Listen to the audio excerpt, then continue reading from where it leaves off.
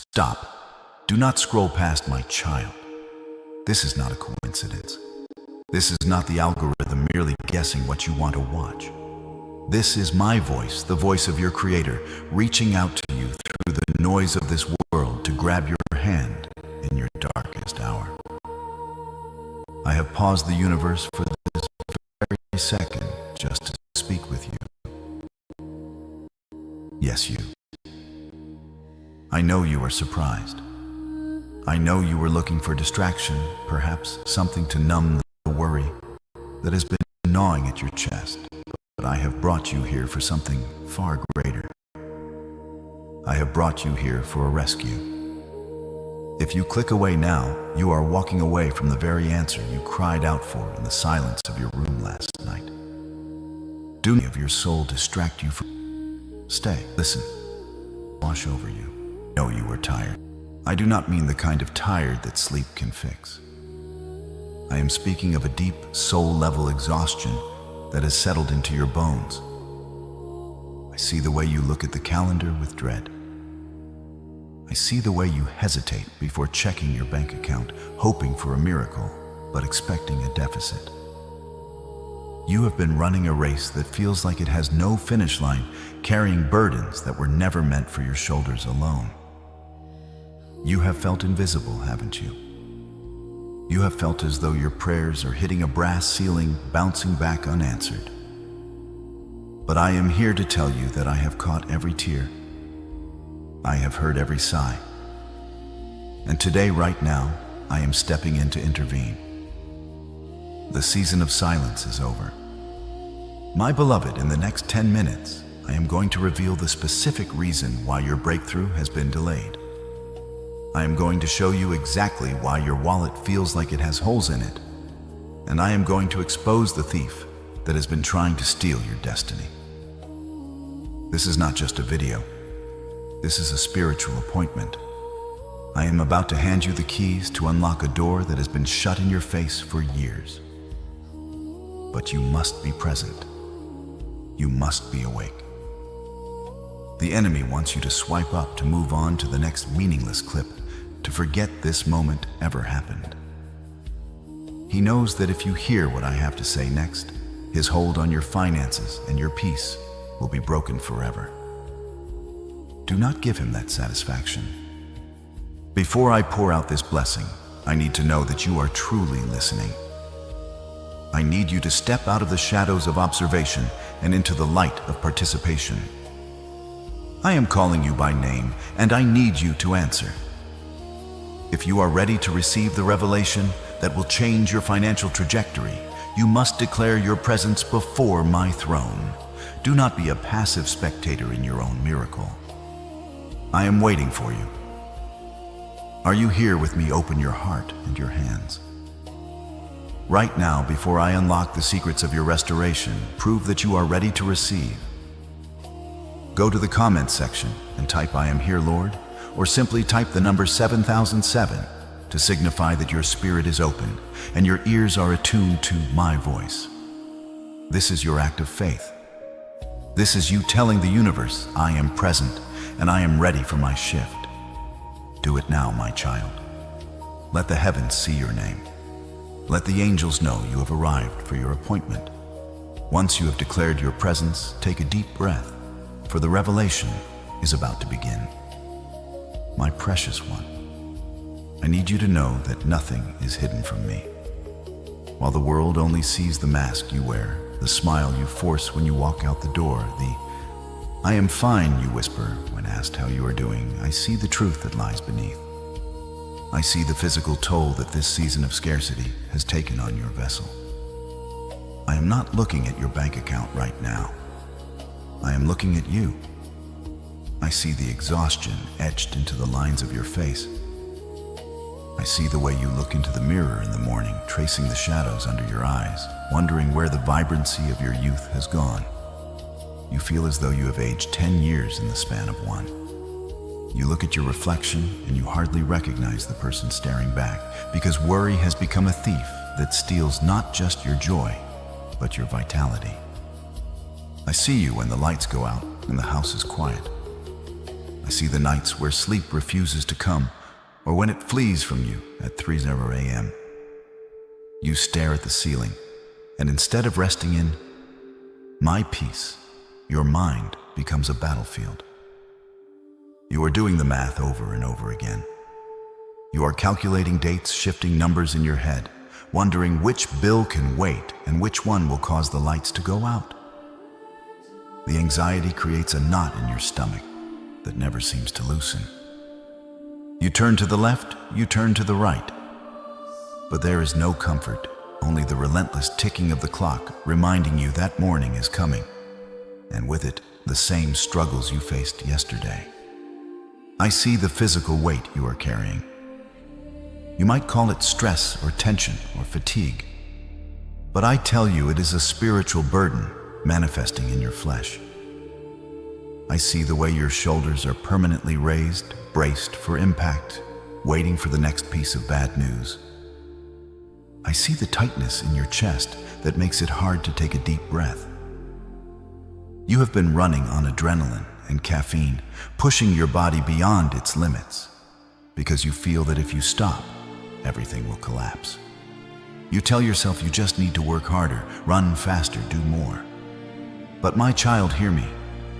You were not created to live in this state of perpetual survival.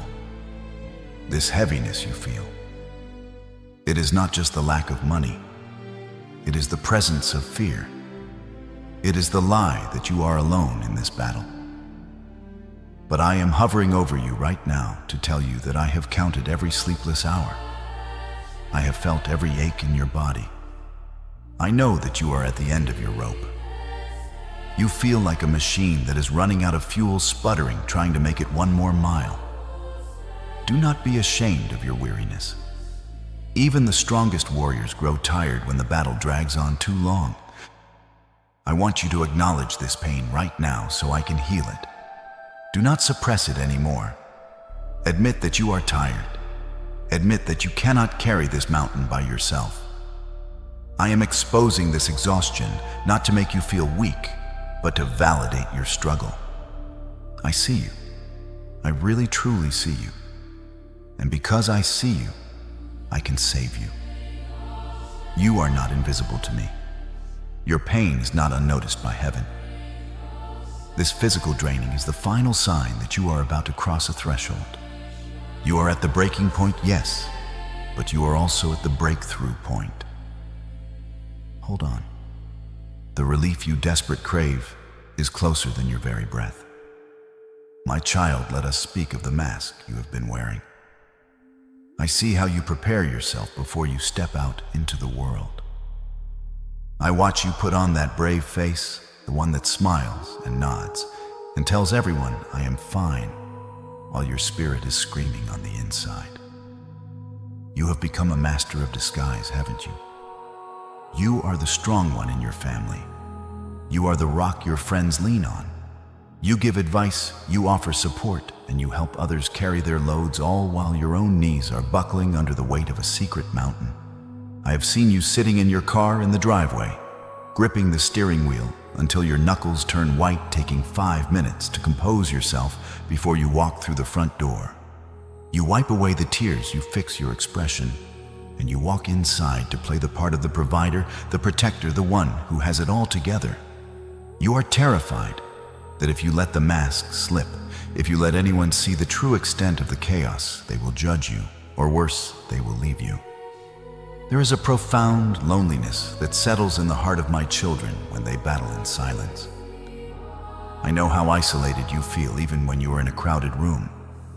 You sit at dinner tables surrounded by laughter and conversation, yet you feel like you are drifting in a vast ocean miles away from the shore. You hear people talking about their vacations, their new purchases, their plans for the future, and you feel a pang of bitterness and shame. You wonder why it seems so easy for them and so impossibly hard for you. You feel like an imposter in your own life, afraid that at any moment the world will find out that you are barely hanging on by a thread. This isolation is a lie from the enemy. He wants you to believe that no one understands, that no one cares. and that you must fight this war alone in the dark. But he is a liar. I am the God who sees in the secret places. I have been in that car with you. I have sat next to you at those tables. I have heard the silent prayers you were too exhausted to speak out loud. I want you to do something for me right now. I want you to stop performing. You are safe here with me. There is no one to impress, no expectations to meet. I simply want you to be. Take a deep breath. Inhale slowly. And as you exhale, I want you to physically release the tension you are holding in your body. Drop your shoulders away from your ears. Unclench your jaw. Open your hands. You have been bracing yourself for impact for so long that you have forgotten how to rest. Let go. Let the weight fall off your back and onto mine. I am big enough to carry it. I am strong enough to handle your fears, your debts, and your doubts. You do not have to be the strong one right now. You just have to be my child. Let me hold you. Let me wrap my arms around you and remind you that you are loved not for what you provide, but for who you are. The battle is fierce, I know, but you do not fight it alone. I am fighting for you even when you cannot see the sword in my hand. My beloved, let us look closely at the pattern that has been tormenting you. I know that you are not lazy. I know that you are not irresponsible. You rise early, you work hard, and you give your best effort to everything you touch. Yet despite all your toil, it feels as though you are trying to fill a bucket that has no bottom.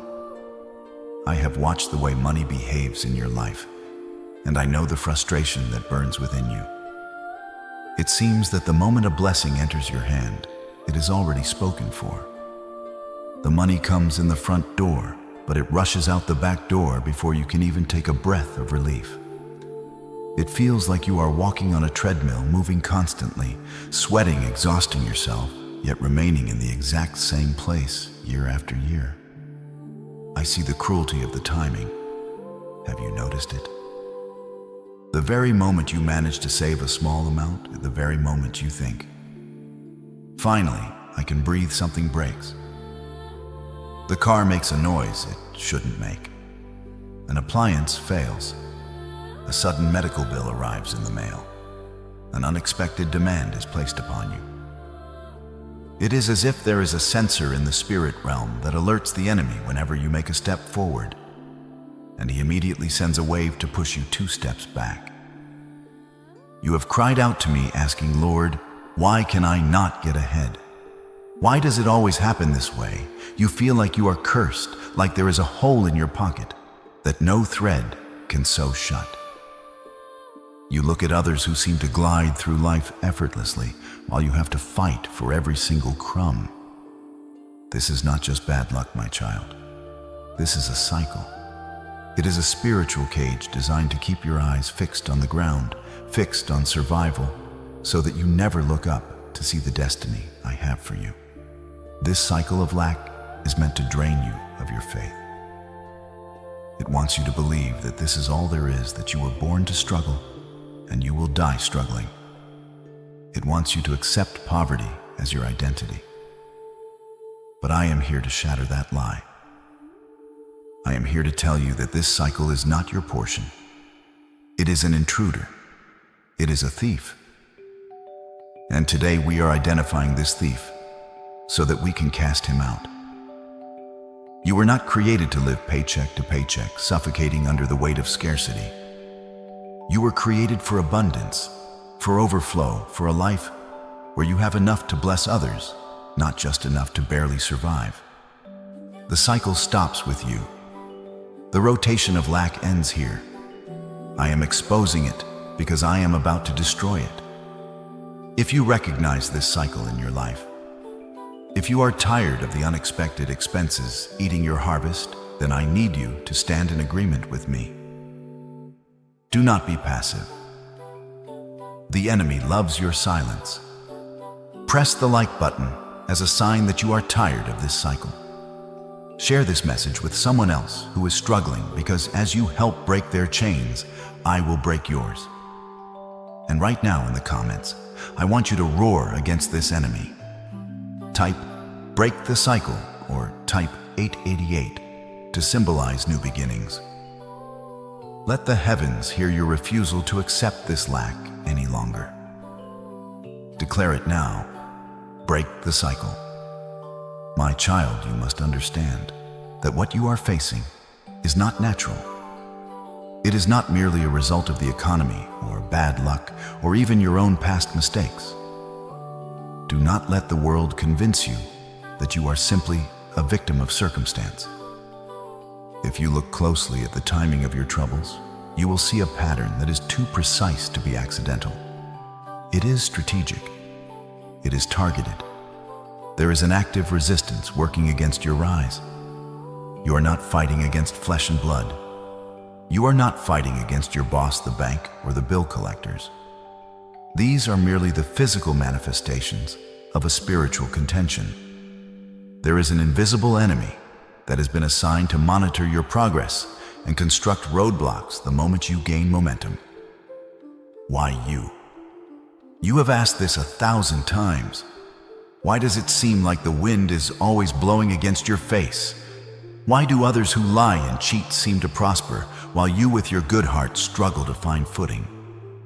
Listen to me closely. A thief does not break into an empty house. The enemy is not attacking you because you are weak. He is attacking you because he sees the gold inside of you. He sees the destiny I have placed upon your life. He knows that if you were to step into your full financial power, you would not just spend it on yourself, you would use it to build my kingdom, to feed the hungry, to help the hopeless. The darkness is terrified of your potential. This resistance is the greatest confirmation of your value. These invisible forces act like a dam. The water of blessing is flowing from my throne toward you constantly. My supply is never ending. But there has been a spiritual blockage erected to stop the flow from reaching your hands. This is why you feel stuck. It is not because the blessing, it is because it is being intercepted. But hear this, no dam can withstand the force of a tsunami. I am revealing this enemy not to frighten you, but to empower you. Once you realize that this is a spiritual attack, you can stop blaming yourself and start fighting back with the weapons I have given you.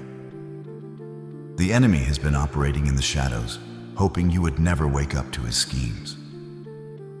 But today, the light has been turned on. The game is over. I am about to dismantle every invisible barrier that has been raised against you. My precious child, have you ever wondered why your path has been so steep? Have you looked at the mountains you have to climb and asked, "Lord, why is it so hard for me?" It is time for you to understand the spiritual physics of your existence. You are not facing this resistance because you have done something wrong. You are facing it because you have been called to do something right. The intensity of the battle you are fighting is a direct measurement of the magnitude of the destiny you carry. If you were ordinary, your life would be easy. If you had no purpose, the enemy would leave you alone. But you are not ordinary. You are a threat to the kingdom of darkness, and that is why all of hell has been trying to discourage you. Look around you. You see others who seem to coast through life, living on the surface unbothered by the storms that constantly batter your ship. They do not face the spiritual warfare you face because they are not carrying the heavy cargo of glory that you are carrying. A thief does not waste his time breaking into an empty shack. He goes after the vault. You are the vault.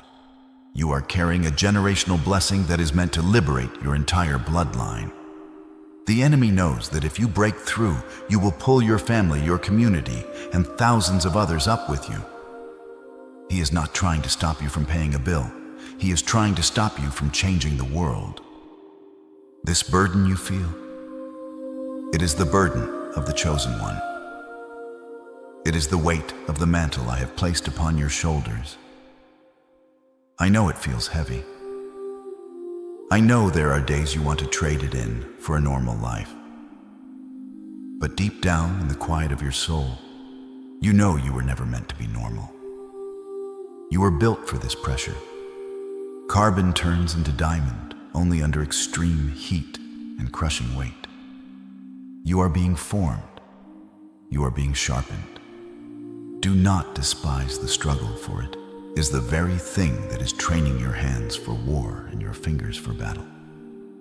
The attacks are not a sign of my absence. They are the proof of my trust in you. I have trusted you with this battle because I know what I put inside of you. You are stronger than you think, and you are more dangerous to the enemy than you realize. My child, I know you have questioned the purpose of this pain. You have looked at the ashes of your plans and the ruins of your expectations, and you have asked, if you love me, why did you allow this?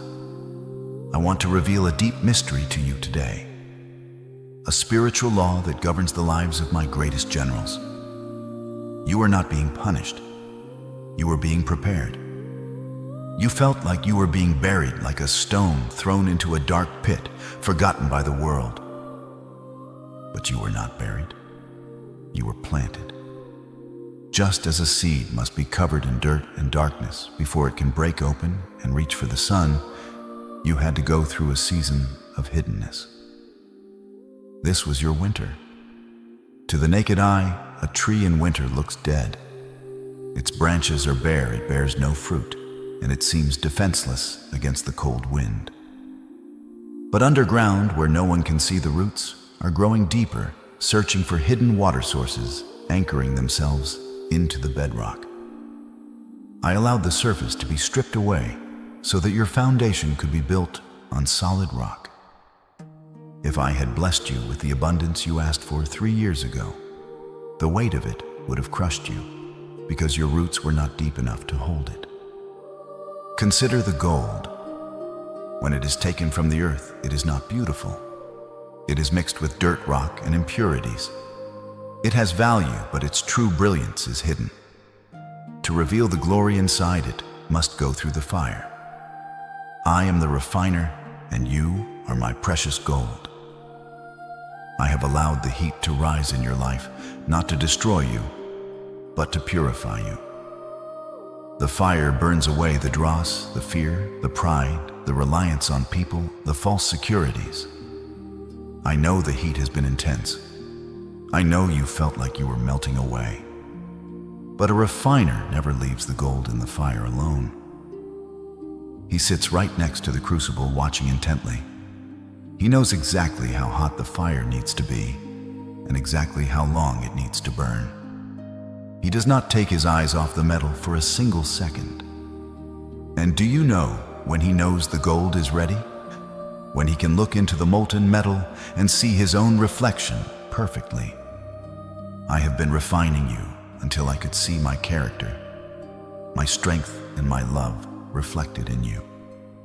You are coming out of this furnace not as a victim, but as pure gold, valuable and unbreakable. My promise to you has always been clear, though you may have forgotten it in the smoke of the battle. Remember my words in Isaiah 43:2. When you pass through the waters, I will be with you. And through the rivers, they shall not overflow you. When you walk through the fire, you shall not be burned, nor shall the flame scorch you. Notice, my beloved, that I said when you pass through, not if. The fire is inevitable for the chosen, but the destruction is impossible for the protected. You have walked through the fire of debt. You have walked through the fire of betrayal. You have walked through the fire of lack. But look at yourself, you are still standing. You do not smell of smoke. The only things that burned up were the chains that were holding you back. The fire that was meant to kill you only set you free. This season of refining is the prerequisite for the season of reigning. You cannot handle the scepter of authority until you have handled the shovel of humility. The reason the enemy attacked you so fiercely is that he recognized the refining process. He knew that if you survived the fire, you would become unstoppable. He tried to drown you in the rivers of despair, but I taught you how to swim. He tried to burn you with the flames of poverty, but I made you fireproof. You are now entering a new season. The testing phase is concluding. You have proven your faithfulness in the valley, and now you are qualified for the mountaintop. The character I have built in you during these dark nights is the container that will hold the overflow I am about to pour out. The refining is done. The gold is pure. And now the glory begins. My child, hear the sound of the gavel striking the sound block of heaven. It is a sound that echoes through eternity, shaking the very foundations of the earth. That sound signifies a verdict, and the verdict is in your favor. I am declaring right here and right now that the season of restriction is officially over. The time of your containment has expired. You have served your time in the wilderness, you have endured the scarcity, and you have remained faithful even when you had every reason to give up. Now I am stepping into your timeline to shatter the invisible fetters that have kept you bound to the ground. The spiritual chains of debt, the heavy yokes of generational poverty, and the shackles of constant failure, they are all disintegrating at the sound of my voice. Visualize this moment with me. Imagine heavy rusted iron chains wrapped tightly around your ankles, preventing you from running. Imagine them wrapped around your hands, stopping you from grasping the opportunities that float by. These chains have been there for so long that you have grown used to their weight. You have learned to limp instead of walk, to survive instead of thrive. But look, my hand is reaching down with the sword of spirit. With one swift strike, snap, the metal is severed. The weight falls away. Can you feel the lightness returning to your limbs? Can you feel the sudden rush of freedom coursing through your veins? This is not a metaphor. In the spiritual realm, a massive liberation has just taken place. The enemy who held the keys to your cage has been defeated, and the door is swinging wide open. This is the fulfillment of my promise in Psalm 34:17. The righteous cry out, and the Lord hears them. He delivers them from all their troubles. You have cried out in the night. You have whispered prayers through tears. You thought your voice was lost in the wind, but it went straight to my throne room. I heard you, and I am not just comforting you, I am delivering you. Deliverance means to be snatched out of danger, to be rescued from a pit, to be set free from a captor. I am delivering you from the trouble of not enough. I am delivering you from the anxiety of how will I pay. I am delivering you from the shame of borrowing. That life is behind you now. It is a closed chapter. Do not turn back to read it again. The only thing required of you now is to stand up and walk out of the prison cell. The door is unlocked. The guards are gone. Do not sit in the corner of your past simply because it is familiar. Do not let the memory of the chains keep you enslaved when the reality of freedom is right in front of you. Shake off the dust of the valley. Straighten your back. You are free. The barriers that stopped you yesterday have no power over you today. If you try to open that business again, it will work. If you apply for that position again, you will be favored. The resistance is gone. The atmosphere has shifted. Walk into your freedom. My child, for the chains are broken, and they will never bind you again. My child, before the heavy rain falls to water the earth, the wind changes direction, and the air grows heavy with the scent of ozone. Before the sun breaks over the horizon, the sky turns a specific shade of indigo. In my kingdom, there are always signs before a miracle manifests. You have been asking me, Lord, when is it coming? How will I know? I tell you, if you open your spiritual eyes, you will see that the atmosphere around you is already shifting. The breakthrough is not just coming. It is already hovering over your life, waiting for the precise moment to land. You have been noticing things, small coincidences, that you dismissed as random. But I tell you, there is no such thing as coincidence in the life of the chosen. These are the breadcrumbs of heaven leading you to your pot of gold. You have been seeing the numbers, haven't you? You look at your phone to check the time, and it is exactly 11:11. You drive down the street and see a license plate with 888 or 777. You wake up in the middle of the night at 3:33 or 4:44. These are not glitches in the matrix. They are messages from my angels. When you see 11:11, it is my way of telling you that you are coming into alignment. Your thoughts, your prayers, and my will are syncing up. When you see 8888, it is the biblical number of new beginnings and financial abundance. It is heaven winking at you, whispering, "It is close."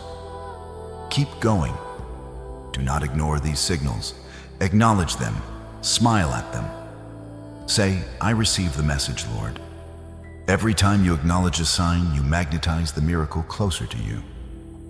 Pay attention to your dreams in this season. Have you dreamed of water recently? Perhaps you were standing by a vast ocean, or you saw a river overflowing its banks, or even a sudden heavy rain. In the language of the Spirit, water represents my Holy Spirit and financial abundance. A calm ocean signifies deep peace and vast supply. A rushing river signifies a sudden, powerful movement of resources into your life. If you have had these dreams, rejoice. It means the dam has broken in the spirit realm, and the flow is making its way to your physical reality. Even the physical sensations in your body are changing. You might feel a sudden ringing in your ears, a high-pitched frequency. Do not be afraid. This is your spiritual hearing being tuned to the frequency of heaven.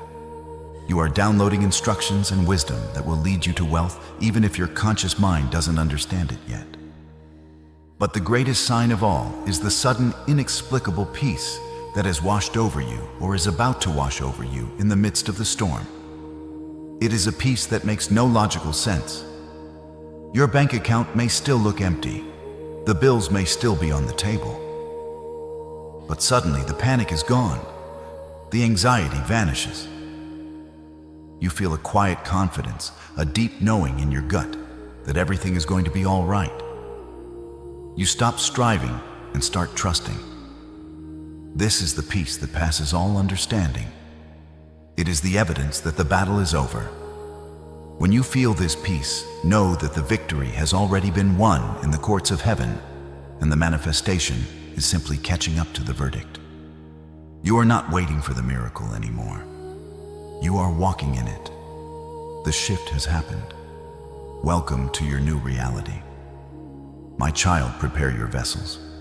Prepare your heart. What I am about to release into your life is not a gentle rain. It is a flood. It is a tsunami of provision that will sweep away every trace of debt, every remnant of lack, and every memory of poverty. You have been praying for a trickle just enough to get by, but I am the God of the overflow. I do not do things in half measures. When I bless abundantly. I am opening the floodgates of heaven over your life right now, just as I promised in Malachi 3:10. I said, "Test me in this and see if I will not throw open the floodgates of heaven and pour out so much blessing that there will not be room enough to store it." That is my challenge to you today. Dare to believe that I can solve your years of struggle in a single moment of divine favor. You are asking, "Lord, how can this happen? My salary is fixed. My debts are too high." Stop looking at your limitations and start looking at my infinite resources. I am not limited by your paycheck.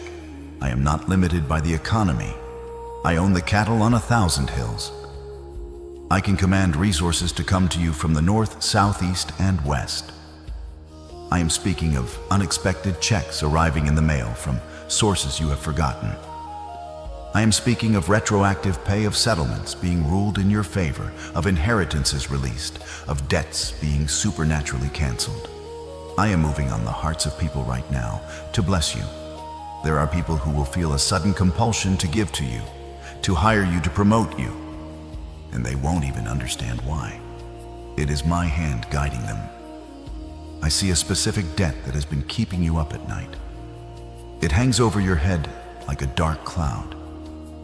Hear me clearly, I am wiping it out. Whether through a sudden influx of cash or a miraculous cancellation, that burden is being removed. You will look for it, but you will not find it. I am restoring what the enemy stole from you. The money you lost in bad investments, I am restoring it. The years you worked without fair pay, I am paying you back with interest. This is the season of divine restitution. The scales of justice are tipping in your favor. If you believe that I am breaking your financial chains right now, do not stay silent. Faith is an action. You must grab hold of this promise before it passes you by. I want you to make a demand on the anointing flowing through this message. Go to the comments and type, "Breakthrough is mine," to claim this financial tsunami. Do not let doubt seal your lips. Open your mouth and declare your victory. Type "Breakthrough is mine" and watch how the universe rearranges itself to accommodate your confession. Imagine the feeling of waking up and not worrying about money. Imagine going to the grocery store and not mentally calculating the total before you get to the register. Imagine having the ability to write a check for a family member in need without hesitating. This is the reality I am bringing to you. This is the freedom of the kingdom. The tsunami is here. The waves of abundance are crashing onto your shore. Stand firm, open your arms, and receive the wealth that was stored up for you for such a time as this. My child, you must understand that the enemy did not just attack your bank account to make you poor. He attacked your finances to isolate you. He knows that when the resources dry up, the relationships often suffer. I have seen the strain this season of lack has placed on your home. I have heard the arguments that erupted over money, the sharp words spoken in frustration, the heavy silences that filled the room after the bills were opened. I saw the friends who quietly drifted away when you could no longer keep up, and the family members who looked at you with judgment rather than compassion. You have felt abandoned, misunderstood, and deeply lonely. You have wondered if anyone truly loves you for you, or if they only loved what you could provide. But hear me today. As I restore your finances, I am simultaneously restoring your relationships.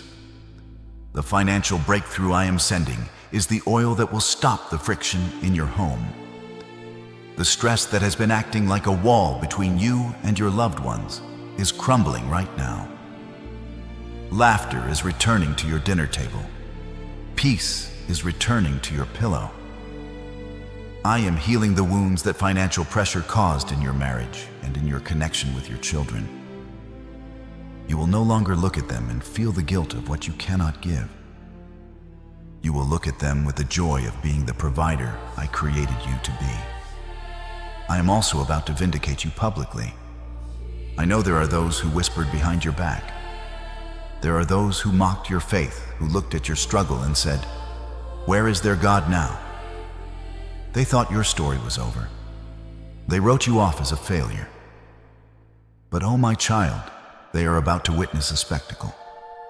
I am preparing a table before you in the very presence of your enemies. I am raising you up not to gloat, but to glorify me. Those who doubted you will have to cover their mouths in awe when they see the favor that rests upon your life. You will not have to say a word to defend yourself. Your restoration will be your defense. Your success will be your testimony. Furthermore, I am purging your circle.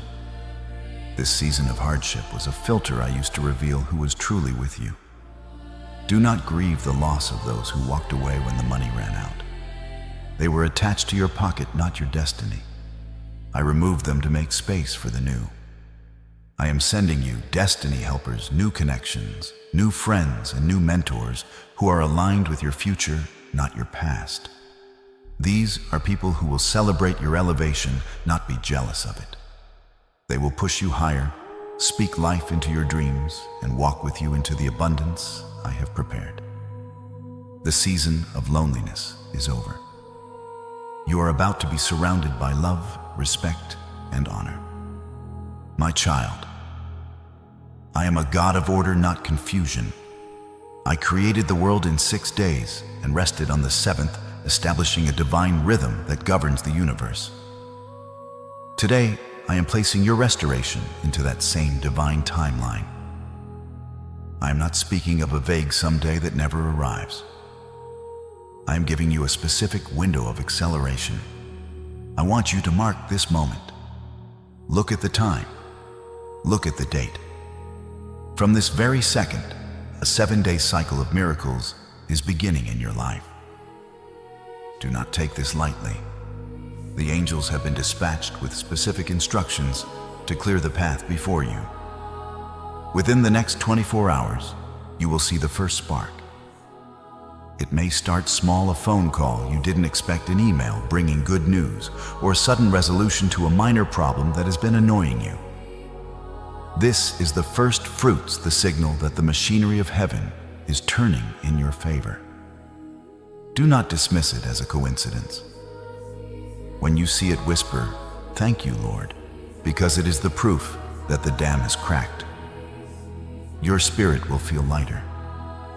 The heavy fog of depression that has clouded your mind in the mornings will lift, and you will wake up with a song in your heart for the first time in months. By the 3rd day, the momentum will shift visibly. This is the day of clarity. Confusion will vanish. You will suddenly know exactly what to do about a situation that has paralyzed you.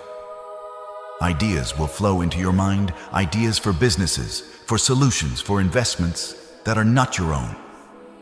They are downloads from my wisdom. Write them down. These ideas are the seeds of your future fortune. Also, by day 3, expect movement in your finances. A blockage will be removed. A delay will be canceled. The money that was held up will be released. You will feel the wind at your back, pushing you forward. By the 7th day, you will stand in awe of what has transpired. The number 7 is my number of completion and perfection. By this time next week, a major cycle of lack will be officially closed. You will look back at this week and realize that you are not the same person who started it. A specific answer to prayer 1 that you have been agonizing over will manifest. The fear that once gripped you will be replaced by a testimony. You will enter a state of Sabbath rest, not just physically, but spiritually. You will stop striving and start abiding in my abundance. Watch the calendar. Watch the clock. The countdown to your new life has begun. My beloved, as we approach the culmination of this message, I need to elevate your thinking one final time. You have been praying for enough to pay the rent, enough to clear the debt, enough to stop the worry. But enough is not the language of heaven. Enough is merely survival. I do not want you to just survive. I want you to overflow. My cup does not just fill to the brim, it runs over.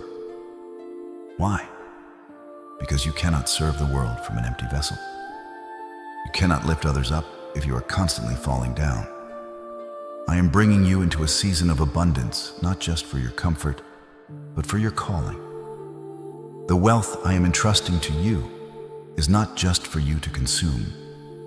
It is for you to distribute. I have seen your heart. I know that even when you had little, you gave. I saw you share your last meal. I saw you give that few dollars to the homeless stranger, even when you needed it yourself. That spirit of generosity is the very reason I can trust you with millions. I know that money will not change who you are. It will only amplify who you are. The world hoards, but my children flow. You are not a reservoir that holds water until it becomes stagnant. You are a river. A river is constantly receiving and constantly giving, and because of that flow, it is full of life. I am making you a conduit of kingdom finance. Through you, orphanages will be built. Through you, communities will be fed. Through you, the hopeless will see my love in action. Hear the promise I make to you today, anchored in the book of Joel, chapter 2, verse 25. I will repay you for the years the locusts have eaten. Pause and let that sink in. I am not just restoring the money. I am restoring the years. The enemy thought he stole your prime. He thought he wasted your time in that dead-end job, in that financial depression, in that season of loss. But I am the God of time. I can accelerate you so fast that you will accomplish in 1 year what it takes others 10 years to achieve. The harvest that was eaten by the locusts of debt and fear is being returned to you with compound interest. You are not behind in life. With this shift, you are stepping right into the front of the line. Do not be afraid of the magnitude of this blessing. When the numbers in your bank account grow large, do not pull back in fear or guilt. Poverty is not holiness, it is a limitation. Abundance, when placed in the hands of a righteous steward like you, is a weapon of righteousness. Embrace this overflow. Stand tall in your new identity as a kingdom financier. You are the head and not the tail, the lender and not the borrower. The days of scraping by are history. You are now entering the days of more than enough. Prepare your heart, for the windows of heaven are open, and I am pouring out a blessing that you will not have room enough to receive unless you start giving it away. My child, we have reached the most critical moment of this divine appointment. What we have shared today is not merely a conversation, it is a covenant. In the ancient days, a covenant was the strongest bond that could exist, unbreakable and sealed with blood. Today, I am making a covenant of wealth and restoration with you, sealed by my Spirit and my word. Do not treat this lightly. By staying to the end of this message, you have signaled to the heavens that you are serious about your breakthrough. You have walked through the valley, you have received the revelation, and now you stand at the altar of decision. We are about to lock this blessing into your timeline forever. I want you to visualize a legal document in the spirit realm. It is a decree of abundance with your name written on it in golden letters. It lists every debt canceled, every sickness healed, and every financial block removed. It outlines the generational wealth that is now legally yours. I am holding the pen ready to sign off on your future, but a covenant requires two parties. I need your agreement. I need your faith to mix with my power. We are going to pray a prayer of activation right now. This is not a passive prayer. It is a command. It is a declaration that shifts reality. Receive this prayer. As I speak it over you, I decree and declare that the cycle of poverty in your bloodline is shattered this very instant. I command the spirit of debt to loose its hold on your life. I speak to the north, south, east, and west to release the resources that have been held back from you. I declare that your bank accounts are blessed, your hands are anointed to create wealth, and your mind is fertile with divine ideas. I rebuke the devourer for your sake. No weapon formed against your finances shall prosper. I place a hedge of protection around your harvest, so that what comes into your hand shall not be stolen, lost, or wasted. You are blessed coming in, and you are blessed going out. The struggle is over. The victory is won. The ink is dry. The decree has been issued. The angels have been dispatched with their marching orders. They are moving out right now to enforce this verdict in the natural world.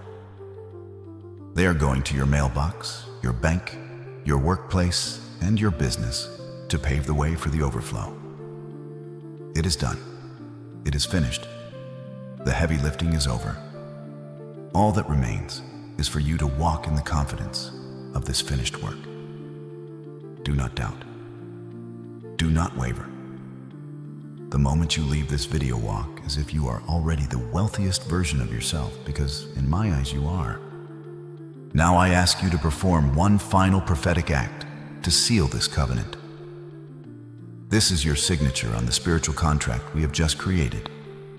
Do not leave this holy ground without signing your name to this promise. I want you to go to the comment section one last time and declare your acceptance of this new reality. Type, "I claim my abundance," to sign this covenant with me. Let this be the marker in time that you look back on and say, "That was the moment everything changed." I love you with an everlasting love. The windows of heaven are open. Go now and receive your portion. My beloved child, stop. Do not scroll past this moment. Do not think for a second that this is a coincidence or a mere result of an algorithm. This is my voice reaching out to you in your darkest hour. I have paused the world around you. I have suspended the noise of your busy day. And I have directed your steps to this very message because there is an urgent appointment I have set with your spirit. You have been asking for a sign. You have been crying out in the silence of your room, wondering if I still hear you, wondering if I have forgotten the promises I whispered to your heart years ago. I am here to tell you that I have not forgotten. I am here to tell you that the waiting is over. But you must listen closely, for what I am about to reveal to you will determine the course of your next season. This is a divine interruption. I am stepping into the timeline of your life right now to alter a trajectory that was leading you toward despair. I am rewriting the script of your destiny at this very second. You feel it, don't you? That sudden stillness in your chest, that shiver down your spine. That is my spirit confirming that you are exactly where you are meant to be. Do not ignore this. Do not turn away. The enemy wants you to swipe away, to stay distracted, to remain in the cycle of confusion. But I am calling you to stillness. Before I reveal the specific blessing that is rushing toward you, I need to know that your heart is open to receive it. I need you to step out of the shadows of doubt and stand before me in faith. If you are ready to receive the breakthrough that I have prepared, I need you to declare your presence right now.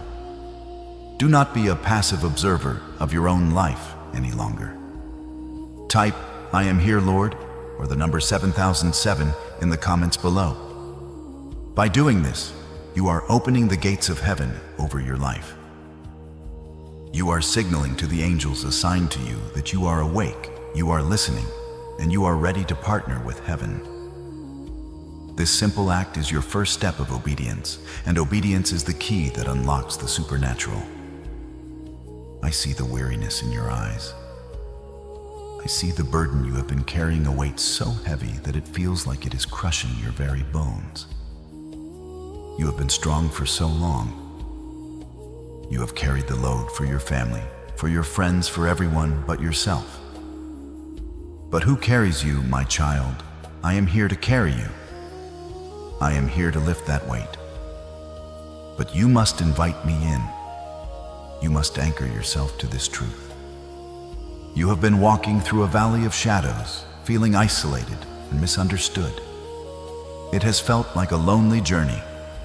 But I am gathering my children from the four corners of the earth to stand together. You were never meant to fight these battles alone.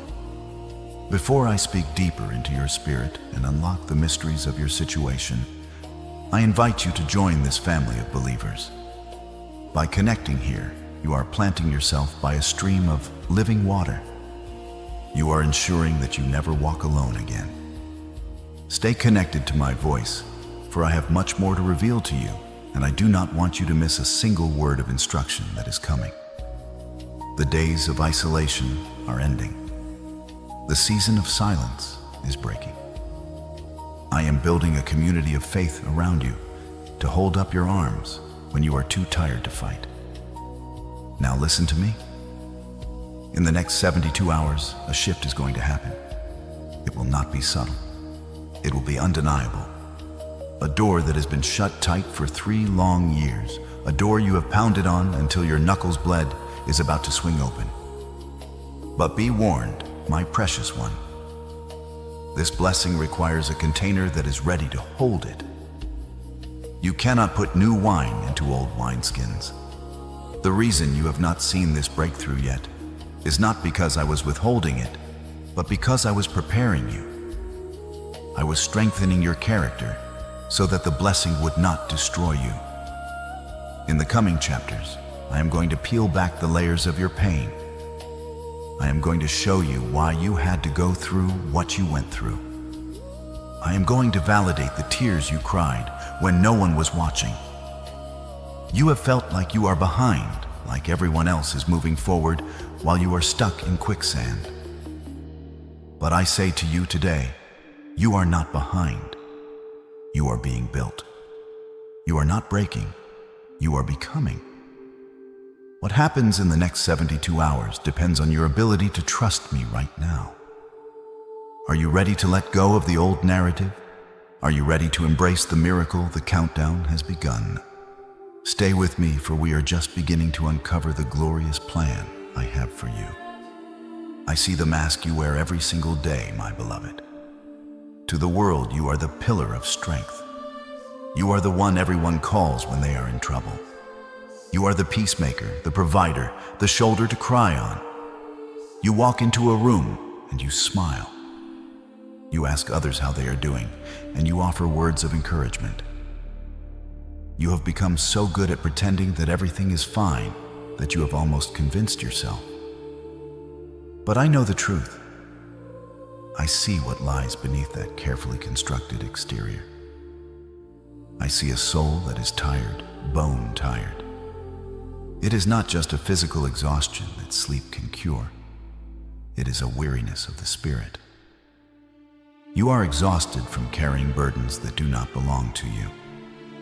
You are exhausted from being the strong one, the one who is not allowed to break, the one who must always have the answer. You wonder in the quiet corners of your heart, who is there for me? Who checks on me? Who sees when I am hurting? I want you to know today that I see you. I am the one who holds you when you feel like you are falling apart. You do not have to pretend with me. You can take off the mask. I was there with you yesterday, and the day before, during that moment, you thought no one witnessed. I saw you when you drove home, parked your car, and just sat there in the driveway. The engine was off, but the house was just a few steps away. But you could not bring yourself to open the door. You sat there in the silence, gripping the steering wheel, taking a deep breath, trying to summon the energy to walk inside and be on again. You felt a wave of heaviness wash over you, a desire to just drive away, to escape the pressure to go somewhere where no one needs anything from you. I sat in that passenger seat right beside you. I whispered peace into that heavy atmosphere, even if you were too overwhelmed to feel it. I know that you feel like you are running on empty fumes, forcing yourself to take one more step to handle one more crisis. You feel like a fraud sometimes, blessing others while you feel cursed, praying for others' breakthrough while you feel stuck in a cycle of lack. But hear me, your service has not gone unnoticed. I have collected every drop of energy you poured out for others, and I am about to pour it back into you, pressed down, shaken together, and running over. I have seen the nights when you cry yourself to sleep, burying your face in the pillow so no one hears you. I have seen the silent tears that fall when you are alone in the bathroom, washing your face with cold water to hide the redness in your eyes before you face your family. You think you are hiding your pain, but you cannot hide from love. You carry a silent grief, a grief for the life you thought you would have by now, a grief for the dreams that seem to be slipping through your fingers. You look at others and wonder why it seems so easy for them, while for you everything is a fight. You have asked me, Lord, how much longer? How much more can I take? I am answering you now. The test is almost over. You have not been breaking. You have been building capacity. Only those with great destinies face great opposition. I have allowed you to feel the weight so you would know how to handle the glory that is coming. But the season of hiding your pain is ending. I am healing the wounds that no one else knows about. I am washing away the need for the mask. Drop the burden, my child. You do not need to be perfect to be loved by me. You do not need to have it all together to receive my blessing. In fact, it is in your weakness that my strength is made perfect. Those people around you who take you for granted, they do not see the cost of your oil. They do not know the price you pay in prayer and in suffering to stand where you stand. But I keep the accounts. I know every sacrifice. And I am telling you, the days of being the unappreciated giver are coming to an end. I am bringing people into your life who will pour into you, who will cover you, who will see the person behind the mask and love you furiously. But first, you must admit that you need rest. You must admit that you cannot do this alone. Hand me the mask. Hand me the heaviness. Let me be God and you just be my child. Breathe. You are safe here. I want to speak now to the heavy weight that sits on your chest the moment you wake up. I want to address the financial suffocation that has been stealing your sleep and robbing you of your joy. I know the tight knot in your stomach every time the phone rings, fearing it is another collector or another demand for payment. I know the hesitation you feel before you check your bank account balance, praying there is enough just to make it through the week. You have been living in a state of survival, constantly calculating, constantly worrying. You work so hard. I see the sweat on your brow and the ache in your body. You give everything you have, yet it feels like you are walking on a treadmill, moving constantly, but getting nowhere.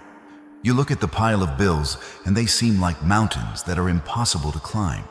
You have asked me, Lord, why is this happening? I am faithful, I work hard. Why can I not get ahead?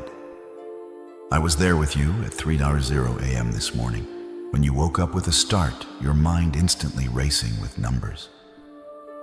I saw you staring at the ceiling in the dark, mentally moving money from one place to another, trying to figure out how to stretch a resource that is already too thin. I heard the silent panic when you realized that an unexpected expense had wiped out your meager savings. You have felt the humiliation of having to say no to things your family needs, or the shame of having to borrow just to keep the lights on. It feels like a curse, doesn't it? It feels like every time you take one step forward, something pulls you 2 steps back. The car breaks down, an appliance fails, a medical bill arrives. It is as if there is a hole in your pocket, and no matter how much you pour in, it drains out faster than you can catch it. But listen to me closely, this financial attack is not a reflection of your worth, and it is certainly not your final destination. This is a spiritual assignment sent to distract you from your purpose. The enemy knows that if he can keep you focused on survival, you will never have the energy to step into your destiny. He wants you so consumed by the lack of resources that you forget the source of all resources. But I am the God of more than enough. I am Jehovah Jireh, your provider. I own the cattle on 1,000 hills, and I am not limited by the economy of this world. This season of scarcity is coming to an abrupt end. I am preparing to plug the holes in your pockets. I am rebuking the devourer for your sake. The anxiety that has been choking you is being broken right now. Do not trust in the numbers you see on the screen. Trust in the invisible hand that is moving assets in your favor. Your provision is on the way, and it will not just be enough to survive, it will be enough to overflow. Let us go deeper, for I need to touch a wound that you have wrapped in bandages, but never truly allowed to heal. It is the wound of betrayal. I know that the financial burden is heavy, but the pain of broken trust weighs even more on your soul. You have been hurt by the very people you helped. You opened your table to them, you shared your bread, you listened to their troubles until late in the night. And yet, when the storm came for you, they were nowhere to be found. I saw the shock in your heart when you realized they had turned away.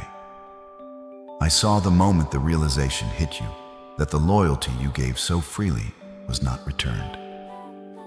You have asked me in tears, Lord, why then I would have expected this from a stranger, but not from my own blood, not from my closest friend. You feel foolish for trusting, but do not let your heart grow cold. Your capacity to love is a gift, even if it was given to the wrong people. There are those who smiled to your face, calling you friend and brother or sister, all while holding a dagger behind their back. I am the God who sees in secret, and I heard the conversations they had when you were not in the room. I heard the whispers, the slander, the twisted words meant to tarnish your good name. They tried to paint you as the villain in a story where you were actually the victim. They took your silence for guilt and your kindness for weakness. I know how much you wanted to defend yourself. I know how many times you typed out a message to expose their lies, only to delete it. You wanted to scream the truth to the world, but I held your tongue. I told you to hold your peace. Do not think for 1 second that I was ignoring their malice. I was protecting you from engaging in a battle that was beneath your dignity. You do not fight with pigs in the mud. You rise above.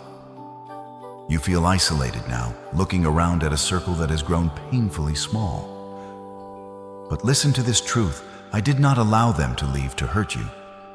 I removed them to save you. Where I am taking you next, they cannot go. Their hearts were not aligned with your destiny, and their jealousy would have become a trap for your feet.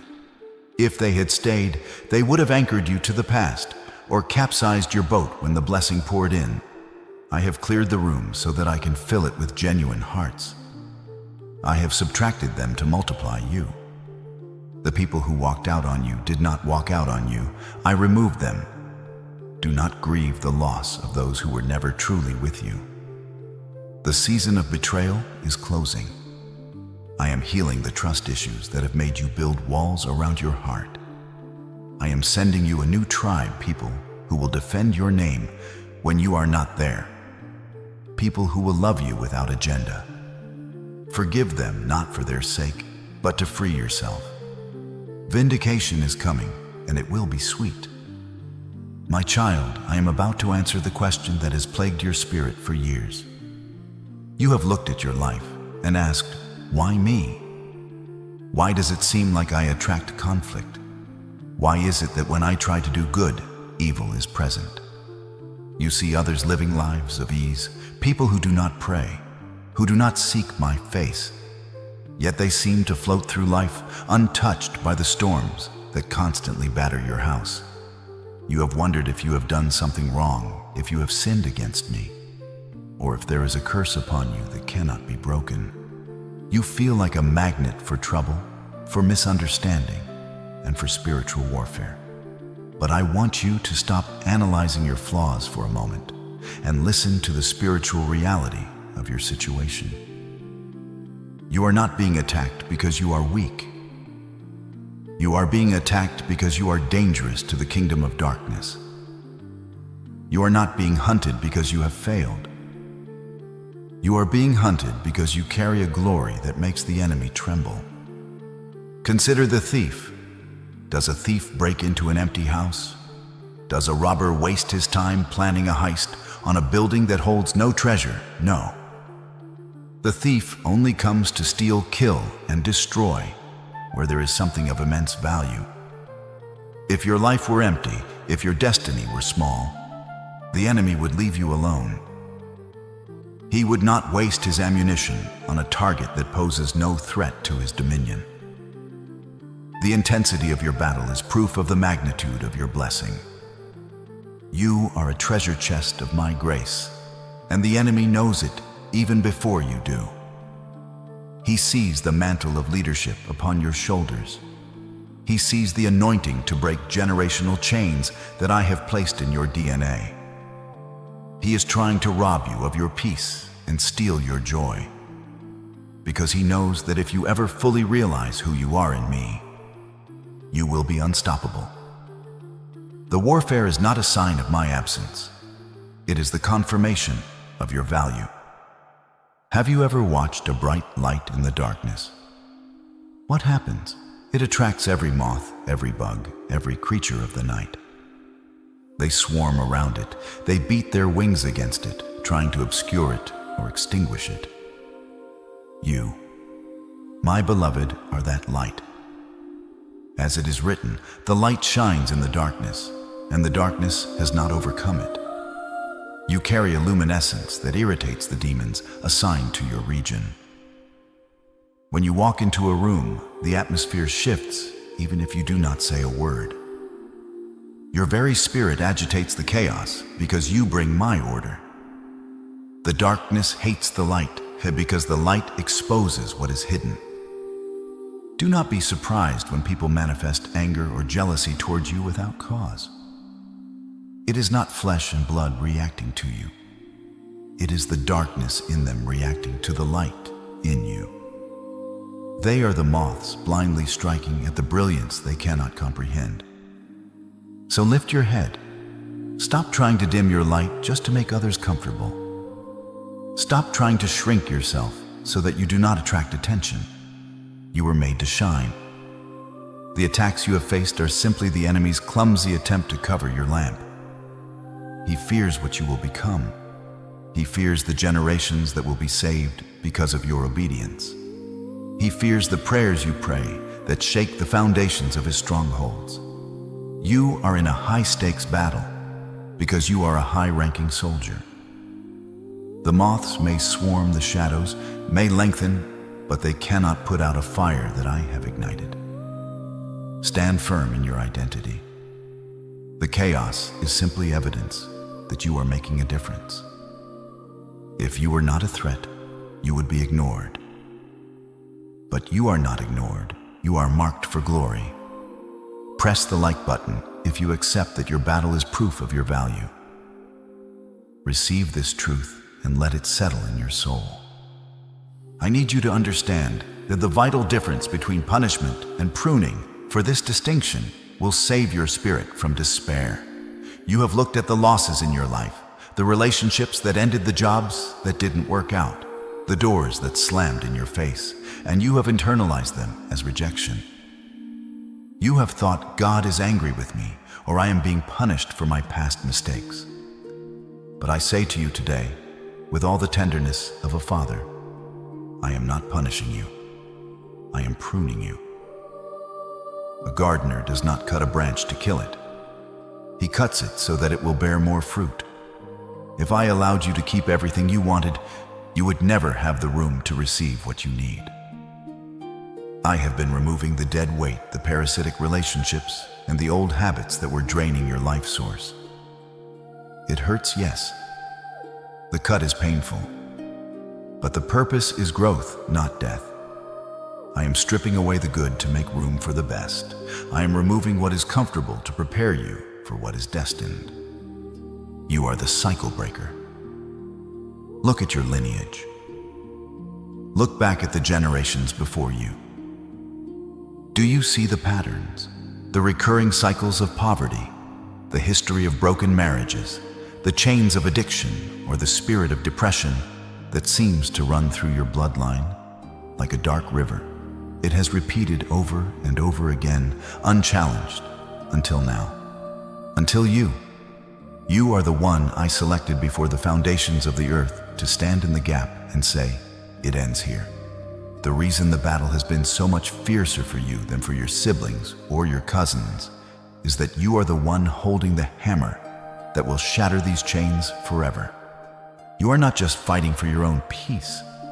You are fighting for the freedom of your children and your children's children.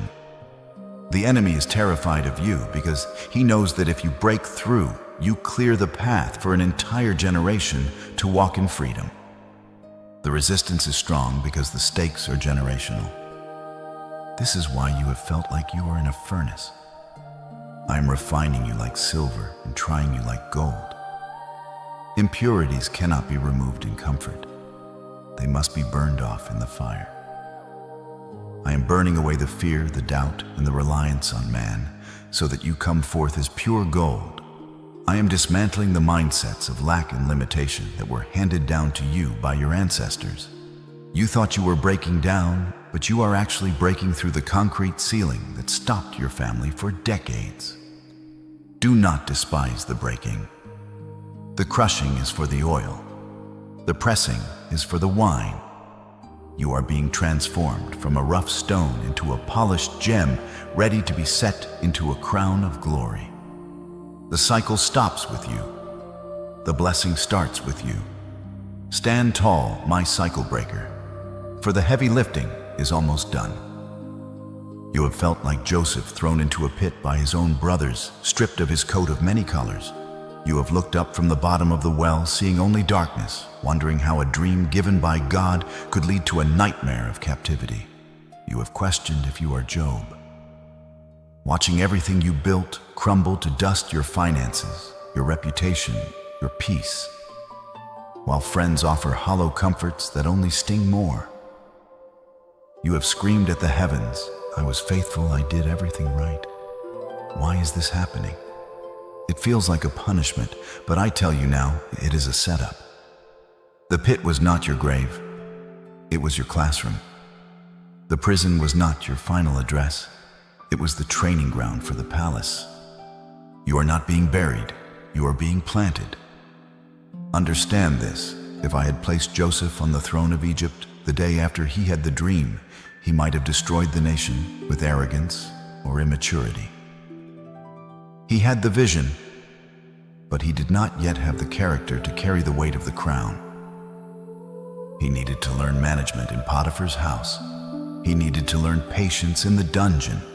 He needed to learn humility through betrayal. You are in that same divine curriculum. I am not ignoring you. I am constructing you. I am expanding your capacity to handle power, wealth, and influence. The pressure you feel is the molding of a leader. I am teaching you to govern in the famine so you can thrive in the harvest. You are learning to trust me when the pantry is empty, so you will know how to honor me when the storehouses are full. The enemy thought he was destroying you, but he forgot that you are a seed. Every shovel of dirt thrown on you was not burying you. It was providing the soil for your growth. As it is written in my word, you intended to harm me, but God intended it for good. The very things meant to annihilate you are the very things I am using to develop you. The slander is thickening your skin. The lack is sharpening your resourcefulness. The rejection is deepening your dependence on me. Nothing has been wasted. The devil overplayed his hand. By attacking you so violently, he has only accelerated your promotion. You are about to emerge from this pit not smelling of smoke, but radiating the fragrance of royalty. The test of Job ends with a double portion. The journey of Joseph ends with the salvation of nations. Your story does not end in the pit. It ends in the palace. You see the chaos in front of you, the bills on the table, the silence of your phone, the cold looks of those who judge you. You see the tangible, the physical, the immediate. And because this is all you see, you panic. You think, I am losing, I am drowning. There is no one helping me. But I am the God of the unseen realm, and I need you to know what is happening behind the curtain of your reality. While you are pacing the floor in anxiety, I am dispatching legions of angels to wage war on your behalf. While you are sleeping exhausted from the day's struggle, I am awake dismantling the traps that were set for your feet. There is a silent battle raging right now in the heavenlies, and the good news is you are winning. You do not feel like a winner because you are looking at the dust of the battlefield. But if I were to peel back the veil for just 1 second, you would fall to your knees in awe. Think back to the delays that frustrated you, the traffic jam that made you late for a meeting, the contract that fell through at the last minute, the relationship that ended abruptly without closure. You called them bad luck. You called them failures. But I call them protection. That traffic jam kept you from a collision that would have taken your life. That lost contract was a trap that would have bankrupted you in legal fees 3 years from now. That person who left, they were an agent of distraction sent to derail your destiny. I closed those doors not to punish you, but to shield you. I have blocked bullets you never heard fired. I have stopped storms you never saw gathering. You have been frustrated by my no, not realizing that my no was saving you from a destruction you could not perceive. If I were to open your spiritual eyes right now like I did for the servant of Elisha, you would not see fear. You would see the mountains filled with horses and chariots of fire surrounding you. You would see that those who are with you are far greater than those who are against you. You are not a defenseless victim waiting for the enemy to strike final blow. You are the protected child of the Most High. I have stationed sentries at the 4 corners of your house. I have drawn a bloodline around your family that the enemy cannot cross. So stop trying to fight this battle in your own strength. Stop trying to manipulate outcomes and force doors open. Your frantic energy is not helping. It is only exhausting you. Hear the word I gave to Moses at the Red Sea, for it is my word to you today. The Lord will fight for you. You need only to be still. Be still. Put down your weapons of worry. I have this handled. If you believe that I am fighting battles for you that you cannot see, do not stay silent. I want you to make a declaration of faith right now. Type, "I believe," in the comments. Let the enemy know that his intimidation tactics are no longer working. By typing this, you are acknowledging the army of heaven that is standing guard over your life. You are shifting from a posture of panic to a posture of peace. Let the comments section be a roar of faith that shakes the gates of hell. I am fighting for you. I am shielding you. And I am about to deliver you. Now, my child, pay very close attention, for we have reached the turning point of this message. I have validated your pain, I have explained your battle, and I have revealed my protection. Now I am announcing your victory. Mark this moment. Note the time you are hearing this, because within the next 72 hours, the atmosphere around you is going to shift violently in your favor. I am not speaking of a gradual improvement or a slow climb out of the valley. I am speaking of a sudden, supernatural turnaround that will leave you breathless. The stagnation that has plagued you for months, even years, is being broken by a divine acceleration. I am compressing time for your sake. What should have taken you 10 years to achieve, I am going to release to you in a season. The delays are being canceled. The red lights are turning green. The wait is over. You have been checking your phone, waiting for bad news or waiting for no news at all. But in this 72-hour window, that device in your hand will become a vessel of blessing. Watch for it. It may come as a notification from your bank app, signaling a deposit you did not expect. It may be an email from a job application you thought was lost in the void. It may be a phone call from someone who has the power to sign a contract that will change your life. I am moving upon the hearts of people who do not even know why they are thinking of you. I am waking them up with your name on their lips. I am compelling them to bless you. You are going to see movement in areas that have been paralyzed. The silent treatment from your destiny helpers is ending. The phone is going to ring. The answer is going to be yes. I want you to be sensitive to the shift in your own home. You will feel it physically. The heaviness that has hung in the air like a thick fog is going to lift. You will wake up tomorrow morning and realize that the anxiety is gone.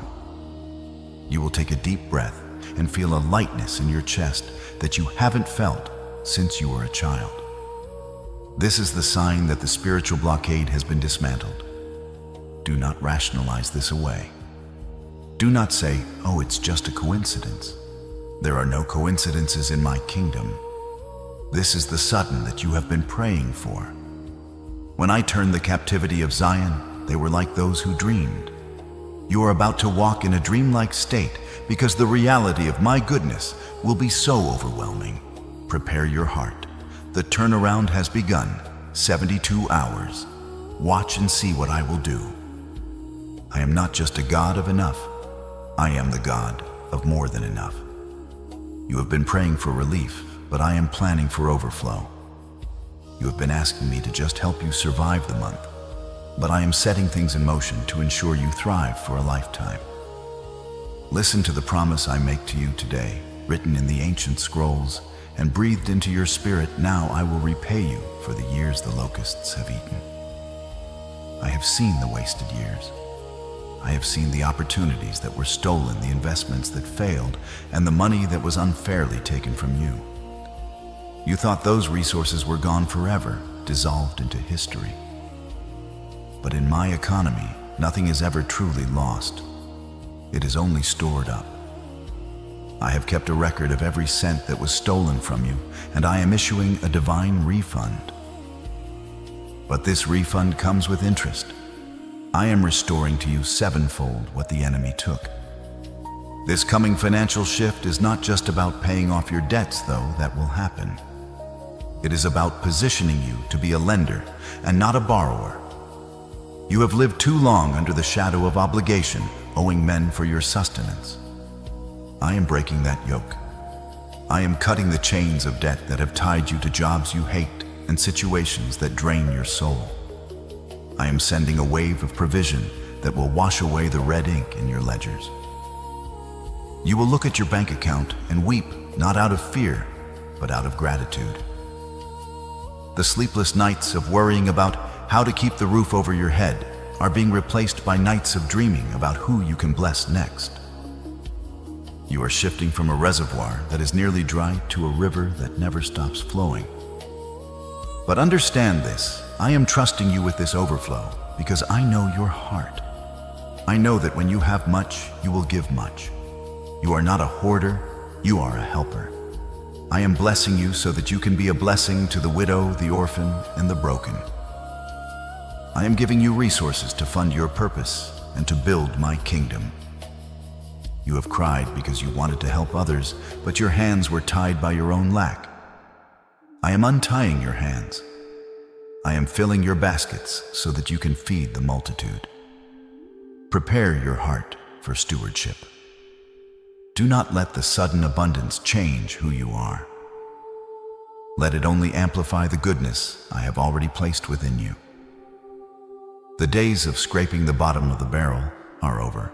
Welcome to the season of the full cup of. There is a specific kind of pain that comes from being mocked, misunderstood, and underestimated. I know that you have endured the whispers of those who watched you struggle and secretly celebrated your downfall. They saw your season of silence and mistook it for defeat. They saw your setbacks and called them your destiny. I have heard the words spoken against you in high places and low places. I have seen the smirks on the faces of those who thought you were finished. They wrote you off. They deleted your number. They distanced themselves so that when your ship sank, they wouldn't be pulled down with it. But hear me now, they spoke too soon. They judged a book that I was still writing. And now I am about to turn the page to a chapter that will silence every tongue that has risen against you in judgment. I am not going to remove your enemies before I bless you. I am going to keep them alive and watching so they can witness what I do for you. As it is written, you prepare a table before me in the presence of my enemies. Do not miss the power of this promise. I could have fed you in secret. I could have blessed you in a hidden cave where no one would know. But I have chosen to set a banquet table right in the middle of the battlefield. I am going to elevate you publicly. Those who pushed you down will have to look up to see you. Those who closed doors on you will have to watch as I open the windows of heaven for you. Your vindication will not come from your arguments or your defense. It will come from the undeniable fruit in your life. Success is the loudest noise you can make. You do not need to seek revenge. You do not need to waste your energy trying to prove them wrong. Release the bitterness, for it only poisons your own spirit. Let me handle the score. My vindication is far more complete than any petty revenge you could engineer. When I bless you, it will be so sovereign and so magnificent that your enemies will have no choice but to acknowledge that the hand of God is upon you. They will come to you confused, asking, "How did you survive? How did you prosper when everything was against you?" And you will simply smile and point to me. Their confusion will be your testimony. The very people who rejected you will seek your favor. The stone the builders rejected is becoming the cornerstone.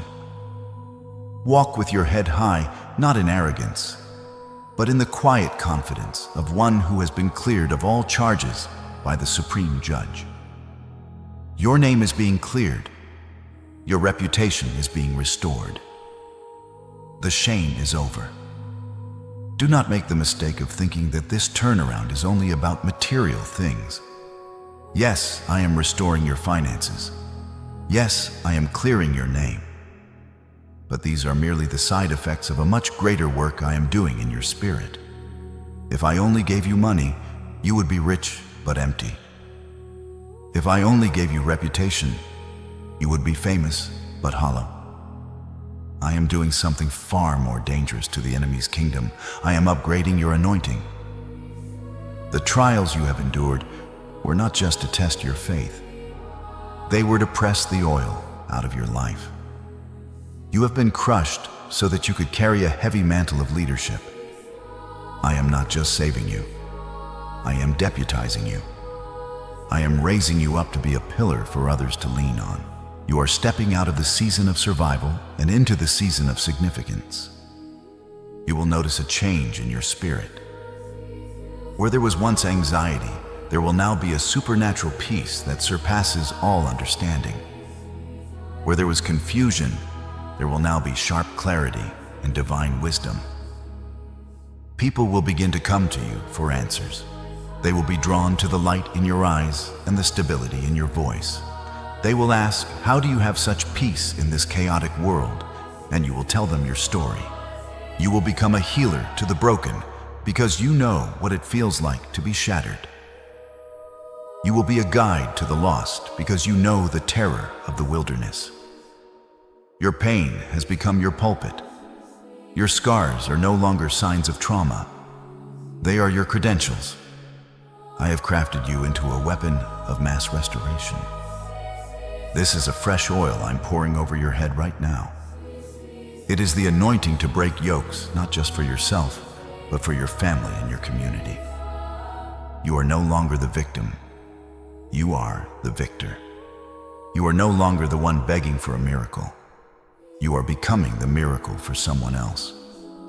Do not shrink back from this new level of authority. Do not say, "I am not ready," or "I am not worthy." I have made you worthy through the fire. Walk in this new power. Speak with this new confidence. When you pray now, heaven listens with a new intensity. You are entering your highest calling. The training is over. The mission has begun. We have reached the moment of decision. My child, listen to me. A prophecy is like a seed. It contains the potential of a mighty harvest, but if it is left on the concrete of a passive heart, it will not grow. You have heard my promises. You have felt the stirring in your spirit as I spoke of the 72-hour turnaround, the financial overflow, and the vindication that is coming. But hearing is not enough. You must agree. You must reach out with your faith and grab hold of this word, pulling it from the spiritual realm into your physical reality. Faith is the currency of heaven, and right now, I am asking you to make a transaction. I am asking you to enter into a verbal and spiritual covenant with me. A covenant is not a light thing. It is a binding agreement between a father who cannot lie and a child who dares to believe. I want you to stop whatever you are doing. If you can speak these words out loud. If you cannot speak, scream them in the silence of your mind. Say this with me, Lord, I hear you. I stop running. I stop doubting. Today I open the door of my life to your 72-hour miracle. I release the agreement I made with fear. I release the agreement I made with poverty. I tear up the contract I signed with despair. I enter into a new covenant of abundance, peace, and victory with you. I believe that you are working behind the scenes. I believe my debts are dissolving. I believe my enemies are being silenced. I believe my health is springing forth like the morning light. I am ready for the overflow. I am ready for the new mission. I trust your timing and I trust your love. Now I seal this word over you. I decree that no weapon formed against you shall prosper. I decree that the birds of the air will not steal this seed. I cover your mind with peace that makes no sense to the world. I cover your home with a hedge of fire. The transformation has already begun. The angels have been dispatched. The paperwork has been signed in heaven.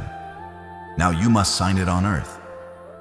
To finalize this covenant, to mark this moment in time as the turning point of your destiny, I want you to type "I receive" in the comments below. Let those 2 words be your signature on this divine contract. Do not hesitate. Do not overthink. Type it as an act of rebellion against the darkness and an act of submission to the light. I receive. It is done. The covenant is sealed. You have signed the covenant and the machinery of heaven has begun to turn. But listen closely, for I must share a secret with you that I have held back until this very moment. What I have released to you today, the 72-hour turnaround, the financial restoration, the vindication is glorious, but it is only the beginning. It is merely the entrance to the palace, not the throne room itself. There is a second gift, a hidden key that unlocks a level of destiny you are not yet aware of. I wanted to give it to you today, but my spirit tells me that you are not quite ready to hold it. Your spirit needs to stabilize in this new level of blessing first. If I gave you the hidden key now, the weight of it might be too much for your current foundation. Understand this principle. New levels bring new devils. As your light grows brighter in the coming days, a new shadow will try to rise to meet it. The enemy is not going to simply walk away because you claimed your victory. He is going to regroup. There is a specific adversary, a spiritual blockage that has been waiting for you at the next gate of your destiny. It is ancient, it is subtle, and it has stopped many in your bloodline before. But I have the strategy to defeat it. I have the key that locks that door forever. I am keeping this key safe for you until you have fully walked through this 72-hour test. Watch how you handle the blessing that is coming. Watch your heart. Stay humble. Stay grateful. I will return to you soon with this final piece of the puzzle. In the next message, I will reveal specifically who or what is trying to block your ultimate ascension, and I will place the hidden key in your hand to dismantle it permanently. You do not want to miss that instruction. So keep your eyes open. Keep your spirit tuned to my frequency. You have graduated from the pit, but the journey to the crown continues. Go now. Walk in your victory. Watch the phone. Watch the bank account. Watch the atmosphere change. And remember, the best is still hidden in my hand, waiting for your return. Seal this prophecy now and forever. Type Amen, or it is done, to lock this blessing into your life. I love you, my child. I am with you. Always. My beloved child, stop. Do not scroll past this moment. This is not a coincidence. This is not the result of a random algorithm or a digital chance. This is a divine appointment that I, your Creator, have set on your calendar before the foundations of the earth were laid. I have arrested your attention right now because there is an urgency in the spirit realm concerning your life. You have been praying, you have been crying out in the secret places, asking for a sign, asking for a way out, asking if I still hear you. Listen to my voice now. I am speaking directly to your spirit. I am cutting through the noise of the world, through the chaos of your thoughts, and through the lies of the enemy to tell you this: I see you. I know exactly where you are, and I know exactly what you are facing. Do not turn away. If you leave now, you may miss the very key that unlocks the door you have been pounding on for years. Before I reveal the blessing that is rushing towards you, I need you to acknowledge this divine connection. The enemy wants you to think you are alone, but you are here with me. Declare your presence in my courts right now. Type "I am here, Lord," or 7007 in the comments to open the gates of heaven and signal to the spiritual realm that you are ready to receive. Do not be a spectator. Be a receiver. You are not like them. You have felt it your entire life, haven't you? A gnawing sense that you do not belong to the crowd. You look at the world around you, at the 99%, and you see them walking in a rhythm that you cannot seem to catch. You have tried to fit in. I have seen you trying to shrink yourself to fit into rooms that were too small for your spirit. I have seen you dim your light so that you would not blind those around you. You have tried to speak their language, to laugh at their jokes, to pursue their hollow dreams, but it leaves you feeling empty, drained, and exhausted. You wonder why you cannot just be normal. You wonder why the things that satisfy others leave you starving. My precious one, listen to me. You cannot fit in because you were never designed to fit in. You were designed to stand out.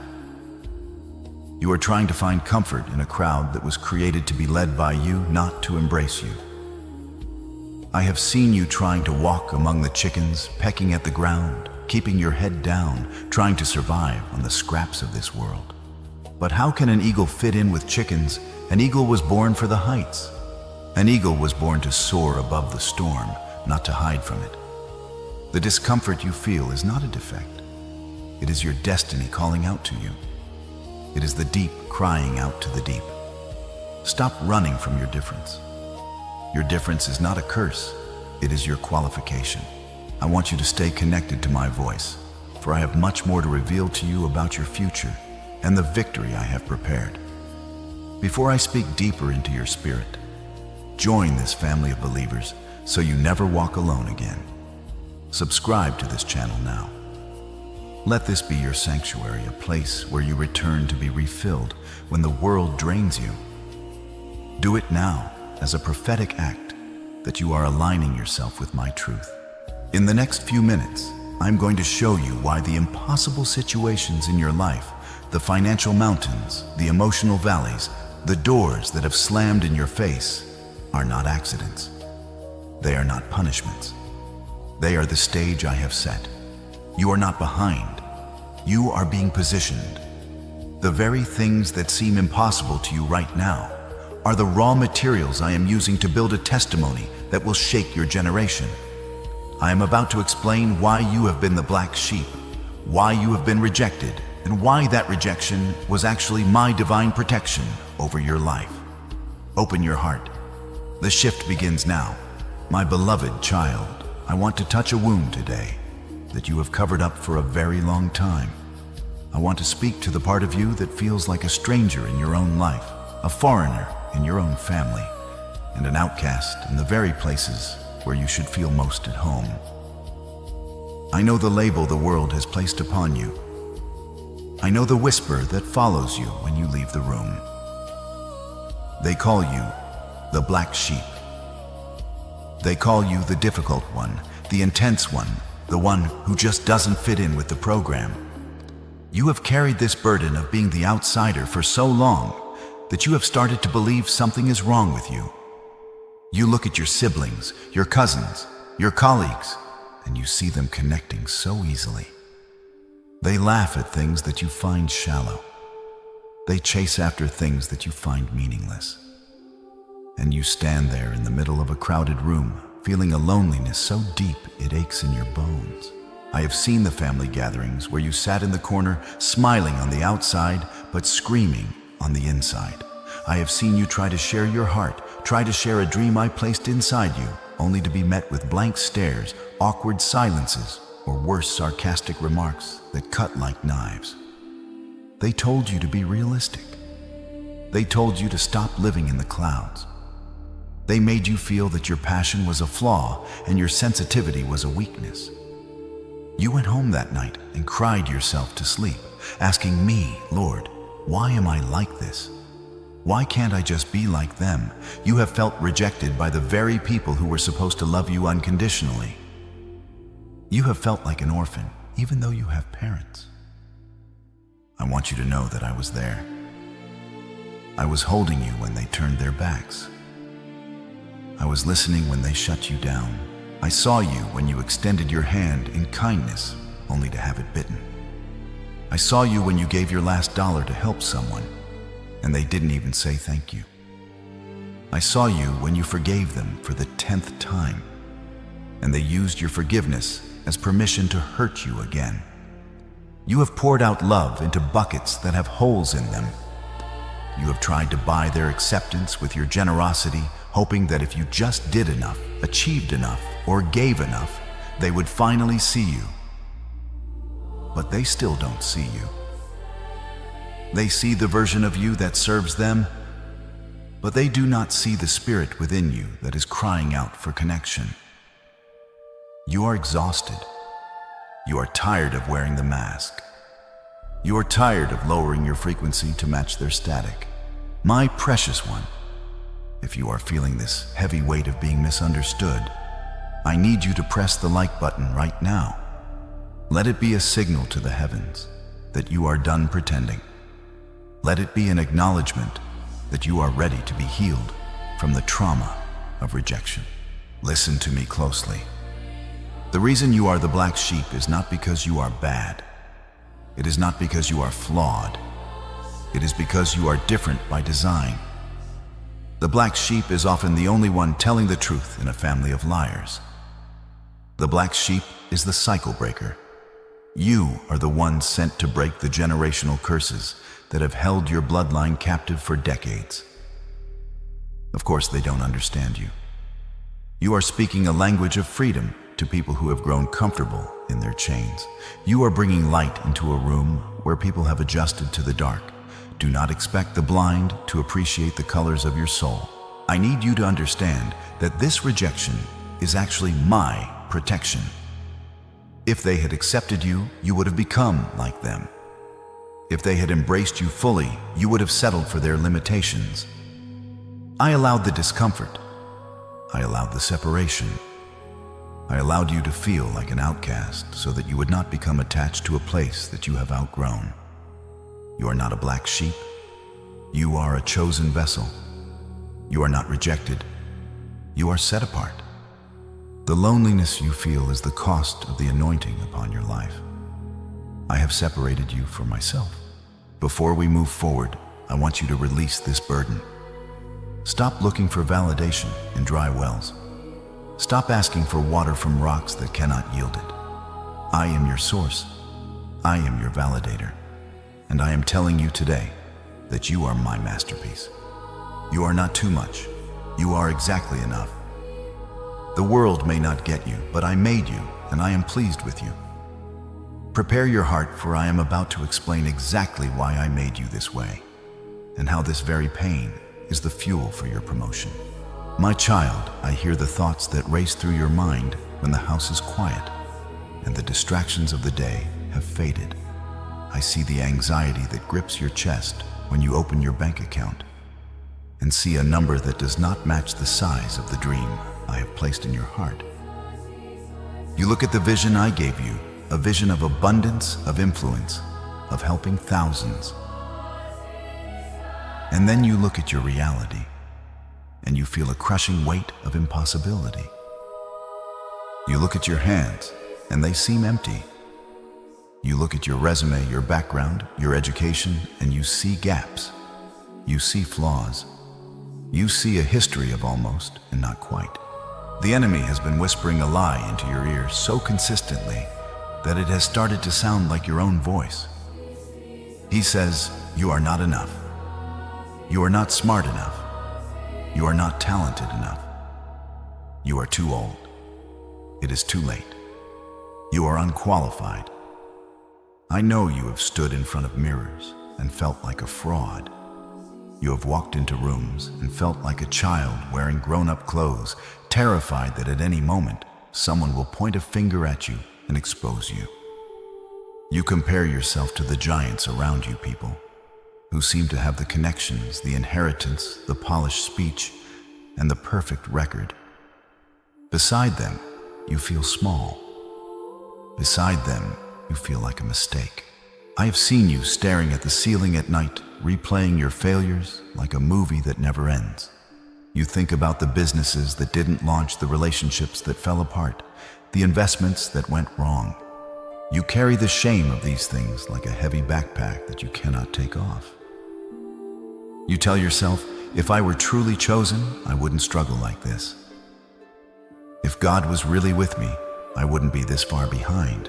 I know the sting of the doors that have slammed in your face recently. You gathered all your courage, you prepared, you prayed, and you walked up to that opportunity with hope in your eyes, only to hear the word no. You were rejected for the loan. You were passed over for the promotion. You were ghosted by the person you thought was sent to help you. You felt the cold wind of rejection, and it made you question everything. You thought, maybe I heard God wrong. Maybe I am just making this up. You feel unqualified because you are measuring yourself by human standards. You are looking for a credential from the world to validate a calling from heaven. But listen to me, my beloved. Who told you that you were unqualified? Who told you that your past defines your future? Did I say that? Or did the world say that? If you are feeling the weight of this imposter syndrome, if you are feeling that you are swimming in waters too deep for you, type, I trust you, Lord, in the comments. Declare right now that you are shifting your focus from your lack to my abundance. Do not let the enemy silence you. I want you to know that the feeling of being unqualified is actually a prerequisite for a miracle. If you had everything you needed, if you had all the money, all the degrees, and all the connections, you would not need me. You would rely on your own strength. But I have allowed you to come to the end of your rope. I have allowed you to feel this inadequacy, not to destroy you, but to empty you. I cannot fill a cup that is already full of its own pride. I need you empty. I need you to know that you cannot do this on your own, so that when the breakthrough comes, and it is coming, you will know without a shadow of a doubt that it was my hand that did it. Your lack of qualification is the very stage upon which I perform my greatest works. You think your weakness disqualifies you. No, my child. Your weakness is the open door for my power.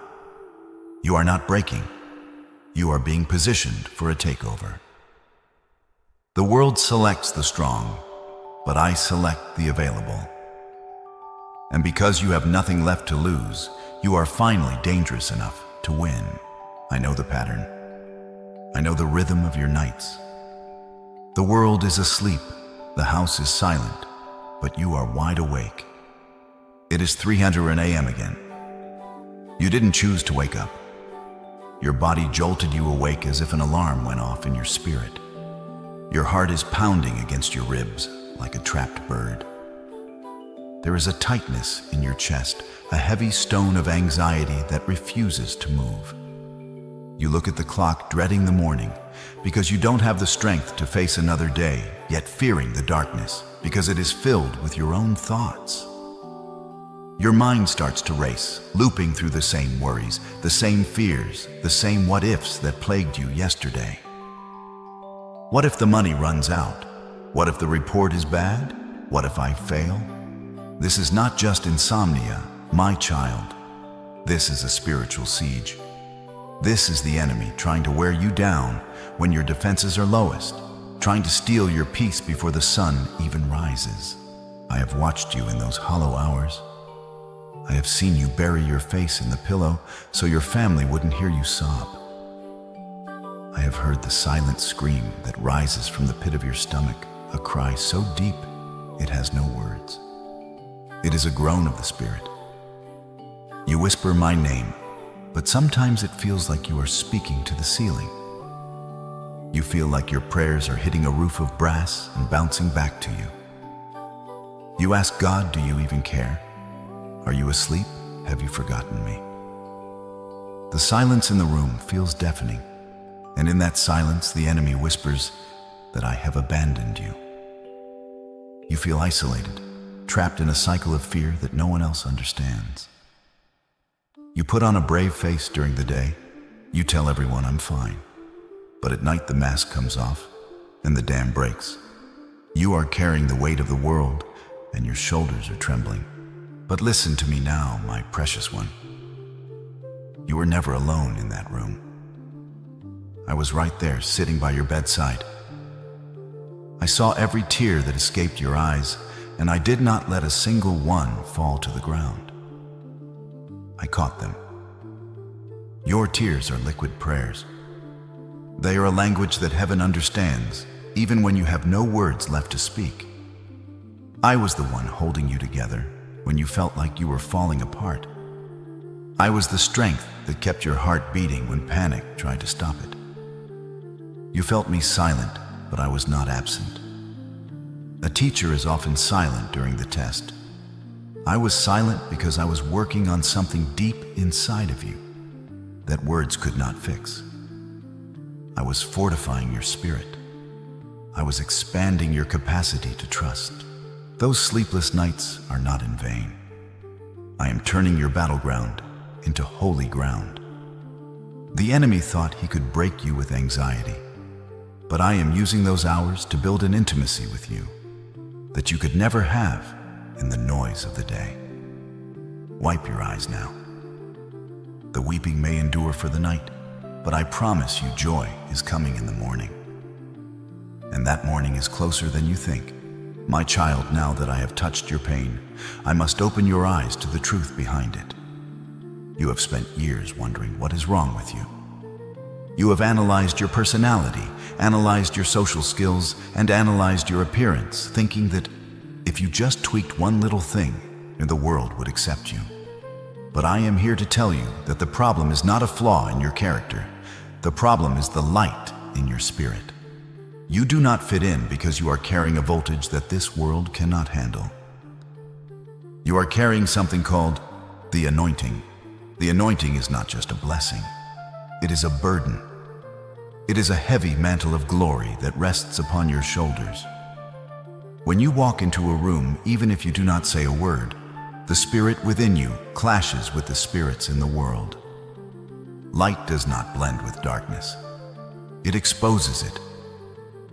Have you noticed that people get irritated with you for no reason? Have you noticed that people who are calm with everyone else suddenly become agitated or defensive around you? That is not social awkwardness, my beloved. That is the demons in them reacting to the God in you. Your very presence makes their shadows uncomfortable. You are trying to make friends with people who are committed to the systems of this world. But I have called you to dismantle those systems. You are trying to find comfort in a crowd that is walking towards a cliff. But I have called you to stand in the gap and turn them around. You are a thermostat, not a thermometer. A thermometer just reflects the temperature of the room, fitting in perfectly with the environment. But a thermostat changes the temperature. I created you to shift atmospheres. I created you to walk into chaos and bring order. Do not expect to be comfortable in the chaos you were sent to conquer. Listen to my word in John 15:19. For it was written for this exact moment in your life. If you were of the world would love its own. But because you are not of the world, but I have chosen you out of the world, therefore the world hates you.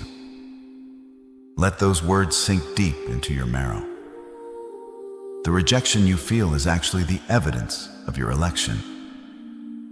If you were one of them, if you gossiped like them, if you compromised like them, if you lived without purpose like them, and they would love you. They would celebrate you because you would make them feel safe in their mediocrity. But I chose you out of the world. I plucked you from the crowd. I set a seal upon your forehead that says, "Reserved for God." You are trying to force a connection where I have commanded a separation. Stop mourning the loss of people who cannot survive where I am taking you. Stop trying to dim your light just to make their eyes feel better. The friction you feel is the confirmation that you are moving in the opposite direction of the flow. You are swimming upstream towards your destiny. Embrace the separation, for it is the only way you will survive the elevation I am about to bring. My child, let us silence the voice of the accuser once and for all. You have been looking at your life through the lens of human logic, and that is why you are discouraged. The world tells you that to be chosen, you must be perfect. The world says you need the right degree, the right pedigree, the right bank account, and a flawless past. But since when have I ever followed the rules of men? I am the God who writes straight with crooked lines. I do not look at the outer appearance, for that is deceitful. I look at the heart. And in your heart, despite all your fears and mistakes, I see a posture of surrender that is more valuable to me than 1,000 degrees from the most prestigious universities. You worry that you are not good enough to carry the blessing I have for you. But listen to this truth: I do not call the qualified, I qualify the called. If I only used perfect people, nothing would ever get done on this earth. Look at my history.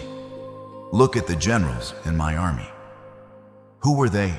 They were the outcasts and the rejects, and the least likely to succeed according to society. Consider my servant David. When the prophet Samuel came to anoint the next king of Israel, David wasn't even in the room. His own father didn't think he was worth inviting. He was out in the field smelling of sheep, just a boy with a harp and a sling.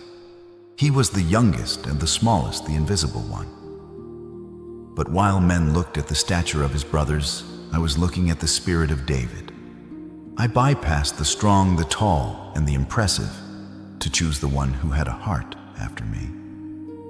You feel like David today, overlooked, underestimated, and left out in the field while others sit at the table. But do not fear. The oil of anointing will not flow until you are in the room.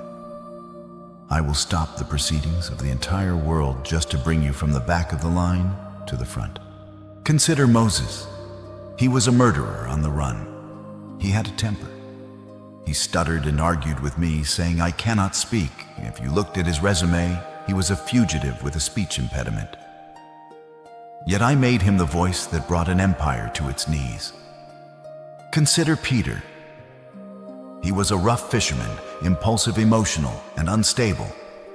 He denied me 3 times in my darkest hour. Yet I made him the rock upon which I built my church. Why do I do this? Why do I choose the broken vessels, my word? In 1 Corinthians 1:27 declares it plainly. But God hath chosen the foolish things of the world to confound the wise. And God hath chosen the weak things of the world to confound the things which are mighty. I choose you precisely because you are weak in your own strength. If you were mighty on your own, you would steal my glory. But because you know you are nothing without me, I can trust you with everything. So lift up your head. Stop disqualifying yourself based on your past. Your past is not a life sentence, it is a lesson plan. Your failures were not fatalities. They were fertilizer for the growth that is happening now. You are qualified not because of what you have done, but because of whose blood covers you. I have stamped approved on your life, and no human opinion can erase that seal. You are ready. My child, I know that right now you are staring at a mountain that looks too high to climb. You are looking at a situation, perhaps in your finances, your health, or your marriage, that seems utterly dead. The doctors may have given their report. The lawyers may have said there is no way out. The bank account may be screaming insufficient funds. To the human eye, it looks like the end of the road. It looks like defeat. You are trembling, wondering how you will survive this week, let alone the rest of the year. But I want you to shift your perspective immediately. What you call a dead end, I call a setup. What you call a disaster, I call a stage. You have asked me, why is this so hard? Why did you let it get this bad? Why didn't you step in sooner? Listen to me. I often wait until the situation is beyond human repair before I intervene. Why? Because if I had fixed it when it was just a small problem, you might have thought it was your own cleverness that solved it. You might have thought it was luck or coincidence. But when the situation is impossible, when there is absolutely no way out but up, that is when I step in. I bring you to the Red Sea with the army behind you and the water before you, not to drown you, but to split the sea. I want there to be no doubt in your mind or in the minds of those watching you that I am God. I want you to understand a spiritual law. Man's extremity is God's opportunity. Your impossible is my playground. I do not panic when things go wrong. I do not wring my hands when the economy crashes. I sit on the throne, and the earth is my footstool. Do you really think a credit score or a diagnosis is stronger than the one who spoke the universe into existence? Remember my word in Luke 1:37. For with God nothing shall be impossible. That is not just a poetic phrase. That is a legal binding decree from heaven. The word impossible does not exist in my vocabulary. It is a word created by limited minds to describe things they cannot control.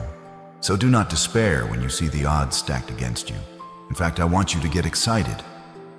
When the odds are 1,000,000-1, that is when I do my best work. The bigger the obstacle, the greater the glory. You are currently in the middle of a testimony that will save thousands of people in the future. You are living through the chapter of the story where the hero looks defeated, just so the victory at the end is that much more sweet. Stand firm. Do not look at the waves. Look at me.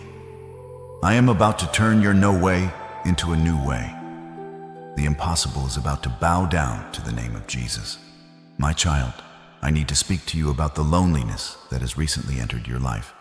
I see the confusion in your heart regarding the relationships that have suddenly gone cold. You are grieving the loss of friends you thought would be there forever. You are questioning why that romantic partner walked away without a valid reason. You are wondering why family members have stopped calling. You have been blaming yourself, asking, what did I do wrong? Was I not enough? Did I say something to offend them? You have been trying to fix things, sending texts that go unanswered, trying to glue back together pieces of a vase that I broke on purpose. Stop trying to resurrect what I have buried. Stop crying over people who were only assigned to your history, not your destiny. You are looking at these separations as a rejection, but I need you to see them as a redirection. I am not punishing you. I am pruning you. A gardener does not cut the branches of a vine because he hates the tree. He cuts them because he loves the future fruit. If I allowed those people to stay attached to you, they would have sucked the life out of your next season. They were comfortable with your past, but they are not equipped for your future. They loved you when you were broken, but they would have resented you when you are whole. You must understand that not everyone can go where I am taking you. The air is getting thinner up here. The elevation is increasing. If you try to carry dead weight up a mountain, you will collapse. I removed them because their hearts were not right toward you. I heard the conversations they had about you when you were not in the room. I saw the jealousy they hid behind their smiles. I saw the secret competitions they were having with you. You were loyal to them, but they were not loyal to you. I love you too much to let you be surrounded by hidden enemies. I removed them to protect you. Do not chase after them. Do not beg them to return. When I shut a door, do not try to pick the lock. I am clearing your table. Imagine a banquet table cluttered with old dirty dishes, stagnant water, and stale crumbs. You are asking me for a fresh feast. You are asking for new opportunities, new divine connections, and a new level of abundance. But my child, where would I put it? Your life is too full of the old. I had to remove the wrong people to make space for the right people. I had to clear the clutter so I could lay out the blessing I have prepared. The isolation you feel right now is the incubator room. When a seed is planted, it must be hidden in the dirt alone before it can break through to the sunlight. You are in a sacred season of separation. I have pulled you away from the noise so you can hear my instructions clearly. The people who walked away, let them go, bless them, and release them. They have served their purpose. They were lessons, not lifetime partners. Prepare your heart, for the void they left is not going to remain empty. I am about to send you kingdom connections, people, who will not just take from you, but pour into you. People who will speak life into your vision, not doubt. People who will mention your name in rooms full of opportunity. But you cannot receive the new tribe until you stop mourning the old one. Wipe your tears. The pruning is over. The blooming is about to begin. My beloved, hear the sound of the wind changing. Can you feel it? The atmosphere around you is shifting. For a long time, you have felt like you were swimming against the current, fighting for every inch of ground, only to be pushed back 2 steps. You have felt like the underdog in a fight that was fixed against you. But I am here to declare that the season of struggle is officially over. We are entering the season of the great reversal. The chessboard of your life is being flipped by my hand. The very things that were used to hold you down will now become the steps you use to climb up. I'm about to change the narrative of your life so drastically that people will need to reintroduce themselves to you. They will not recognize the person standing in front of them because the aura of defeat is being replaced by the mantle of victory. You have been in the valley for so long that you have forgotten what the view looks like from the mountaintop. But get ready, for I am lifting you up. I am taking you from the back of the line to the front. I am taking you from the pit, just like Joseph, and placing you in the palace. It happens quickly. It happens suddenly. And it is happening now. I want you to prepare for a public vindication. I have seen the way people treated you when you were down. I saw the smirks on their faces when you stumbled. I heard them say, "He is finished, she will never make it." They thought they were writing your obituary, but they were only reading the introduction to your greatest chapter. I allowed them to see you low, so that they would have no choice but to acknowledge my power when I raise you high. They will watch you rise. They will see doors open for you that were double locked. They will see favor chasing you down the street. And they will come to you confused, asking, "How did you do it? How did you survive?" And you will simply point to heaven. Your success will be the greatest sermon ever preached to them. I am not blessing you to make them jealous. I am blessing you to make them witnesses. They will know that there is a God in Israel because of what I am about to do in your life. Listen to my promise in Deuteronomy 28:13, and let it burn into your spirit. And the Lord shall make thee the head and not the tail. And thou shalt be above only, and thou shalt not be beneath. Do you understand what this means? You have been the tail for too long, dragged behind, pushed around the last, to receive the last, to know, subject to the whims of others. You have lived in reaction mode, constantly dodging the blows of life. But today, I am flipping the script. You are becoming the head. The head decides. The head leads. The head sees coming.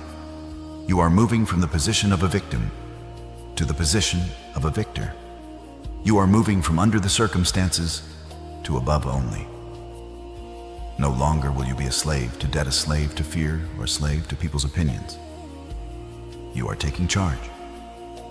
I am restoring your authority. Walk with your head high, my child. The days of looking down in shame are gone forever. The King is in the room, and he is raising you up. My child, I want to speak to the financial giant that has been standing in your path. I know the stress that money, or the lack of it, has caused you. I see the mental calculations you do every single day. I see you deciding which bill to pay and which one to delay. I see the anxiety that spikes when the mail arrives, or when the phone rings with an unknown number. You have been living in a survival mode, operating from a place of scarcity, constantly worrying that the bottom is about to fall out. You have prayed, Lord, I just need enough to get by. But today I am canceling that prayer. Just enough is not my will for you. My will is more than enough. My will is overflow. My will is for you to be the lender and not the borrower. I am about to release a financial breakthrough into your life that comes from nowhere. You have been looking at your job, your salary, or your current clients as your only source of supply. You are calculating your future based on your fixed income. But you are forgetting who your Father is. I own the cattle on 1,000 hills. The silver is mine and the gold is mine. I am not limited by the economy of your country. I am not limited by your boss's budget. I can trigger a transfer of wealth into your hands in a nanosecond. Get ready for the unexpected. I am talking about checks in the mail from forgotten sources. I am talking about debts that you thought you would be paying for years suddenly being canceled or paid off by supernatural means. I am talking about investments you made years ago suddenly maturing. I am talking about a settlement, a rebate, an inheritance, or a gift that you did not see coming. I am about to open doors that no man can shut. I will give you favor with people who don't even like you, causing them to bless you against their own will. I will give you a business idea and a dream that when executed will generate more in a month than you used to make in a year. Why am I doing this? Why am I entrusting you with this abundance? Listen closely, I am not blessing you just so you can buy more things. I am blessing you because I know your heart. I know that when you have, you give. I have seen you give when you had almost nothing. I have seen you share your last meal. I have seen you help others while you were hurting. You are a kingdom financier. I am raising you up to be a conduit of my resources. I need people on this earth who can fund my kingdom, who can feed the poor, who can build the orphanages, and who can support the widows without asking a bank for permission. I am breaking the spirit of poverty off your bloodline today. It stops with you. Your children will not know the lack that you knew. Your grandchildren will walk in the houses you built. You are the cycle breaker. The poverty mentality that says money is evil or we are meant to be poor is a lie from the pit of hell designed to keep my people powerless. Reject it. Receive the abundance I am pouring out. Open your hands wide. Stop clenching them in fear. The drought is over. The rain is here, and it is going to be a heavy rain. If you are ready to receive this supernatural provision, if you are ready to manage resources for the kingdom, I want you to type "Breakthrough is mine" in the comments. Do not just type it, shout it in your spirit. Claim it. It is already on the way. My child, I know there are wounds in your heart that did not come from physical blows, but from words. I have seen the damage caused by the wagging tongues of others. I know about the lies that were whispered in secret to tarnish your reputation. I know about the people who smiled to your face while stabbing you in the back. You have felt the crushing weight of injustice. You have screamed in your pillow, "It's not fair. They are lying about me. Why do they hate me?" You wanted to defend yourself. You wanted to call them out to expose their hypocrisy, to set the record straight. But I whispered to you, "Be still." I held your tongue. I told you that vengeance is mine and that I would repay. And now the time of repayment has arrived. But my repayment does not look like what you think. I am not going to destroy them. I am going to elevate you right in front of their faces. You see, if I destroyed them, they wouldn't be around to see your glory. I need them to survive. I need them to be the audience for your coronation. I am setting the stage for a public vindication that will leave no room for doubt about who is with you and who is against you. I want you to understand the power of Psalm 23:5. It says, "Thou preparest a table before me in the presence of mine enemies." Have you ever wondered why I do that? Why don't I remove the enemies first? Why don't I send them away before I bless you? It is because I want them to watch. I want those who said you would amount to nothing to see you feasting on my abundance. I want those who mocked your dreams to see you living inside those very dreams. I will force them to sit and watch you eat. They cannot touch the food, they cannot join the party, but they must witness the favor of God upon your life. This is my justice. You do not need to send that angry text. You do not need to gossip about them to get even. Your success is the best revenge. Your joy is the greatest weapon. When they see you smiling, glowing, and prospering after everything they tried to do to bury you, it will confuse them. They will wonder, how is she still standing? How is he still blessed? They threw dirt on you, but they didn't realize you were a seed. The very dirt they used to bury you became the soil for your growth. Get ready for your name to be cleared. I am scrubbing the shame off your identity. Where there was a question mark over your character, I am placing an exclamation point of honor. People who avoided you will suddenly seek your counsel. Doors that were slammed shut by men will be blown off the hinges by my hand. I am restoring the years that the locusts of slander have eaten. Raise your head. You are not the victim of their lies. You are the evidence of my truth. Walk in this new honor, for I have vindicated you in the courts of heaven, and soon the earth will follow suit. My child, I am a God of seasons, but I am also a God of suddenlies. There are times for patient endurance, and there are times for rapid acceleration. You have endured. You have waited. You have sown in tears for years. Now hear my prophetic word to you. You are entering a week of acceleration. I am putting a timeline on your expectation to stir up your faith. Within the next 7 days, the atmosphere around you is going to shift tangibly. I am releasing a wind of change that will blow away the stagnation that has settled over your life. Mark this moment. Look at the calendar.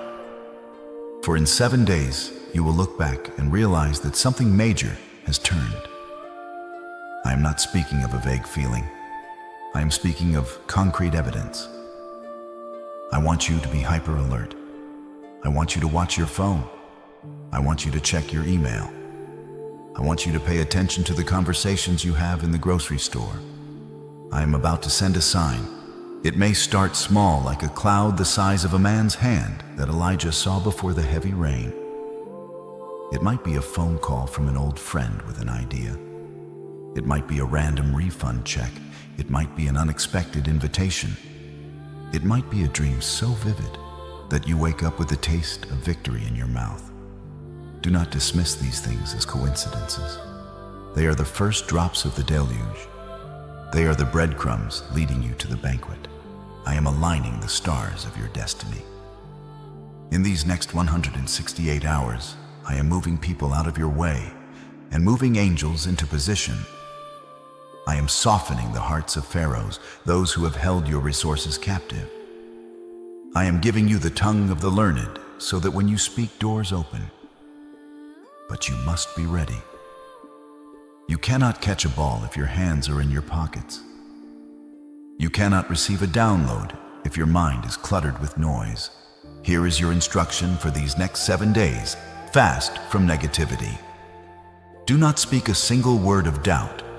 Do not complain about your current situation, not even once. If you feel a complaint rising, swallow it and replace it with a praise.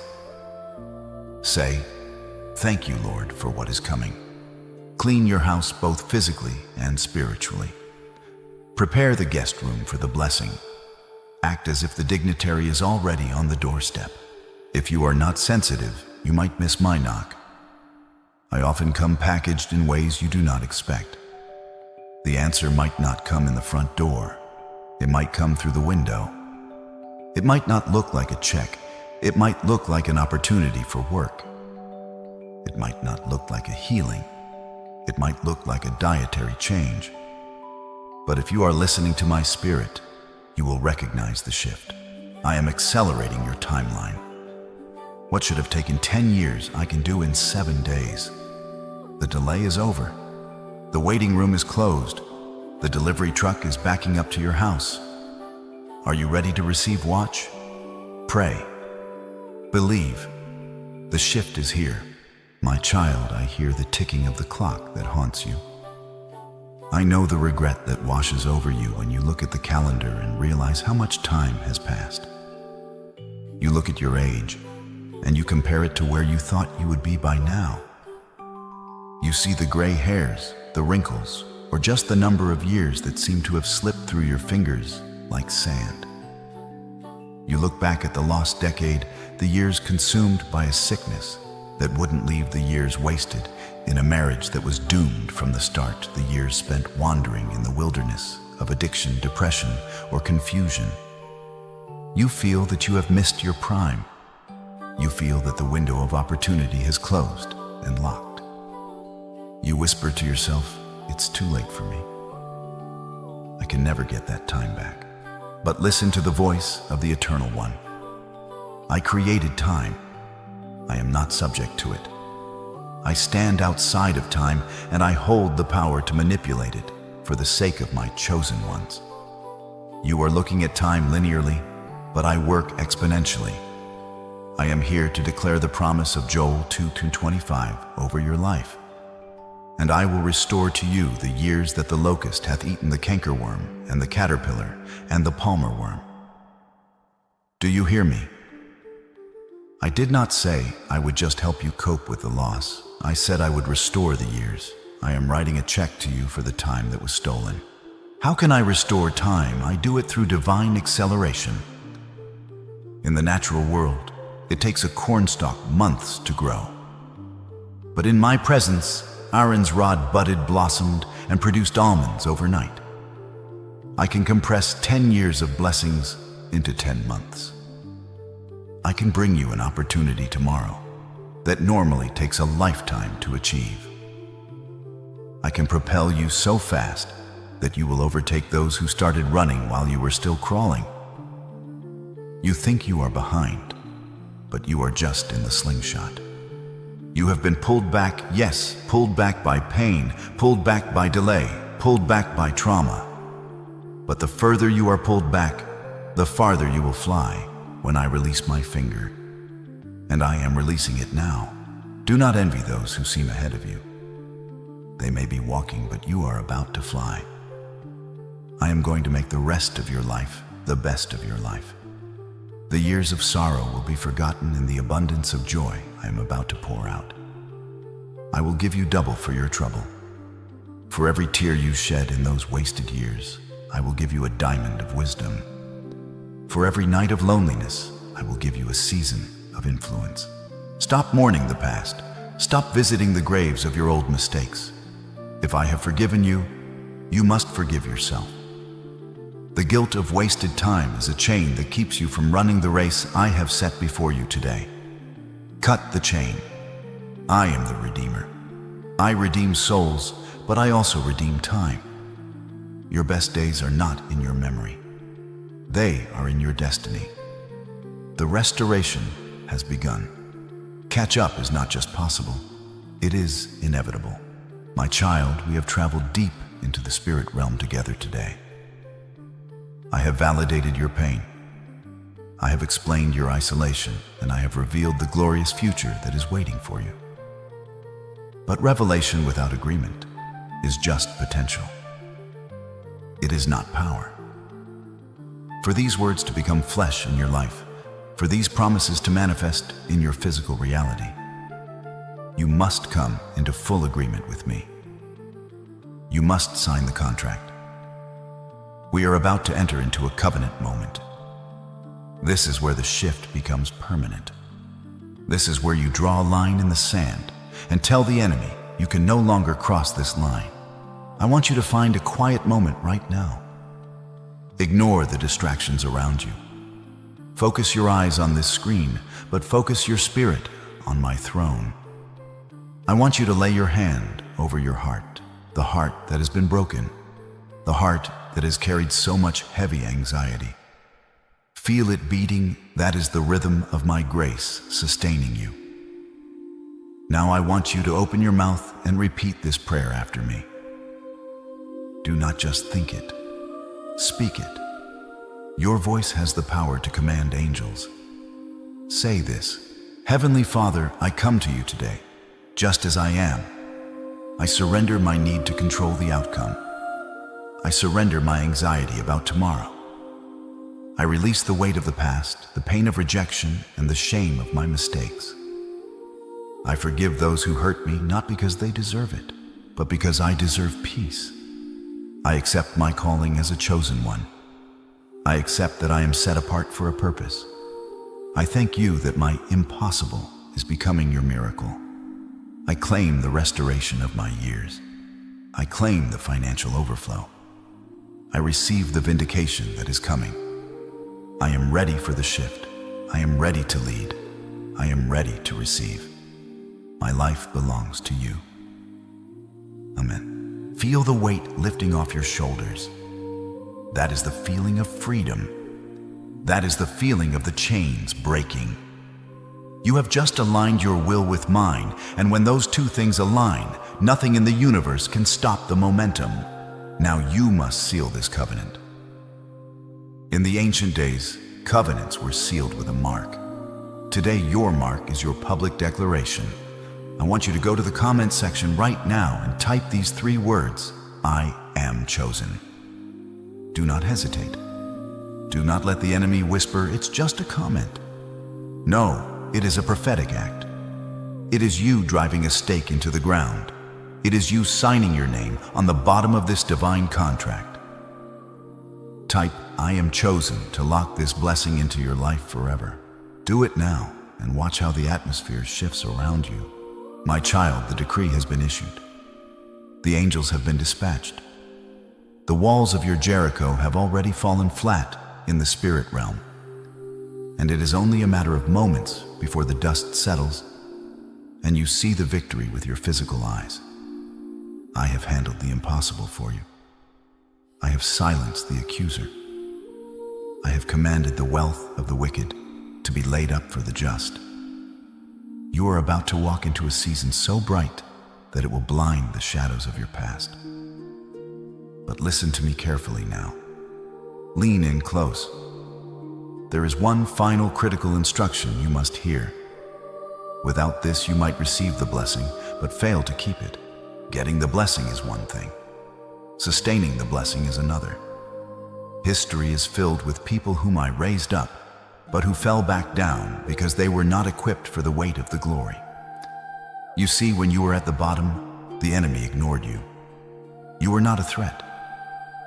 But now that you are rising, now that you are becoming a city set on a hill, you have appeared on the enemy's radar in a new way. New levels bring new devils. The moment you step into your financial breakthrough and your public vindication, a different kind of opposition will try to approach you. It is not the loud, roaring lion you are used to. It is a silent, slithering snake. There is a specific spiritual enemy that waits at the very threshold of your destiny. Its assignment is to sabotage you right when you are at the finish line. It comes disguised as a friend, or perhaps as a sudden distraction, or even as pride in your own heart. I want to tell you its name. I want to give you the weapon to defeat it before it even touches you. I want to hand you the keys to kingdom management so that your wealth doesn't just last for a lifetime, but for generations. But your spirit is full right now. You have received much today. You need time to digest this meat, to let the healing I have poured out soak into your wounds. I cannot give you the heavy artillery until you have fully embraced the healing. So I am going to hold this final secret for our next meeting. I am preparing a specific message that will reveal this hidden enemy and the strategy to crush him. You must be vigilant. You must keep your eyes on this channel. Do not let yourself be disconnected from this source, for the next word I speak will be the instruction that secures your legacy. For now, walk in the confidence that the battle has been turned. The impossible is done. The shift has happened. Go in peace, but stay alert. The next time you hear my voice, I will arm you for the war you didn't know was coming, and I will ensure you win that one too. I am preparing you. Be ready. I love you. Stop. Do not scroll past my child. This is not a coincidence. This is not the algorithm merely guessing what you want to watch. This is my voice, the voice of your Creator, reaching out to you through the noise of this world to grab your hand in your darkest hour. I have paused the universe for this very second just to speak with you. Yes, you. I know you are surprised. I know you were looking for distraction, perhaps something to numb the worry that has been gnawing at your chest, but I have brought you here for something far greater. I have brought you here for a rescue. If you click away now, you are walking away from the very answer you cried out for in the silence of your room last night. Do not let the enemy of your soul distract you for one more second. Stay. Listen. Let my presence wash over you. I know you are tired. I do not mean the kind of tired that sleep can fix. I am speaking of a deep, soul-level exhaustion that has settled into your bones. I see the way you look at the calendar with dread. I see the way you hesitate before checking your bank account, hoping for a miracle, but expecting a deficit. You have been running a race that feels like it has no finish line, carrying burdens that were never meant for your shoulders alone. You have felt invisible, haven't you? You have felt as though your prayers are hitting a brass ceiling, bouncing back unanswered. But I am here to tell you that I have caught every tear. I have heard every sigh. And today, right now, I am stepping in to intervene. The season of silence is over. My beloved, in the next 10 minutes, I am going to reveal the specific reason why your breakthrough has been delayed. I am going to show you exactly why your wallet feels like it has holes in it. And I am going to expose the thief that has been trying to steal your destiny. This is not just a video. This is a spiritual appointment. I am about to hand you the keys to unlock a door that has been shut in your face for years. But you must be present. You must be awake. The enemy wants you to swipe up to move on to the next meaningless clip, to forget this moment ever happened. He knows that if you hear what I have to say next, his hold on your finances and your peace will be broken forever. Do not give him that satisfaction. Before I pour out this blessing, I need to know that you are truly listening. I need you to step out of the shadows of observation and into the light of participation. I am calling you by name, and I need you to answer. If you are ready to receive the revelation that will change your financial trajectory, you must declare your presence before my throne. Do not be a passive spectator in your own miracle. I am waiting for you. Are you here with me? Open your heart and your hands. Right now, before I unlock the secrets of your restoration, prove that you are ready to receive. Go to the comments section and type "I am here, Lord," or simply type the number 7007 to signify that your spirit is open and your ears are attuned to my voice. This is your act of faith. This is you telling the universe, I am present and I am ready for my shift. Do it now, my child. Let the heavens see your name. Let the angels know you have arrived for your appointment. Once you have declared your presence, take a deep breath, for the revelation is about to begin. my precious one, I need you to know that nothing is hidden from me. While the world only sees the mask you wear, the smile you force when you walk out the door, the "I am fine" you whisper when asked how you are doing, I see the truth that lies beneath. I see the physical toll that this season of scarcity has taken on your vessel. I am not looking at your bank account right now. I am looking at you. I see the exhaustion etched into the lines of your face. I see the way you look into the mirror in the morning, tracing the shadows under your eyes, wondering where the vibrancy of your youth has gone. You feel as though you have aged 10 years in the span of one. You look at your reflection and you hardly recognize the person staring back, because worry has become a thief that steals not just your joy, but your vitality. I see you when the lights go out and the house is quiet. I see the nights where sleep refuses to come, or when it flees from you at 3:00 a.m. You stare at the ceiling, and instead of resting in my peace, your mind becomes a battlefield. You are doing the math over and over again. You are calculating dates, shifting numbers in your head, wondering which bill can wait and which one will cause the lights to go out. The anxiety creates a knot in your stomach that never seems to loosen. You turn to the left, you turn to the right. But there is no comfort, only the relentless ticking of the clock reminding you that morning is coming, and with it, the same struggles you faced yesterday. I see the physical weight you are carrying. You might call it stress or tension or fatigue, but I tell you it is a spiritual burden manifesting in your flesh. I see the way your shoulders are permanently raised, braced for impact, waiting for the next piece of bad news. I see the tightness in your chest that makes it hard to take a deep breath. You have been running on adrenaline and caffeine, pushing your body beyond its limits, because you feel that if you stop, everything will collapse. You tell yourself you just need to work harder, run faster, do more. But my child, hear me. You were not created to live in this state of perpetual survival. This heaviness you feel, it is not just the lack of money. It is the presence of fear. It is the lie that you are alone in this battle. But I am hovering over you right now to tell you that I have counted every sleepless hour.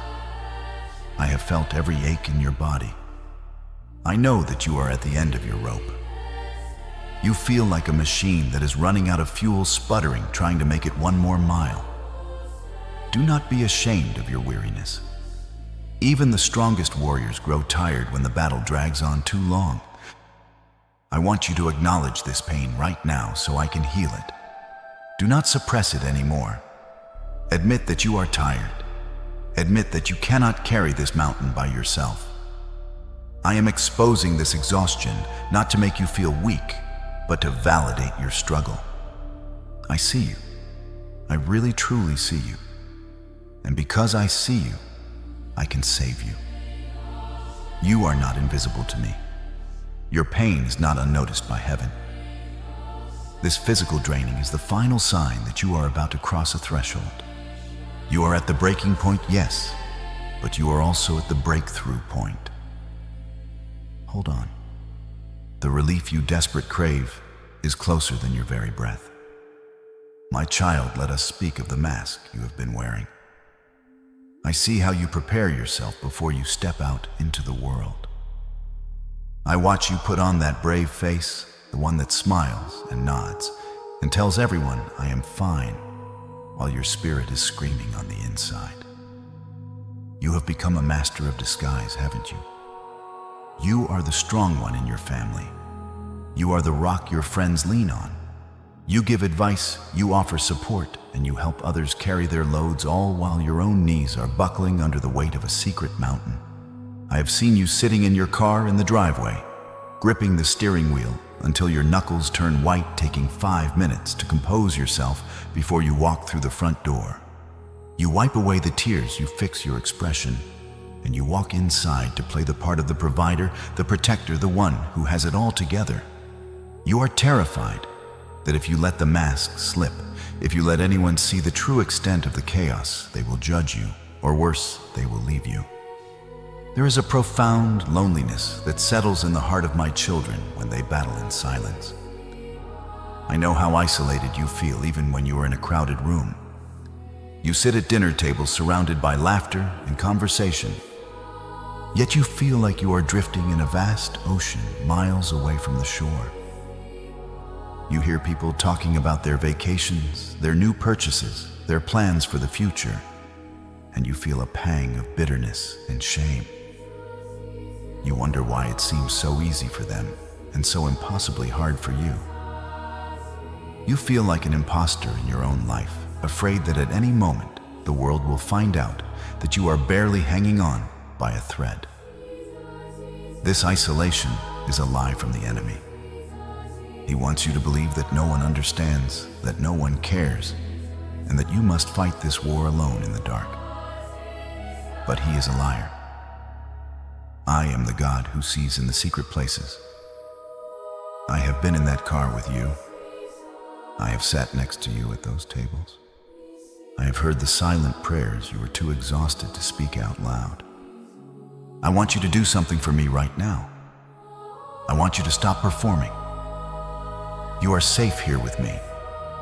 There is no one to impress, no expectations to meet. I simply want you to be. Take a deep breath. Inhale slowly. And as you exhale, I want you to physically release the tension you are holding in your body. Drop your shoulders away from your ears. Unclench your jaw. Open your hands. You have been bracing yourself for impact for so long that you have forgotten how to rest. Let go.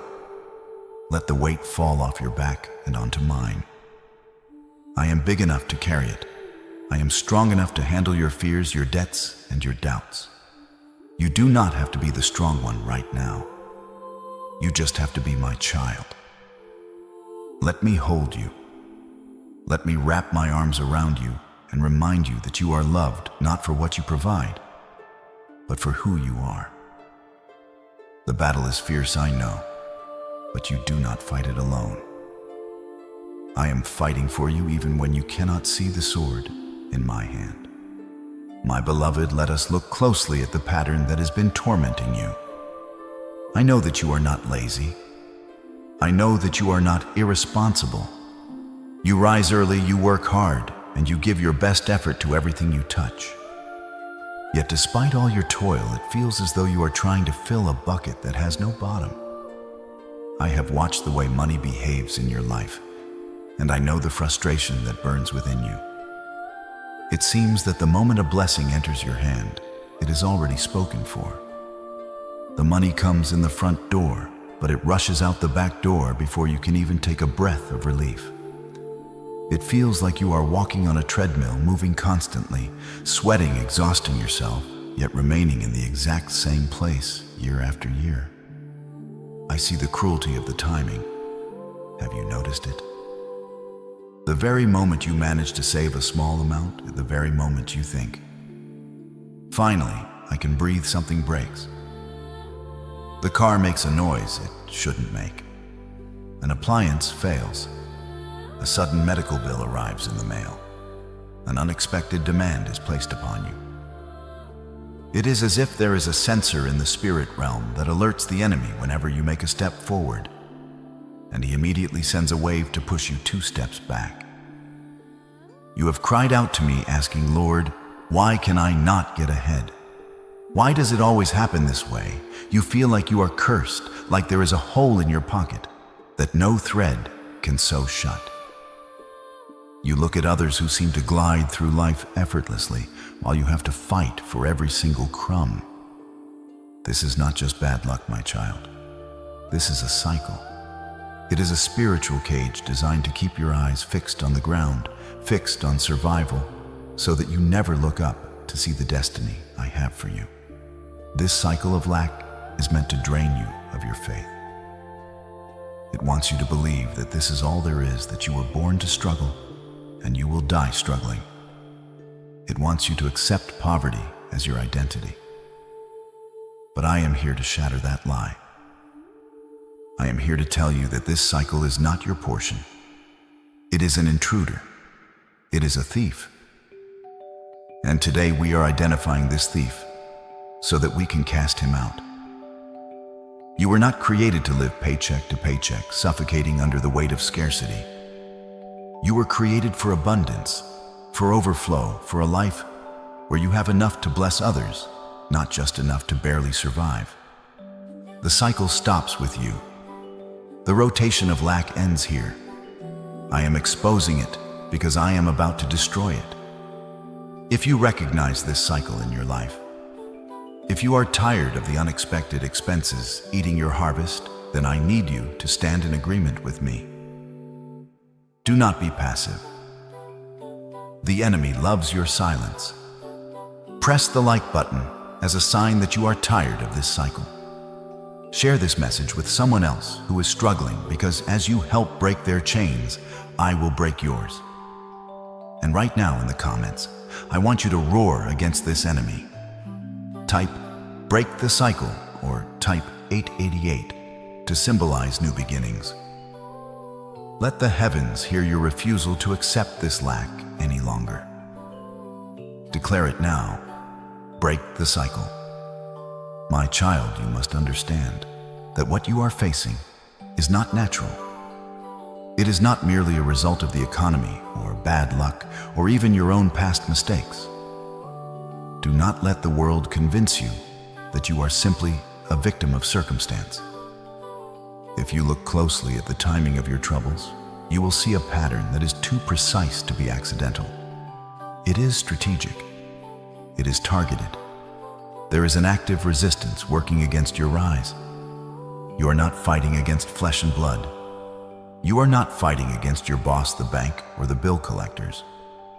These are merely the physical manifestations of a spiritual contention. There is an invisible enemy that has been assigned to monitor your progress and construct roadblocks the moment you gain momentum. Why you? You have asked this 1,000 times. Why does it seem like the wind is always blowing against your face? Why do others who lie and cheat seem to prosper, while you with your good heart struggle to find footing? Listen to me closely. A thief does not break into an empty house. The enemy is not attacking you because you are weak. He is attacking you because he sees the gold inside of you. He sees the destiny I have placed upon your life. He knows that if you were to step into your full financial power, you would not just spend it on yourself, you would use it to build my kingdom, to feed the hungry, to help the hopeless. The darkness is terrified of your potential. This resistance is the greatest confirmation of your value. These invisible forces act like a dam in a river. The water of blessing is flowing from my throne toward you constantly. My supply is never ending. But there has been a spiritual blockage erected to stop the flow from reaching your hands. This is why you feel stuck. It is not because the blessing isn't there. It is because it is being intercepted. But hear this: no dam can withstand the force of a tsunami. I am revealing this enemy not to frighten you, but to empower you. Once you realize that this is a spiritual attack, you can stop blaming yourself and start fighting back with the weapons I have given you. The enemy has been operating in the shadows, hoping you would never wake up to his schemes. But today, the light has been turned on. The game is over. I am about to dismantle every invisible barrier that has been raised against you. My precious child, have you ever wondered why your path has been so steep? Have you looked at the mountains you have to climb and asked, "Lord, why is it so hard for me?" It is time for you to understand the spiritual physics of your existence. You are not facing this resistance because you have done something wrong. You are facing it because you have been called to do something right. The intensity of the battle you are fighting is a direct measurement of the magnitude of the destiny you carry. If you were ordinary, your life would be easy. If you had no purpose, the enemy would leave you alone. But you are not ordinary. You are a threat to the kingdom of darkness, and that is why all of hell has been trying to discourage you. Look around you. You see others who seem to coast through life, living on the surface unbothered by the storms that constantly batter your ship. They do not face the spiritual warfare you face because they are not carrying the heavy cargo of glory that you are carrying. A thief does not waste his time breaking into an empty shack. He goes after the vault. You are the vault. You are carrying a generational blessing that is meant to liberate your entire bloodline. The enemy knows that if you break through, you will pull your family, your community, and thousands of others up with you. He is not trying to stop you from paying a bill. He is trying to stop you from changing the world. This burden you feel, it is the burden of the chosen one. It is the weight of the mantle I have placed upon your shoulders. I know it feels heavy. I know there are days you want to trade it in for a normal life. But deep down in the quiet of your soul, you know you were never meant to be normal. You were built for this pressure. Carbon turns into diamond only under extreme heat and crushing weight. You are being formed. You are being sharpened. Do not despise the struggle, for it is the very thing that is training your hands for war and your fingers for battle. The attacks are not a sign of my absence. They are the proof of my trust in you. I have trusted you with this battle because I know what I put inside of you. You are stronger than you think, and you are more dangerous to the enemy than you realize. My child, I know you have questioned the purpose of this pain. You have looked at the ashes of your plans and the ruins of your expectations, and you have asked, if you love me, why did you allow this? I want to reveal a deep mystery to you today, a spiritual law that governs the lives of my greatest generals. You are not being punished. You are being prepared. You felt like you were being buried, like a stone thrown into a dark pit, forgotten by the world. But you were not buried. You were planted. Just as a seed must be covered in dirt and darkness before it can break open and reach for the sun, you had to go through a season of hiddenness. This was your winter. To the naked eye, a tree in winter looks dead. Its branches are bare, it bears no fruit, and it seems defenseless against the cold wind. But underground, where no one can see the roots, are growing deeper, searching for hidden water sources, anchoring themselves into the bedrock. I allowed the surface to be stripped away so that your foundation could be built on solid rock. If I had blessed you with the abundance you asked for 3 years ago, the weight of it would have crushed you because your roots were not deep enough to hold it. Consider the gold. When it is taken from the earth, it is not beautiful. It is mixed with dirt, rock, and impurities. It has value, but its true brilliance is hidden. To reveal the glory inside it must go through the fire. I am the refiner, and you are my precious gold. I have allowed the heat to rise in your life, not to destroy you, but to purify you. The fire burns away the dross, the fear, the pride, the reliance on people, the false securities. I know the heat has been intense. I know you felt like you were melting away. But a refiner never leaves the gold in the fire alone. He sits right next to the crucible, watching intently. He knows exactly how hot the fire needs to be and exactly how long it needs to burn. He does not take his eyes off the metal for a single second. And do you know when he knows the gold is ready? When he can look into the molten metal and see his own reflection perfectly.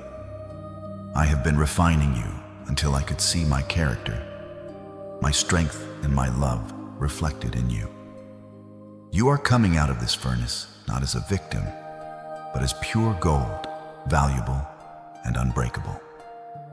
My promise to you has always been clear, though you may have forgotten it in the smoke of the battle. Remember my words in Isaiah 43:2.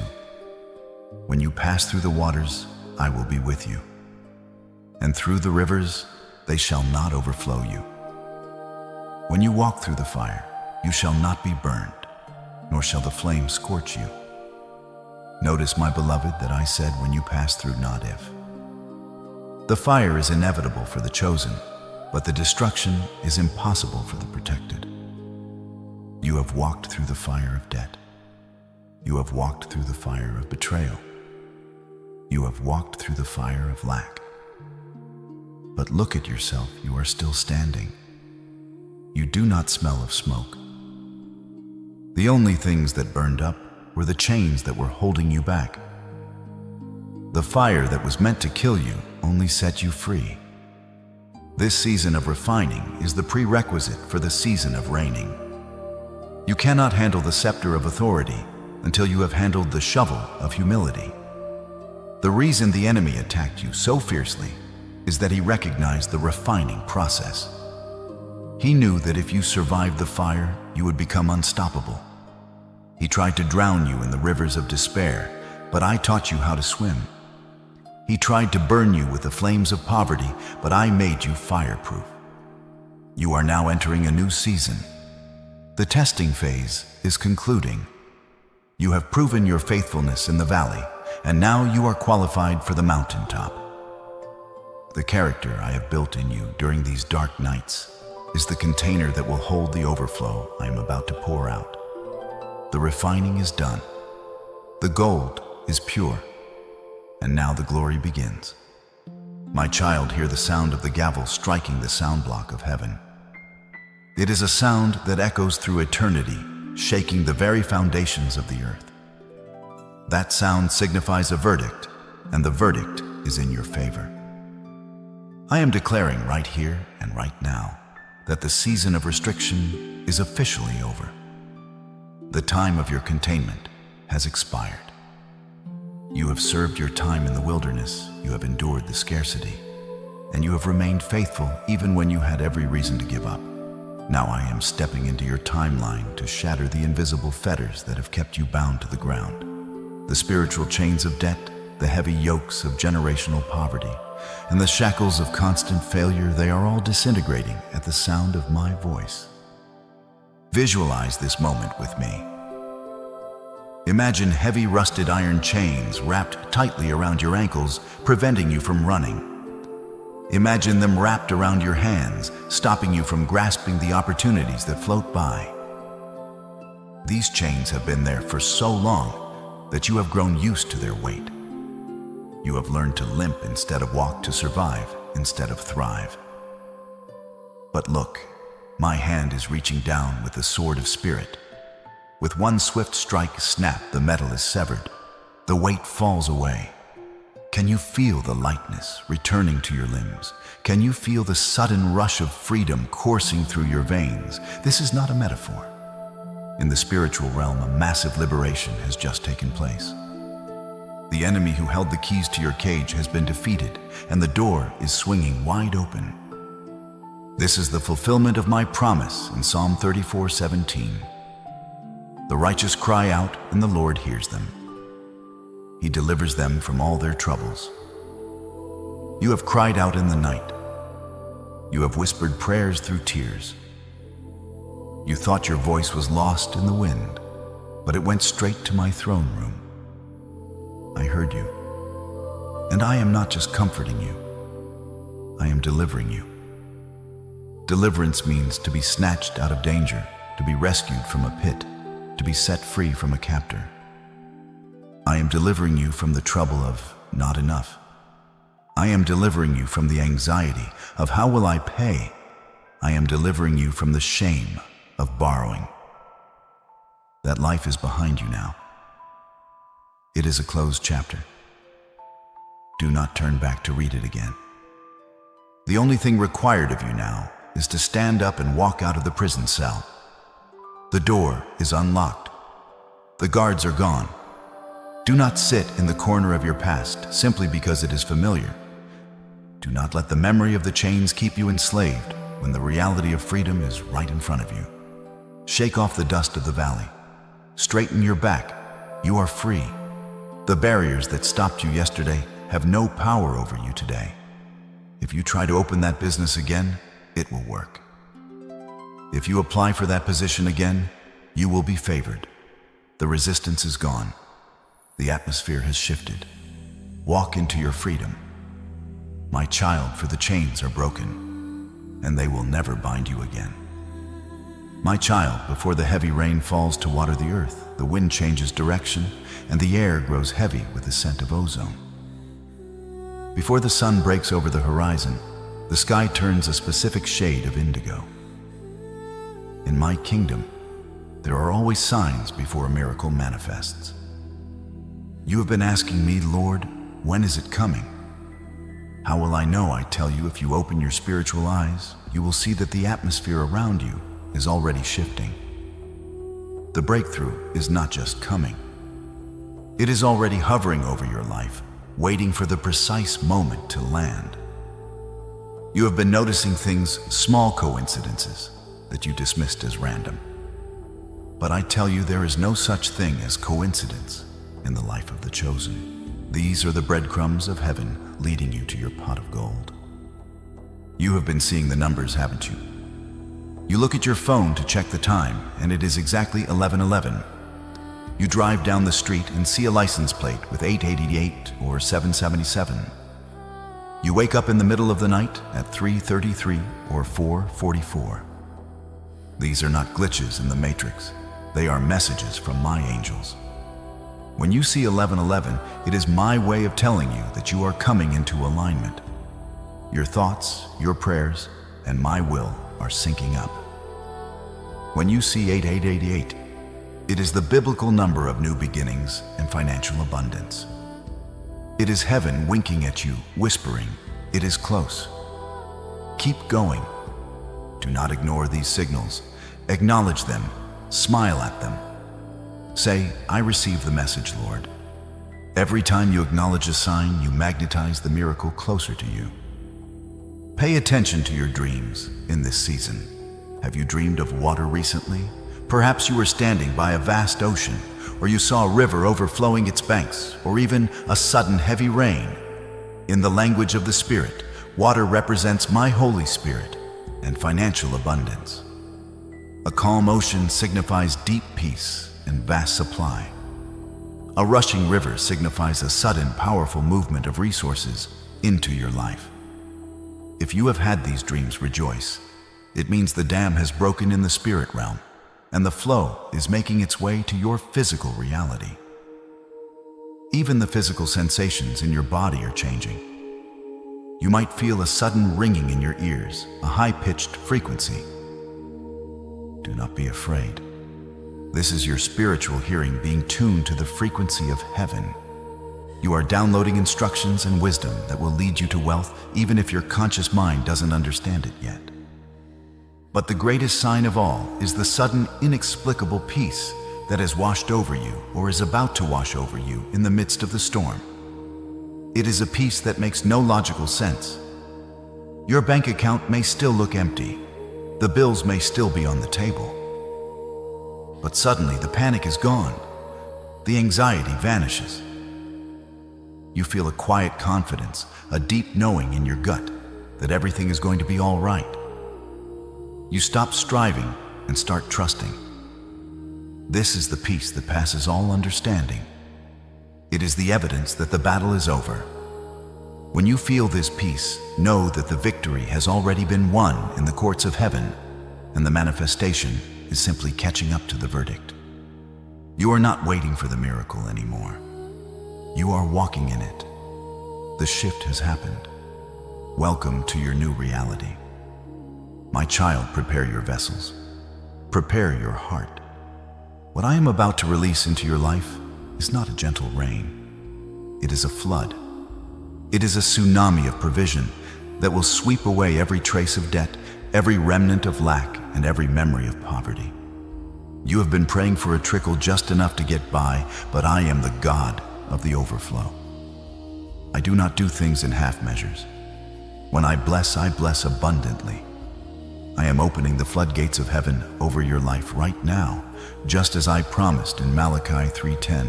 I said, "Test me in this." and see if I will not throw open the floodgates of heaven and pour out so much blessing that there will not be room enough to store it. That is my challenge to you today. Dare to believe that I can solve your years of struggle in a single moment of divine favor. You are asking, Lord, how can this happen? My salary is fixed. My debts are too high. Stop looking at your limitations and start looking at my infinite resources. I am not limited by your paycheck. I am not limited by the economy. I own the cattle on 1,000 hills. I can command resources to come to you from the north, south, east, and west. I am speaking of unexpected checks arriving in the mail from sources you have forgotten. I am speaking of retroactive pay of settlements being ruled in your favor, of inheritances released, of debts being supernaturally canceled. I am moving on the hearts of people right now to bless you. There are people who will feel a sudden compulsion to give to you, to hire you, to promote you, and they won't even understand why. It is my hand guiding them. I see a specific debt that has been keeping you up at night. It hangs over your head like a dark cloud. Hear me clearly, I am wiping it out. Whether through a sudden influx of cash or a miraculous cancellation, that burden is being removed. You will look for it, but you will not find it. I am restoring what the enemy stole from you. The money you lost in bad investments, I am restoring it. The years you worked without fair pay, I am paying you back with interest. This is the season of divine restitution. The scales of justice are tipping in your favor. If you believe that I am breaking your financial chains right now, do not stay silent. Faith is an action. You must grab hold of this promise before it passes you by. I want you to make a demand on the anointing flowing through this message. Go to the comments and type, "Breakthrough is mine," to claim this financial tsunami. Do not let doubt seal your lips. Open your mouth and declare your victory. Type "Breakthrough is mine" and watch how the universe rearranges itself to accommodate your confession. Imagine the feeling of waking up and not worrying about money. Imagine going to the grocery store and not mentally calculating the total before you get to the register. Imagine having the ability to write a check for a family member in need without hesitating. This is the reality I am bringing to you. This is the freedom of the kingdom. The tsunami is here. The waves of abundance are crashing onto your shore. Stand firm, open your arms, and receive the wealth that was stored up for you for such a time as this. My child, you must understand that the enemy did not just attack your bank account to make you poor. He attacked your finances to isolate you. He knows that when the resources dry up, the relationships often suffer. I have seen the strain this season of lack has placed on your home. I have heard the arguments that erupted over money, the sharp words spoken in frustration, the heavy silences that filled the room after the bills were opened. I saw the friends who quietly drifted away when you could no longer keep up, and the family members who looked at you with judgment rather than compassion. You have felt abandoned, misunderstood, and deeply lonely. You have wondered if anyone truly loves you for you, or if they only loved what you could provide. But hear me today. As I restore your finances, I am simultaneously restoring your relationships. The financial breakthrough I am sending is the oil that will stop the friction in your home. The stress that has been acting like a wall between you and your loved ones is crumbling right now. Laughter is returning to your dinner table. Peace is returning to your pillow. I am healing the wounds that financial pressure caused in your marriage and in your connection with your children. You will no longer look at them and feel the guilt of what you cannot give. You will look at them with the joy of being the provider I created you to be. I am also about to vindicate you publicly. I know there are those who whispered behind your back. There are those who mocked your faith, who looked at your struggle and said, "Where is their God now?" They thought your story was over. They wrote you off as a failure. But oh my child, they are about to witness a spectacle. I am preparing a table before you in the very presence of your enemies. I am raising you up not to gloat, but to glorify me. Those who doubted you will have to cover their mouths in awe when they see the favor that rests upon your life. You will not have to say a word to defend yourself. Your restoration will be your defense. Your success will be your testimony. Furthermore, I am purging your circle. This season of hardship was a filter I used to reveal who was truly with you. Do not grieve the loss of those who walked away when the money ran out. They were attached to your pocket, not your destiny. I removed them to make space for the new. I am sending you destiny helpers, new connections, new friends, and new mentors who are aligned with your future, not your past. These are people who will celebrate your elevation, not be jealous of it. They will push you higher, speak life into your dreams, and walk with you into the abundance I have prepared. The season of loneliness is over. You are about to be surrounded by love, respect, and honor. My child, I am a God of order, not confusion. I created the world in 6 days and rested on the 7th, establishing a divine rhythm that governs the universe. Today, I am placing your restoration into that same divine timeline. I am not speaking of a vague someday that never arrives. I am giving you a specific window of acceleration. I want you to mark this moment. Look at the time. Look at the date. From this very second, a 7-day cycle of miracles is beginning in your life. Do not take this lightly. The angels have been dispatched with specific instructions to clear the path before you. Within the next 24 hours, you will see the first spark. It may start small, a phone call you didn't expect, an email bringing good news, or a sudden resolution to a minor problem that has been annoying you. This is the first fruits, the signal that the machinery of heaven is turning in your favor. Do not dismiss it as a coincidence. When you see it, whisper, "Thank you, Lord," because it is the proof that the dam is cracked. Your spirit will feel lighter. The heavy fog of depression that has clouded your mind in the mornings will lift, and you will wake up with a song in your heart for the first time in months. By the 3rd day, the momentum will shift visibly. This is the day of clarity. Confusion will vanish. You will suddenly know exactly what to do about a situation that has paralyzed you. Ideas will flow into your mind, ideas for businesses, for solutions, for investments that are not your own. They are downloads from my wisdom. Write them down.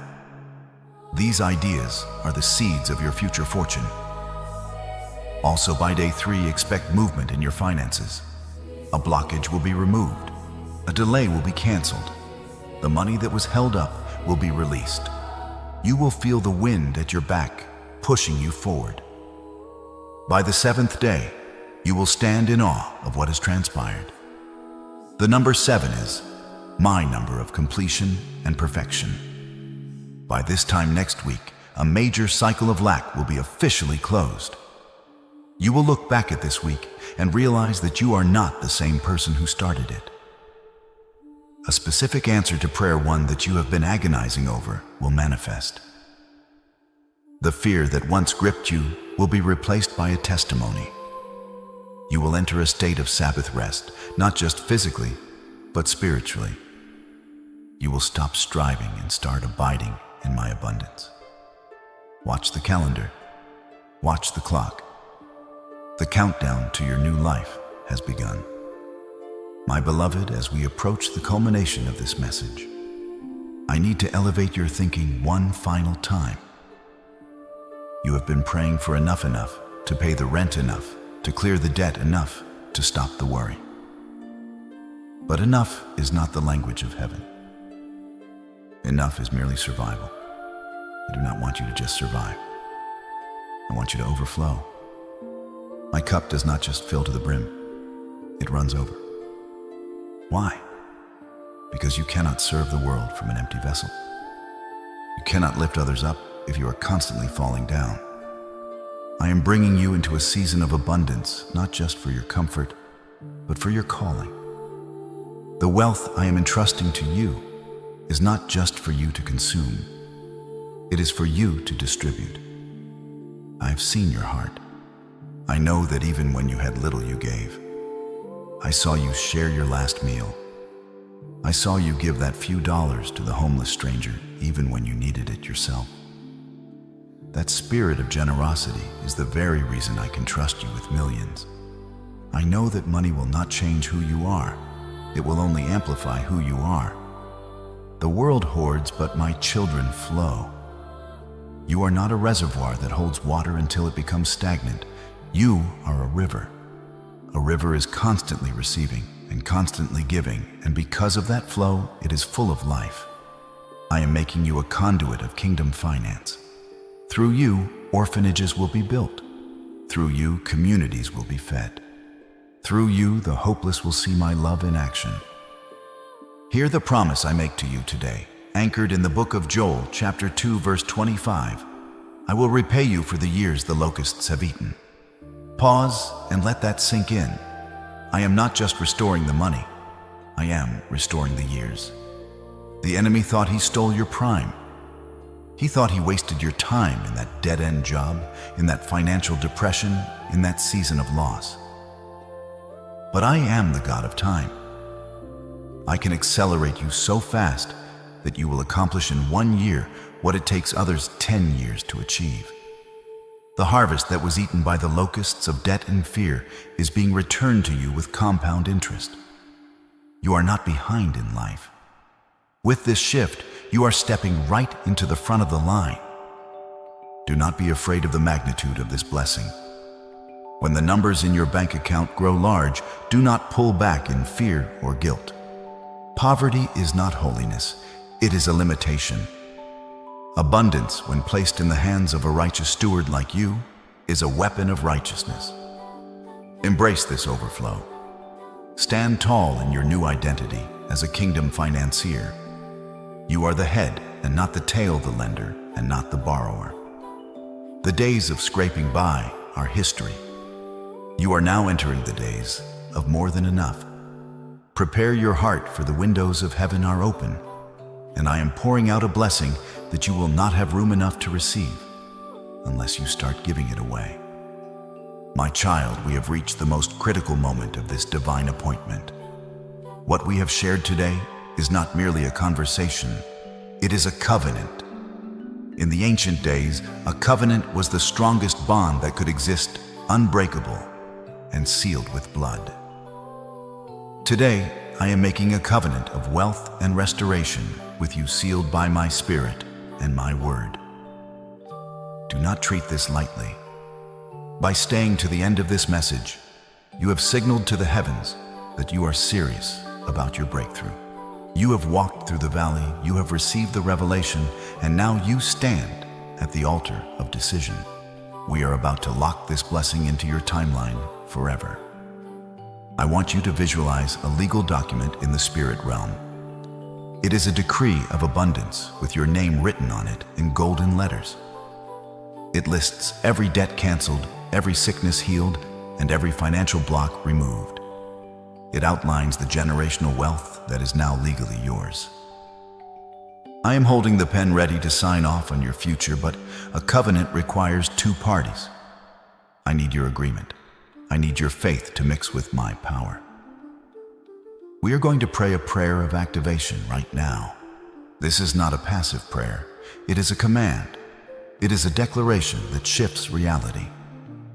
Receive this prayer. As I speak it over you, I decree and declare that the cycle of poverty in your bloodline is shattered this very instant. I command the spirit of debt to loose its hold on your life. I speak to the north, south, east, and west to release the resources that have been held back from you. I declare that your bank accounts are blessed, your hands are anointed to create wealth, and your mind is fertile with divine ideas. I rebuke the devourer for your sake. No weapon formed against your finances shall prosper. I place a hedge of protection around your harvest, so that what comes into your hand shall not be stolen, lost, or wasted. You are blessed coming in, and you are blessed going out. The struggle is over. The victory is won. The ink is dry. The decree has been issued. The angels have been dispatched with their marching orders. They are moving out right now to enforce this verdict in the natural world. They are going to your mailbox, your bank, your workplace, and your business to pave the way for the overflow. It is done. It is finished. The heavy lifting is over. All that remains is for you to walk in the confidence of this finished work. Do not doubt. Do not waver. The moment you leave this video, walk as if you are already the wealthiest version of yourself, because in my eyes you are. Now I ask you to perform one final prophetic act to seal this covenant. This is your signature on the spiritual contract we have just created. Do not leave this holy ground without signing your name to this promise. I want you to go to the comment section one last time and declare your acceptance of this new reality. Type, "I claim my abundance," to sign this covenant with me. Let this be the marker in time that you look back on and say, "That was the moment everything changed." I love you with an everlasting love. The windows of heaven are open. Go now and receive your portion. My beloved child, stop scrolling. Pause everything around you. Do not treat this moment as a coincidence, and do not dare to think that you have stumbled upon this message by accident. There are no accidents in my kingdom, only divine appointments, and this is one of the most critical appointments of your entire life. You may think the algorithm brought you here or that curiosity led your hand, but I assure you, it was my spirit that guided you to this very second. I have arrested your attention because I have seen the heaviness in your spirit, and I could not remain silent any longer. I have come to speak to you directly, not as a distant observer, but as your Father who is standing right beside you, breathing life into your weary bones. I know you are tired. I do not mean just physical tiredness, for sleep can cure that. I am speaking of a deep, resonating exhaustion in your soul. I am speaking of the weariness that comes from fighting battles that no one else sees, of crying tears that you wipe away before anyone notices, and of carrying a burden so heavy that it feels like it is crushing your chest. You have been asking, "How long, Lord?" You have been whispering in the dark, wondering if I have forgotten you. Listen to my voice now. I have not forgotten you. I have never taken my eyes off you. And today, I am stepping into your timeline to interrupt the enemy's plan for your destruction. Before I release the heavy word of deliverance upon your life, I need to know you are listening. I need you to step out of the shadows of doubt and acknowledge my presence. This is an act of faith, a signal to the heavens that you are open to receive. If you are ready to hear the truth that will shatter your chains, declare your presence before my throne. Type, "I am here, Lord," or the number 7007 in the comments right now. Do not hesitate. This simple act is your signature on the roll call of heaven today. I am waiting for you. I am waiting for... You have been walking through a season that feels like a never-ending storm. It has felt like one door closes and another slams shut in your face. You have faced rejection where you expected acceptance, lack, where you needed abundance and silence, where you desperately needed an answer. But I am here to tell you that the atmosphere is shifting.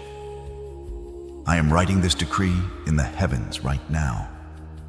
Your season of suffering officially expires this very second. The time of your weeping is over. The time of your confusion is finished. I am bringing a halt to the cycle of disappointment that has plagued your family line for generations. My precious one, I have so much more to whisper into your spirit in the coming days, revelations that will guide your feet onto solid ground. I do not want you to miss a single word I have prepared for you. Join this sanctuary, this family of believers, so you never have to walk alone in the wilderness again. Stay connected to my voice, for I am about to unveil the roadmap to your destiny. And I want you here, present and accounted for, as I pour out my spirit. The enemy has attacked you so fiercely, not because you are weak, but because he sees what you refuse to see. He sees the keys to overflow that I have placed inside you. For the last 10 years, he has tried to bury your potential under layers of trauma, disappointment, and fear. He has tried to convince you that this struggle is your permanent address, but he is a liar. I am about to hand you the keys that were hidden from you. I am about to unlock a level of anointing and appointing that will make every tear you cried worth it. Prepare your heart, for we are not just talking about survival anymore. We are talking about a takeover. The drought ends now. The flood is coming. My beloved, I want to talk to you about the things you do not speak of. I want to address the shadows that follow you when you close your door and turn the key. I see what the world does not see. They see your smile. They see the way you show up for work, for your family, and for your friends. They see the strength that you project, the way you say, "I am fine," when they ask how you are doing. But I know that "I am fine" is often a lie you tell to protect them from your pain and to protect yourself from falling apart. I know that behind that courageous face is a heart that is breaking, a spirit that is exhausted, and a mind that is running on empty. I am not fooled by the mask you wear. I see you. I was there last night when the house was quiet and the lights were out. I saw you staring at the ceiling, watching the shadows dance, unable to shut down the racing thoughts in your mind. I saw the tears that slipped from the corner of your eye and soaked into your pillow, tears you didn't even have the energy to wipe away. You were asking me, why? You were asking, "Lord, how much longer must I endure this?" You were replaying every mistake, every missed opportunity, every hurtful word spoken against you. You felt entirely alone in the universe, trapped in a room full of silence. But hear me now. You were not alone. I was sitting right there on the edge of your bed. I was collecting every tear in a bottle. I was whispering peace to your storm, even if the noise in your head was too loud to hear me. I know the specific weight of the burden you carry. It is the burden of being the strong one. You are the rock for everyone else. When they have a problem, they call you. When they need money, they ask you. When they need prayer, they look to you. But who checks on the strong one? Who asks you if you are okay? Who holds you when you feel like crumbling? I know you have felt neglected. I know you have felt like a utility used for what you can provide, but not cherished for who you are. You have poured out so much of yourself that you feel hollowed out, scraped empty, like a vessel that has nothing left to give. You wonder if anyone would even notice if you stopped holding it all together. I saw the moment you locked yourself in the bathroom just to catch your breath, turning on the faucet so no one would hear you cry. I saw the panic that gripped your chest when you looked at your bank account and realized the numbers didn't add up. I saw the silent scream that rose in your throat when you received that news, that rejection, that disappointment. You swallowed it down. You composed yourself. You walked back out and continued to serve, continued to work, continued to give. You thought no one noticed your sacrifice. You thought your pain went unregistered in the grand scheme of eternity.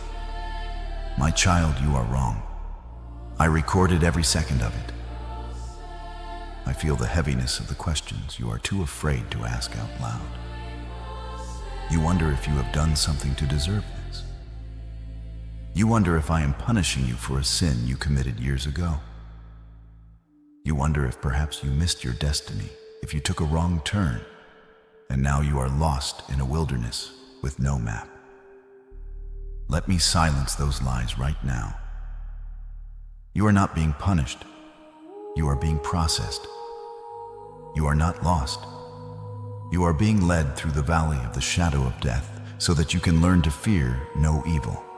I have allowed this pressure not to crush you, but to clear away everything that is not you, so that the true anointed version of yourself can emerge. Your silent screams have reached my ears like a thunderclap. Do not think for one moment that your silence implies my absence. I have been closest to you in the moments you felt most abandoned. I have been knitting your character together in the dark. I have been watching you endure, and I am so incredibly proud of you. You did not quit. You wanted to, I know you wanted to give up 1,000 times. But something inside you, a tiny spark of my spirit, kept you going for one more day, one more hour. That resilience is your evidence. That refusal to die is the proof that I am not done with you yet. My child, let us speak of the silence that has surrounded you lately. Let us speak of the empty chairs at your table and the names that no longer appear on your phone screen. I know this season has been one of the most confusing times of your life. You have felt a strange and sudden distance growing between you and the people you once called friends, family, or confidants. It feels as though you have been placed in a bubble of invisibility. You reach out, but they do not reach back. You speak, but they do not seem to hear you. You have felt the stinging coldness of rejection from those you thought would ride with you until the end. You have asked me, Lord, what is wrong with me? Why am I unlovable? Why does everyone leave? Hear this truth and let it settle deep into your spirit.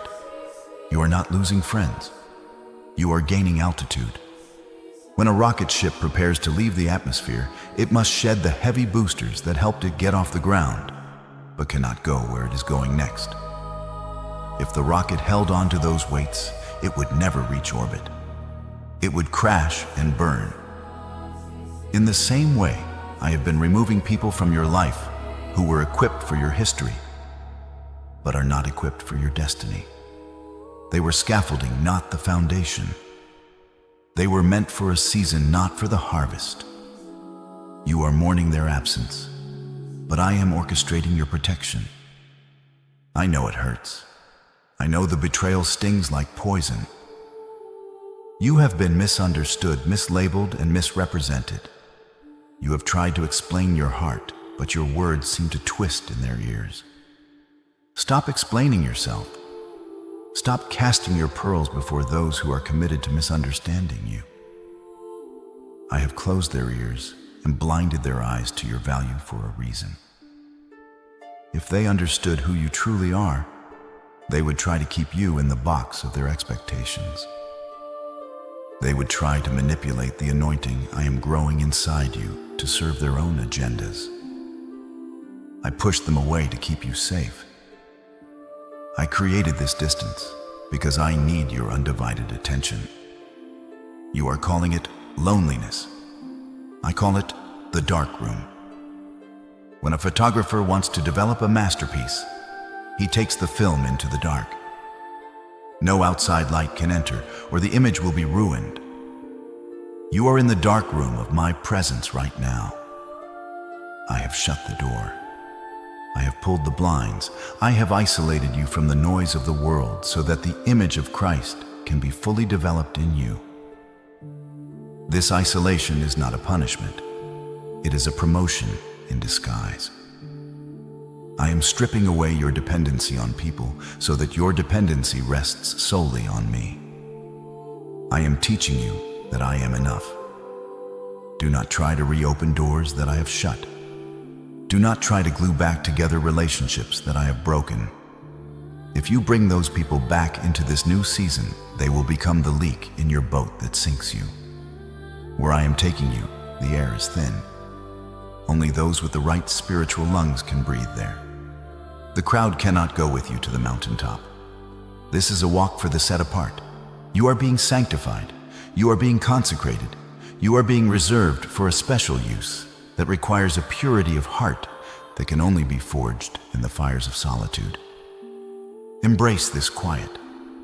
Stop fighting the solitude and start listening to it. In this silence, I am downloading the strategies for your next level. In this lack of distraction, I am healing the wounds that people caused in the past. When you emerge from this hidden season, you will not be the same person who entered it. You will be stronger, wiser, and dangerously focused. You will not need the validation of others because you will be saturated in the approval of your Father. The loneliness is temporary, but the character I am building in you is eternal. My child, I want to address the mountain that stands before you every single day, the mountain of lack. I see the anxiety that grips your heart when the month ends and there is still month left, but no money. I see you calculating, strategizing, and worrying, trying to make 5 loaves and 2 fish feed a multitude without my touch. You have been working harder than ever. You have sown seeds, you have labored with your hands, and you have been faithful in the little things. Yet it feels like you are putting your wages into a bag with holes. It feels like for every step forward you take financially, something breaks, something is lost, or an unexpected bill drags you 2 steps backward. You are asking, Lord, if I am your child, why do I struggle to survive? Why does prosperity seem to run away from me? I know the humiliation of the just enough spirit. I know the pain of wanting to be generous, wanting to bless others, but being handcuffed by your own limitations. You look at others who seem to prosper without effort, even those who do not know my name, and a seed of bitterness tries to take root in your heart. You wonder why the wicked prosper, while the righteous beg for bread. You have felt like you are wandering in a financial wilderness, walking in circles around the same mountain of debt year after year. The enemy has whispered that this is your lot in life, that you will always be borrowing, never lending, always scraping the bottom of the barrel. This drought has not just been in your bank account, it has seeped into your spirit. When you are constantly in survival mode, it is hard to hear my song. Your prayers have felt dry like dust in your mouth. You kneel to pray, but the words feel heavy, hitting the ceiling and falling back down. You have lost the joy of your salvation because the cares of this world have choked your peace. You feel disconnected like a radio that is tuned between stations, hearing only static where you used to hear clarity. You have been running on spiritual fumes, forcing yourself to go through the motions of faith, while inside you feel completely drained. But I want you to understand the spiritual dynamics of what is happening. This drought is not an accident. It is a blockade. The enemy has erected a dam to stop the flow of resources because he knows what you would do with the blessing. He knows you are a kingdom financier. He knows that if you were fully funded, you would feed the hungry, build the churches, and fund the mission. He is not attacking your money. He is attacking your assignment. He is trying to starve your purpose by starving your resources.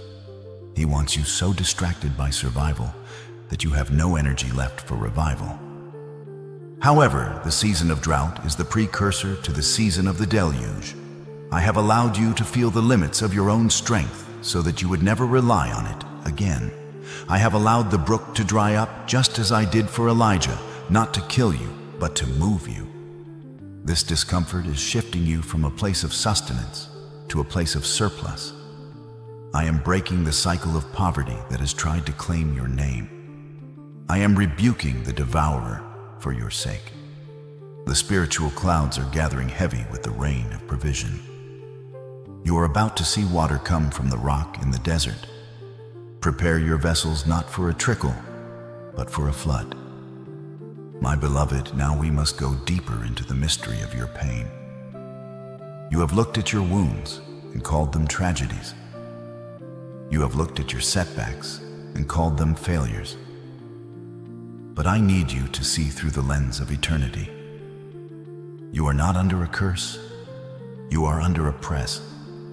To get pure olive oil, the olive cannot remain whole. It must be shaken from the tree, gathered up, and placed under a tremendous weight. The stone must grind it. The skin must break. The flesh must be torn. If the olive could speak, it would scream for the pressure to stop. It would say, "I am being destroyed." But the olive master knows the truth. The olive is not being destroyed. It is being revealed. The essence, the gold, the healing oil is trapped inside the hard shell of the olive. Without the crushing, the oil remains hidden, useless and dormant. My child, you are the olive. The pressure you have felt on every side, the financial squeezing, the emotional grinding. The spiritual weight is not the hand of the enemy trying to kill you. It is my hand lovingly and carefully pressing you to release the anointing I placed inside you before the foundations of the world. You have been asking for power. You have been asking to be used. You have been asking for a breakthrough. Did you not know that new wine only comes from crushed grapes? Did you not know that the purest oil only comes from the hardest press? The level of opposition you face is the exact indicator of the level of anointing you carry. If you were empty, the enemy would not bother you. If you had no destiny, there would be no pressure. No one attacks an empty bank vault. The thief comes because the treasure is great. The devil has been trying to break you because he is terrified of what will happen when you finally spill over. He knows that the oil coming out of your life is healing oil. He knows that your testimony born from this fire will set thousands of captives free. You are being pressed so that you can become a weapon of mass deliverance. Stop saying I am buried. A seed that is put in the ground looks like it is being buried. It is covered in dirt, surrounded by darkness, and cut off from the light. It feels like the end. But for a seed, the burial is not the end. It is the beginning. You are not buried. You are planted. In the darkness of the soil, the outer shell of your ego, your pride, and your self-reliance is rotting away so that the life of the Spirit can break through. You are germinating. The roots are going down deep into my love, deeper than they ever could have gone in the sunshine. I know the breaking is painful. I know you feel like you are losing pieces of yourself. You are. You are losing the pieces that cannot survive where I am taking you. You are losing the fear. You are losing the need for man's approval. You are losing the fragile hope that is based on circumstances. In their place, I am forging a faith of steel. I am producing a character in you that is fireproof. When you come out of this press, and you will come out, you will not just be a survivor. You will be a carrier of the glory. The cost was high, yes, but the oil is priceless. My child, I want to reveal to you the blueprint of your life so you can stop fearing the path you are on. You have been looking at your circumstances and calling them a disaster, but I call them a destiny. You are walking the Joseph journey. Look closely at my servant Joseph. Before he ever wore the royal robe, he had to wear the coat of betrayal. Before he could command a nation, he had to serve in a dungeon. You have felt thrown into a pit by the very people who should have protected you. You have been sold out, gossiped about, and cast aside. You have cried out from the bottom of that pit, asking why I allowed such injustice. But understand this, the pit was not your final destination. It was merely the transportation to your purpose. You could not get to the palace from your comfort zone. The betrayal was necessary to move you. Then came the prison. I know this phase well. It is the season where you do the right thing but get the wrong result.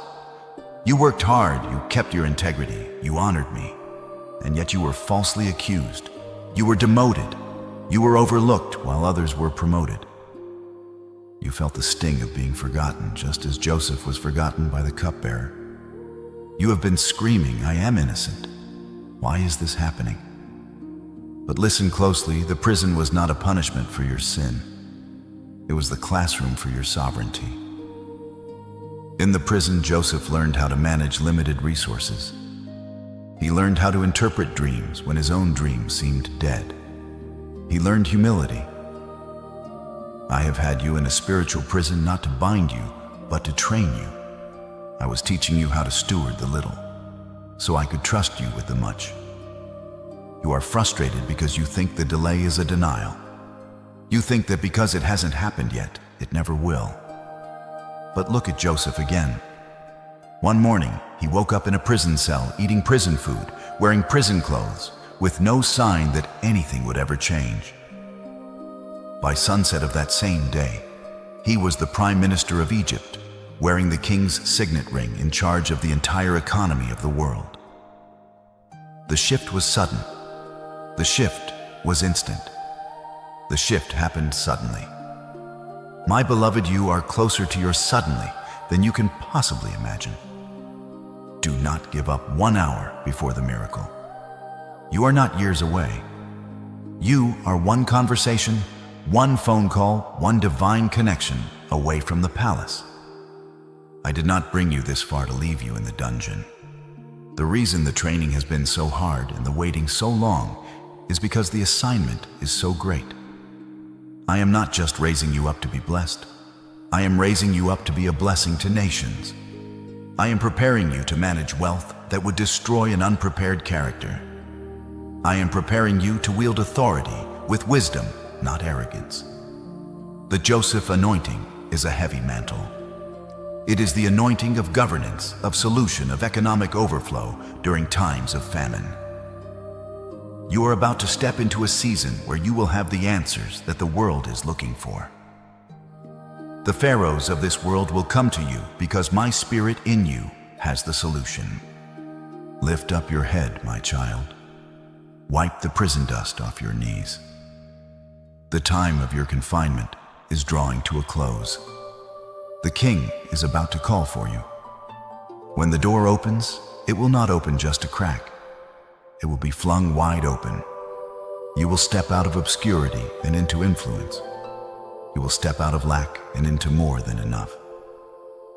The years the locusts have eaten, the years stolen in the pit, and the prison I am restoring to you sevenfold.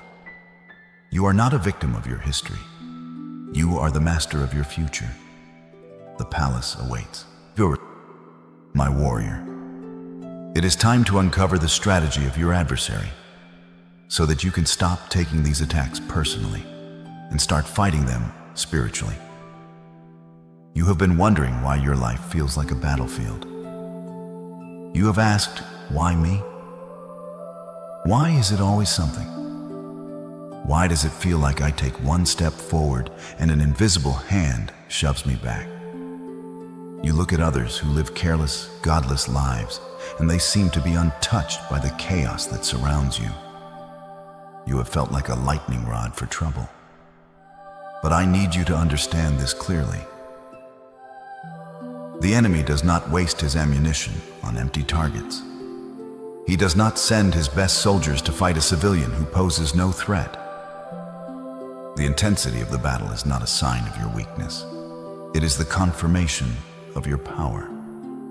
You are being hunted because you carry the giant slayer DNA. The enemy remembers what happened when David picked up a stone. He remembers what happened when Moses lifted his staff.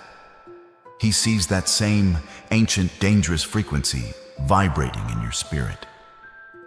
He knows that if you ever wake up to who you truly are, if you ever realize the authority I have placed in your tongue, you will not just survive, you will dismantle his kingdom. He is not attacking you for where you are. He is attacking you for where you are going. He is trying to abort your destiny before it can be birthed. He is terrified of the version of you that is emerging from this fire. Consider the thief. As my word says in John 10:10, the thief comes only to steal and kill and destroy. But think about this, a thief does not break into an empty house. A thief does not risk getting caught to steal garbage. A thief comes because there is gold. He comes because there is something of immense value inside. The fact that he has been so relentless in trying to steal your joy, kill your dreams, and destroy your family is the greatest compliment he could pay you.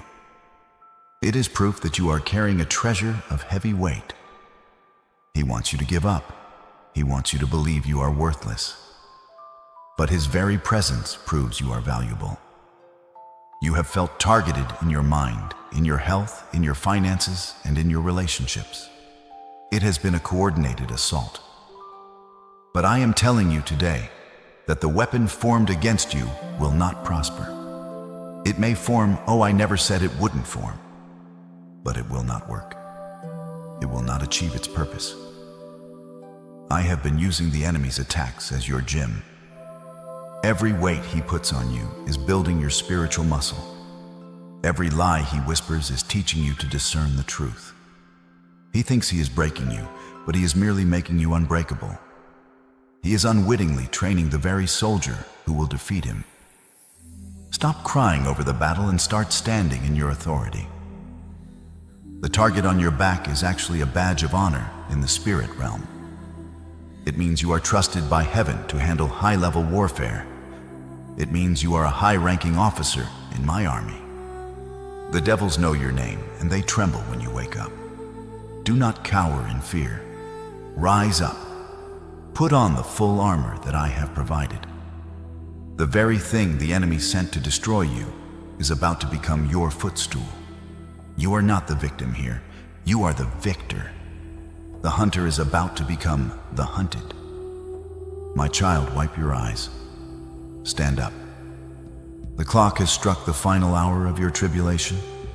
There is a spiritual law that governs the universe. To everything, there is a season and a time, to every purpose under the heaven. Your season of weeping was never meant to be permanent. It had a start date, and hear me now, it has an expiration date. That expiration date is today.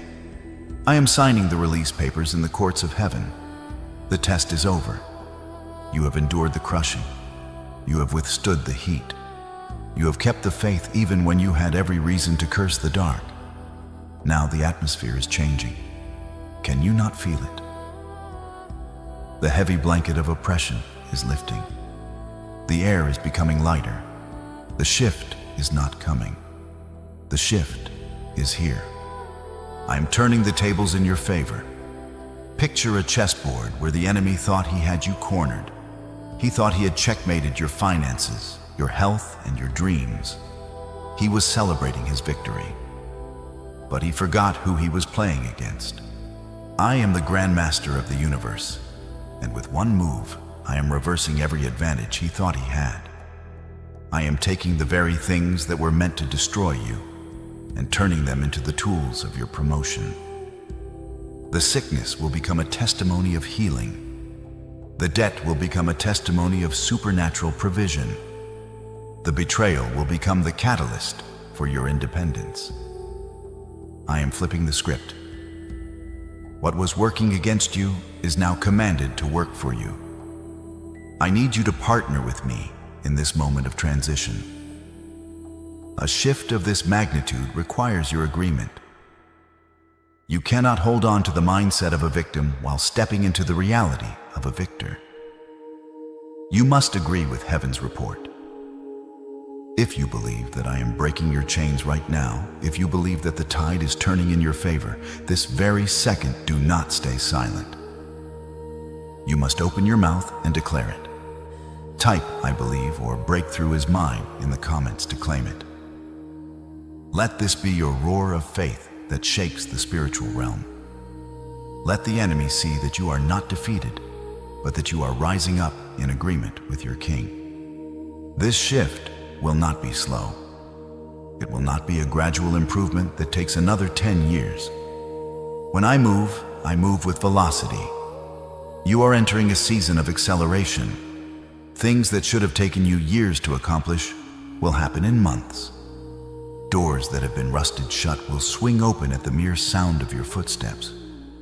You are stepping out of the wilderness and straight into the land of milk and honey. The waiting is done.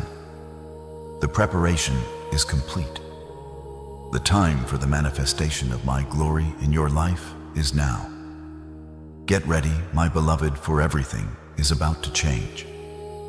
My child, prepare your house, for I am about to release a financial weight upon you that you have never carried before. You have spent years praying for enough to survive, enough to pay the bills, enough to to keep the lights on. I have heard those prayers and I have sustained you. But today, I am changing your prayer request. I am shifting you from the prayer of God, help me survive, to the reality of God, help me manage this abundance. I am opening the floodgates of wealth over your life. This is not a metaphor. This is not a fairy tale. I own the cattle on 1,000 hills, the gold in the mines, and the hidden treasures of darkness.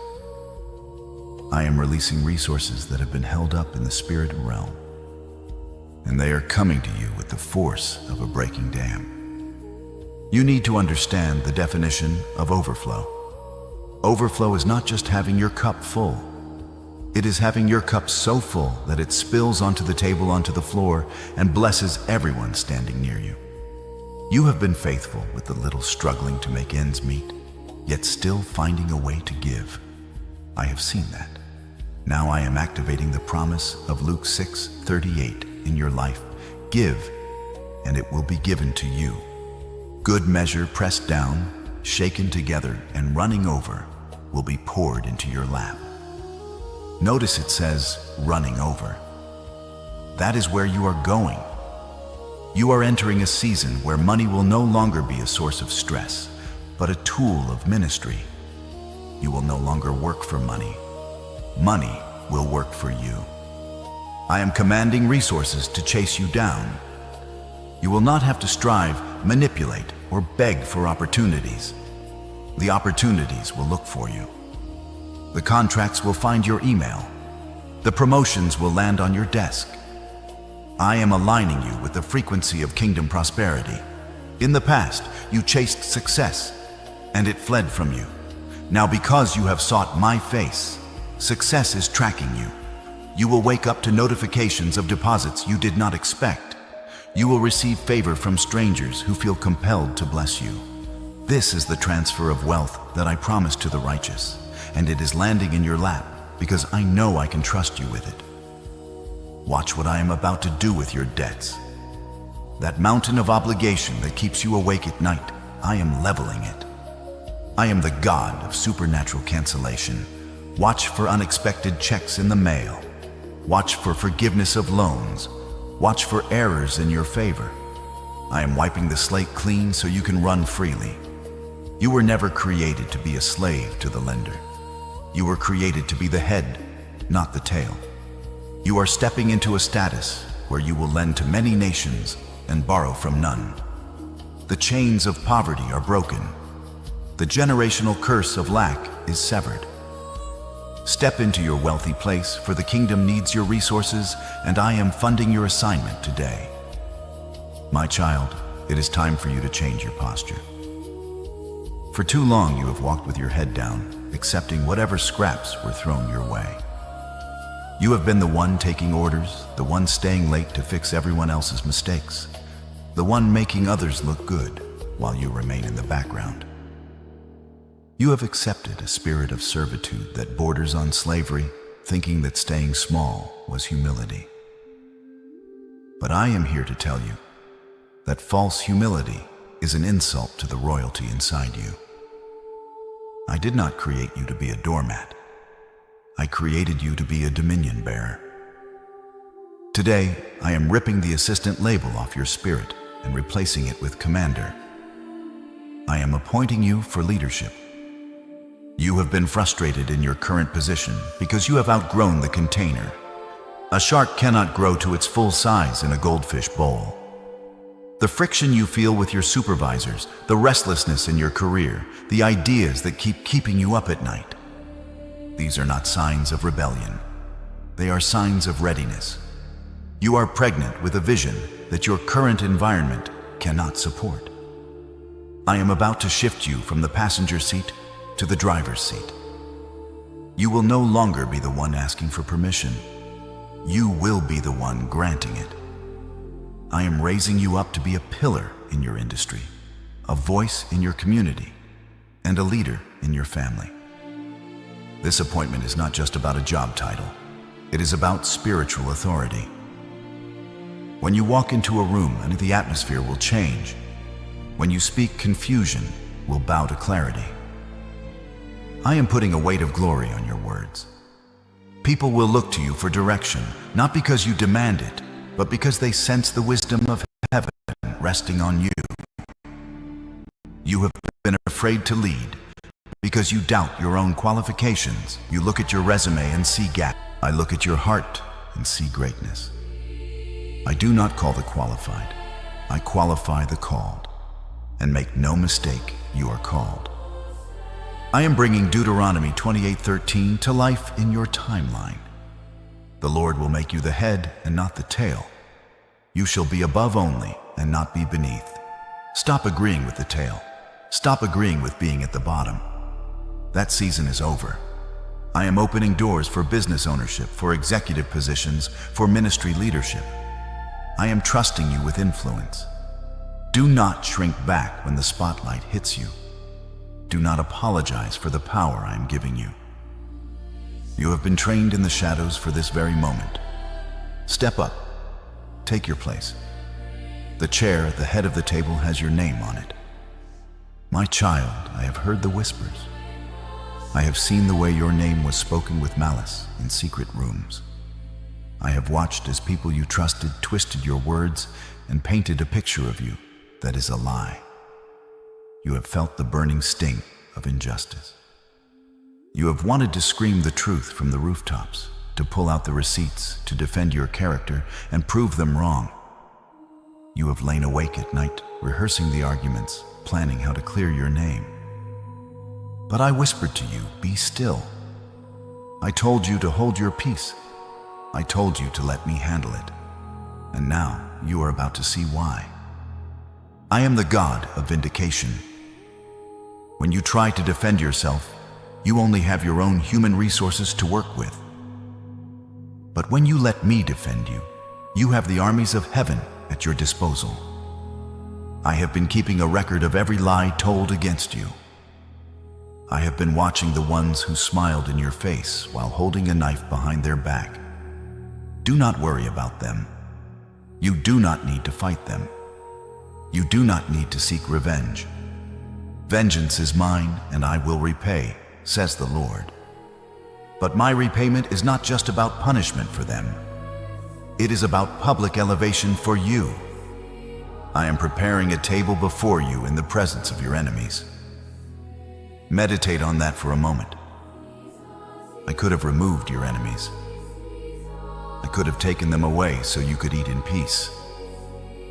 But I chose not to. I am keeping them right there. I want them to have a front row seat to your blessing. I want the very people who said you would never make it to watch you succeed. I want the ones who said you were broken to watch you heal. I want the ones who mocked your poverty to watch you step into overflow. They will not be able to touch the meal. They will only be able to watch you eat. Their presence at your table is not a threat. It is a footstool. The shame that has tried to attach itself to your identity is being washed away by my glory. There is a public honoring coming to you. Just as Mordecai was honored in the streets while Haman had to lead the horse, I am turning the situation around. Those who look down on you will look up to you. They will come to you for help. They will come to you for wisdom. And because you have my heart, you will not treat them with spite. You will treat them with grace, and that grace will be like burning coals on their heads. They will know without a shadow of a doubt that the Lord is with you. Stop looking back at the people who walked away. Stop worrying about the rumors. The unexpected blessing I am bringing into your life will be so loud that it drowns out every lie ever told about you. Your results will be your rebuttal. Your fruit will be your defense. Walk with your head high. You are not the rejected one. You are the selected one. I am polishing your reputation until it shines like gold. The verdict is in, and the judge of all the earth finds you innocent, righteous, and worthy of double honor. My beloved, as I elevate you to new heights, I must also upgrade your circle. You have walked a lonely road for a long time. You have been the giver, the fixer, and the sustainer in almost every relationship you have had. You have attracted people who were broken, hoping your light would heal them. But instead, their darkness drained you. You have cried out to me asking where the people are who will pour back into you. You have wondered if true loyalty even exists anymore. Listen to me. The days of one-sided relationships are over. The days of you being the only one making the effort are finished. I am bringing you new kingdom connections. I am sending destiny helpers into your path. These are not random encounters. These are divine assignments. Just as I sent Jonathan to David to strengthen his hand in God, I am dispatching men and women who are assigned to hold up your arms when you are weary. These people will not be intimidated by your calling. They will be inspired by it. They will not compete with you. They will complete you. When you speak your vision to them, they will not say, "That's too big." They will say, "How can I help you build it?" You will know them by their spirit. Your spirit will leap when you meet them, just as the baby leapt in Elizabeth's womb when Mary entered the room. There will be an instant recognition of shared destiny. I am also addressing the deep desire of your heart for a covenant partner. You have endured the counterfeits.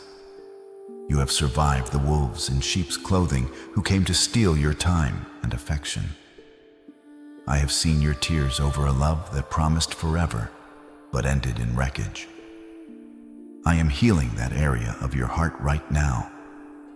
I am preparing a Boaz for you, a Ruth for you, someone who loves me more than they love you, which is the only way they can love you correctly. I am bringing you someone who is equally yoked, not just in belief, but in purpose, in drive, and in vision. This relationship will not drain you. It will propel you. It will be a power couple dynamic where one chases 1,000, but two put 10,000 to flight. Prepare for business partners with integrity, mentors with genuine wisdom, and friends who stick closer than a brother. I am placing you in rooms with people who mention your name for opportunities when you are not even there. I am connecting you with people who have the resources, the influence, and the network to help you birth what I have planted inside you. You have been a lone wolf because you had to be, not because you were meant to be.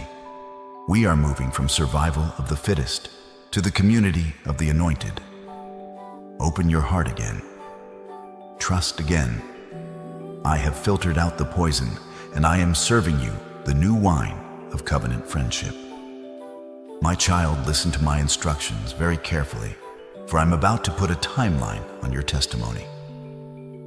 You have been waiting for years, wondering if the promise would ever manifest. You have grown accustomed to the waiting room. But I am the God who steps out of eternity and into time to disrupt the natural order. I am speaking a prophetic timeline over your life right now. I am declaring a 7-day turnaround. Before this week is over, you will see the visible hand of God move in the situation that has caused you the most pain. I am putting the enemy on notice. He has 7 days to release what is yours. I am activating the anointing of Amos 9:13 in your life. The days are coming, declares the Lord, when the reaper will be overtaken by the plowman and the planter by the one treading grapes. New wine will drip from the mountains and flow from all the hills. Do you understand what this means? It means acceleration. It means that the harvest will come up so fast that you won't even have time to finish sowing the seed. It means that the natural laws of planting, waiting, and harvesting are being suspended. You are going to reap where you haven't even sown. You are going to gather spoils from battles you didn't even fight. Watch your phone. Watch your email. Watch your mail. Within the next 168 hours, good news is going to find you. That legal situation that has been dragging on, I am bringing it to a close. That medical report that brought fear, I am reversing it. That financial blockage, I am blasting it open. Do not look at the natural circumstances. They may look the same today, as they did yesterday.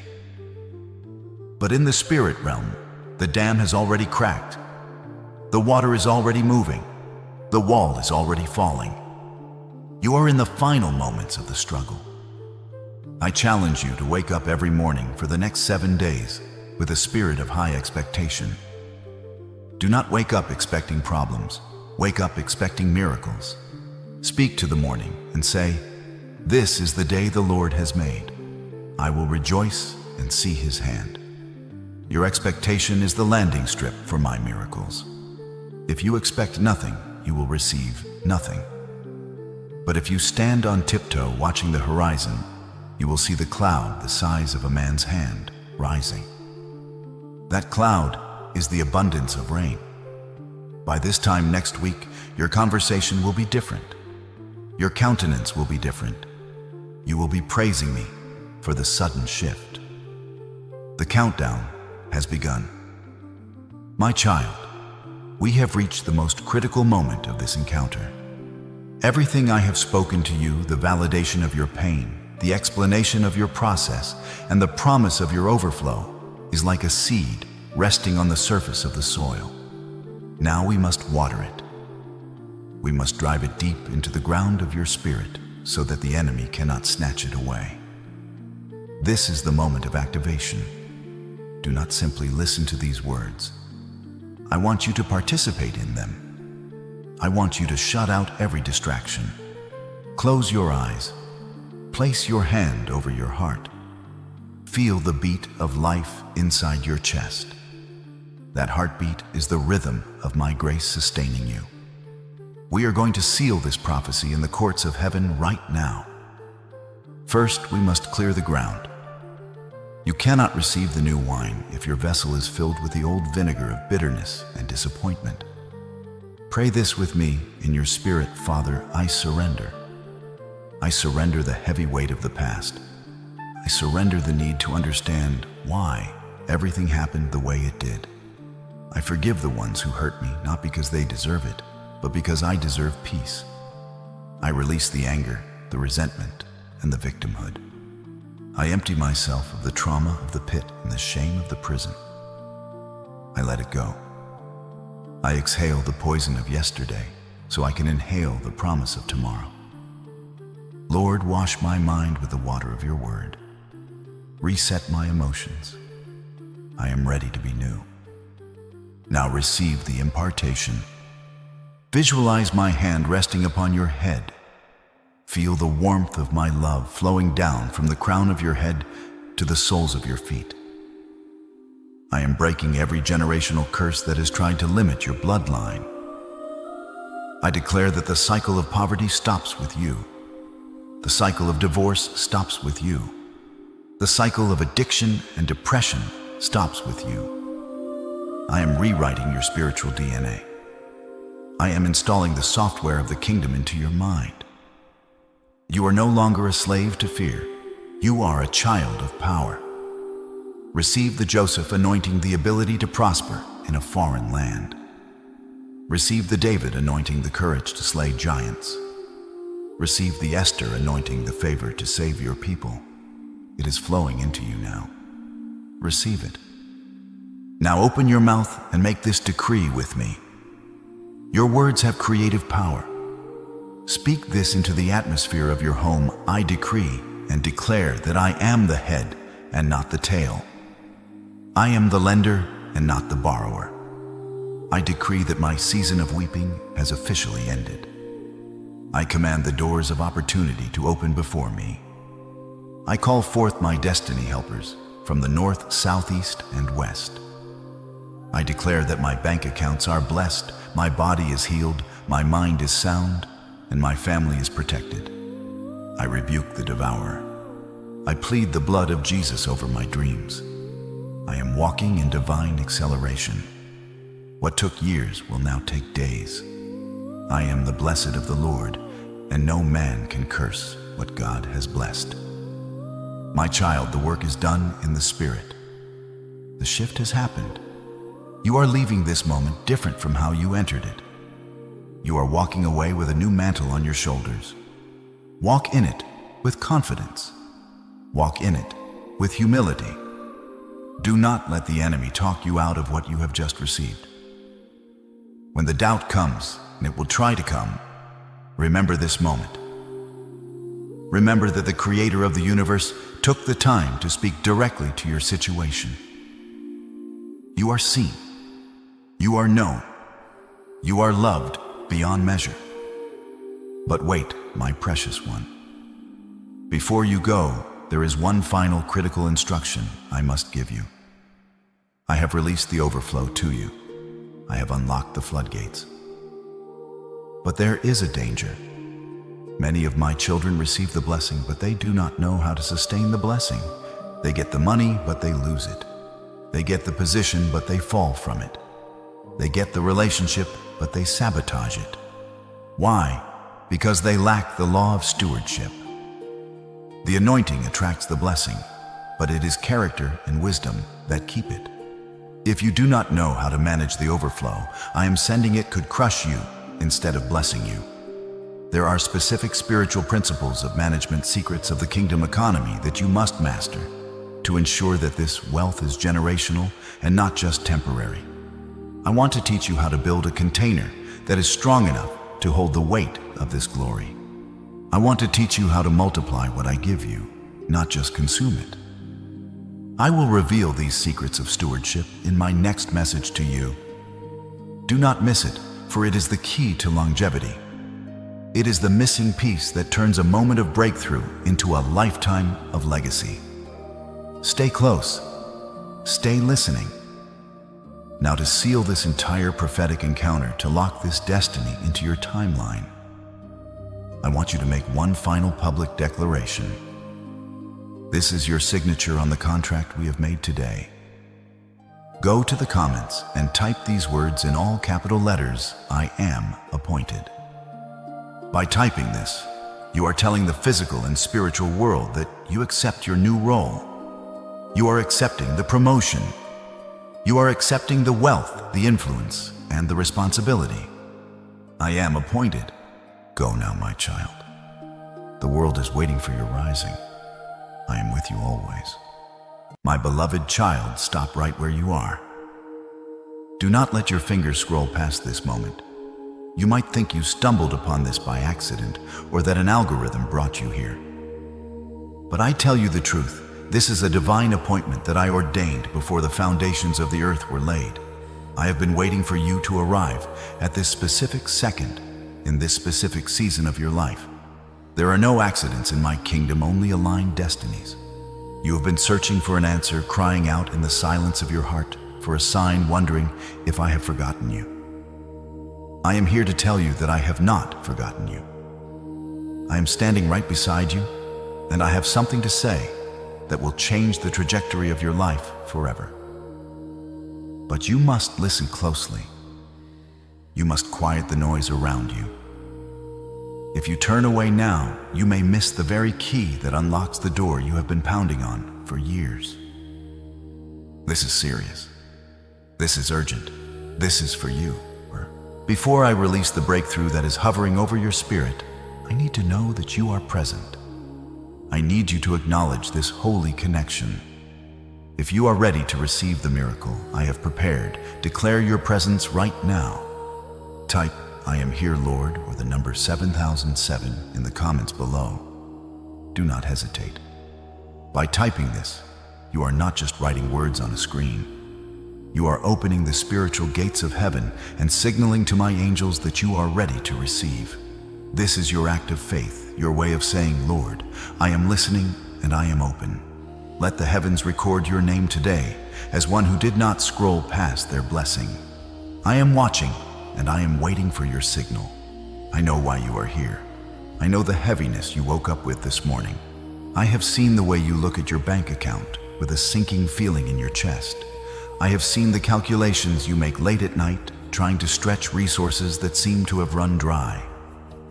You have been carrying a burden that is too heavy for your shoulders, the burden of lack, the crushing weight of debt, the paralyzing fear of not having enough for tomorrow. You have felt like a prisoner to your own finances, working until your bones ache, yet seeing no fruit running in a race. where the finish line keeps moving further away. I have heard your silent prayers when the bills arrive. I have seen the panic that flashes in your eyes when the phone rings, fearing it is another demand you cannot meet. You have asked, Lord, how much longer? You have asked if this struggle is all there is for you. My child, you were never meant to carry this burden alone. You were not created to walk through this valley of shadows without a shepherd. Before I speak deeper into your spirit and reveal the financial shift that is about to take place, I invite you to join this family of believers. Press the subscribe button not to follow a channel, but to align yourself with a community of faith that stands on my promises. Stay connected to my voice, for I have much more to reveal to you in the coming days, and I do not want you to miss a single instruction that could lead you to your destiny. By joining, you are planting yourself by the rivers of living water, ensuring that your leaf shall not wither. Come be a part of this movement so you never have to face the storm in isolation again. Listen to me clearly. The season of struggle is ending. I am putting a stop to the devouring spirit that has attacked your finances. I am the Lord your God, the one who provides, the one who makes a way in the wilderness. I am speaking to you now because the situation is critical and my intervention is urgent. I am not talking about a change that will happen in 10 years. I am talking about what I am doing immediately. Yes, immediately. I am shifting the atmosphere around you right now. The stagnation that has plagued your income is being broken. The invisible walls that have blocked your prosperity are crumbling at the sound of my voice.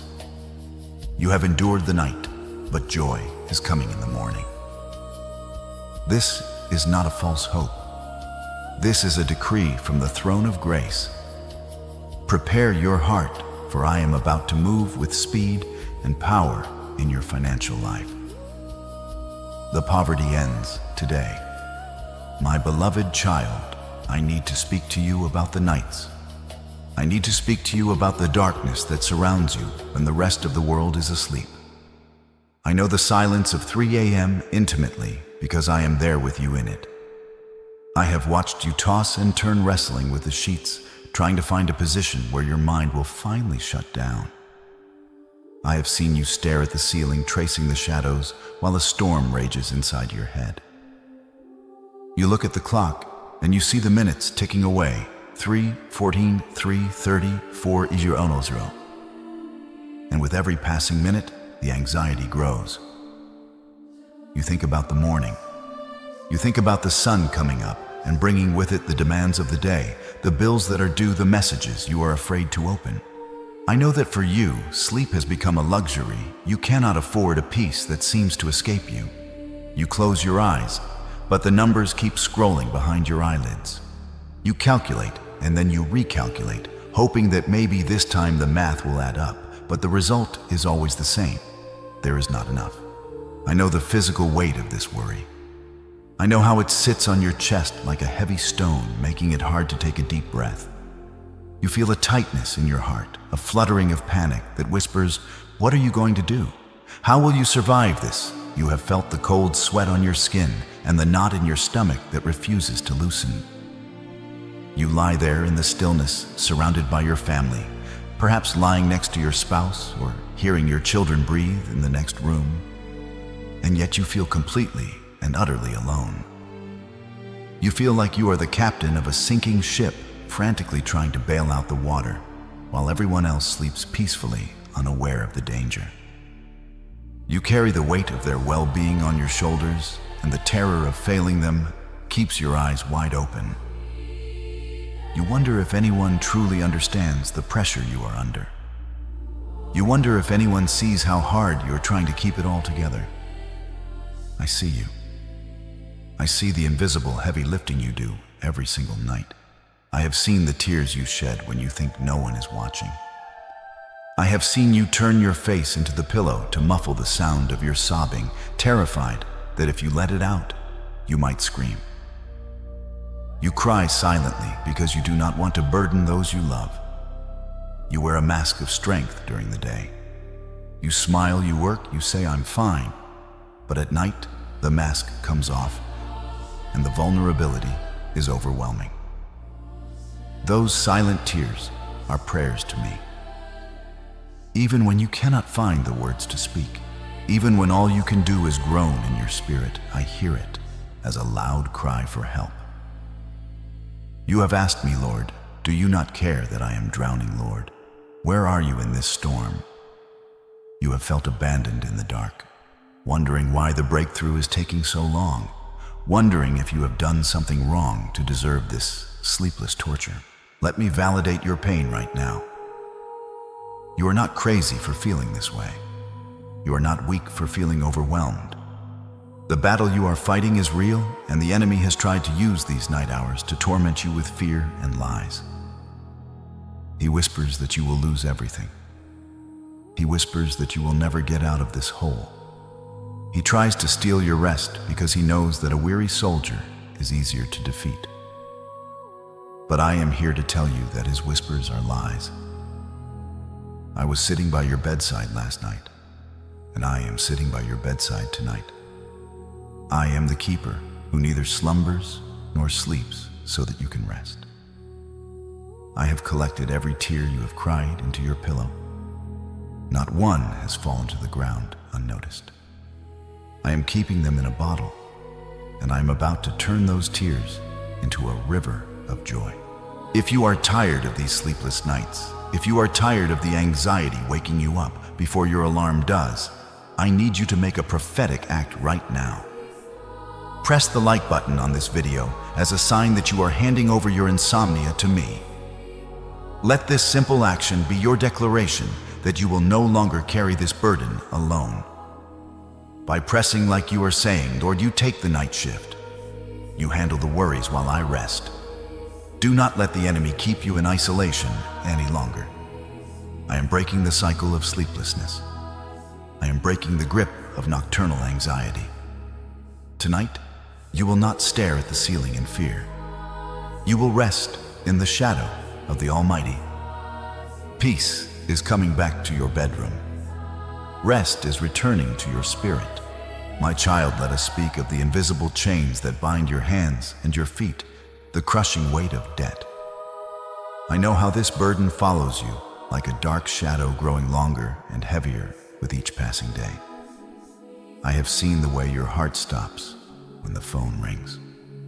To others, a ringing phone is a call from a friend or an opportunity, but to you, it is a sound of terror.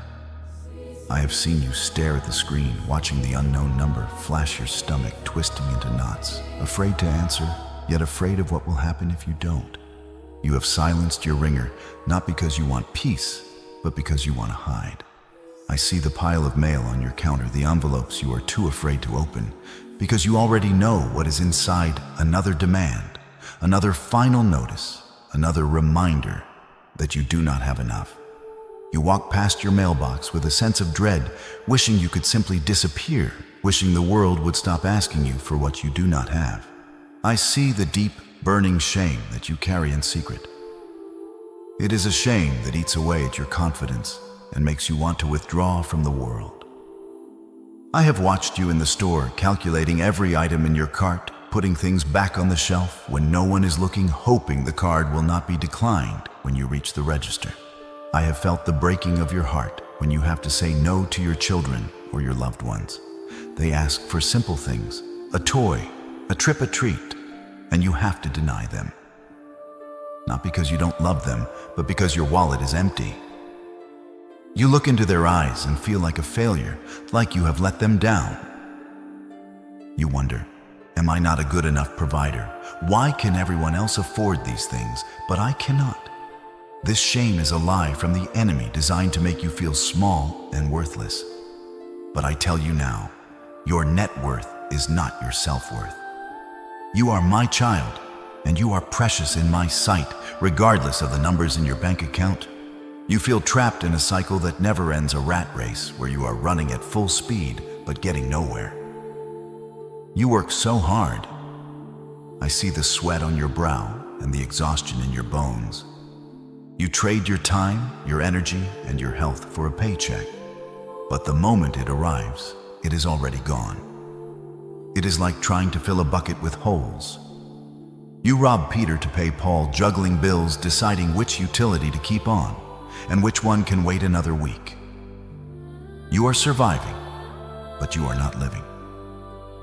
You are existing in a state of constant emergency, always one unexpected expense away from disaster. This is not the life I intended for you. I did not create you to be a slave to lenders. I created you to be the head and not the tail, to lend to many nations and borrow from none. I want you to know that I am not angry with you for your debt. I do not look at you with judgment. I look at you with compassion. I know that life happens. I know about the medical emergencies, the job losses, the mistakes, and the unfair circumstances that brought you here. But listen to me. This debt is not your destiny. It is a temporary season, a mountain that is about to be moved. I am bigger than your mortgage. I am bigger than your student loans. I am bigger than your credit card balance. The world says you will be paying this off for the rest of your life, but I operate outside of the world's timeline. I am the God of supernatural cancellation. I am the God of Jubilee. Do not accept this weight as your permanent reality. If you believe that I am able to break these chains of debt off your life, I need you to make a declaration of faith right now. Do not stay silent. The enemy wants you quiet and ashamed, but faith speaks loud. Type "breakthrough is mine" in the comments below. By typing this, you are looking that mountain of debt in the face and saying, "You will not rule over me forever." You are agreeing with heaven that your freedom is purchased and on its way. Claim your release. Claim your freedom. Let the record show that today you chose to believe in my power over your problem. My child, I want to address the silent question that has been haunting your spirit, and the one you are almost afraid to ask because it feels wrong. I have seen you looking at the lives of others. I have seen you scrolling through the highlight reels of people from your past, people who do not pray, people who do not seek my face, perhaps people who have even mocked your faith or treated you poorly. Yet to your eyes, they seem to be flourishing. You see their new cars, their lavish vacations, their beautiful homes, and their seemingly perfect families. You see them prospering without effort, while you, my faithful servant, seem to be fighting for every inch of ground. You watch them succeed, and a quiet bitterness starts to grow in your heart. You wonder, Lord, why them? Why do the wicked seem to win while the righteous suffer? It feels like an injustice. It feels like I have mixed up the blessings, like I have poured out favor on the wrong house. I hear the cry of your heart when you say I have been faithful. I have tithed when I had almost nothing. I have helped others when I needed help myself. I have kept my heart pure. So why am I the one counting pennies? Why am I the one driving the car that breaks down? Why am I the one waking up in fear? You feel like you have been overlooked.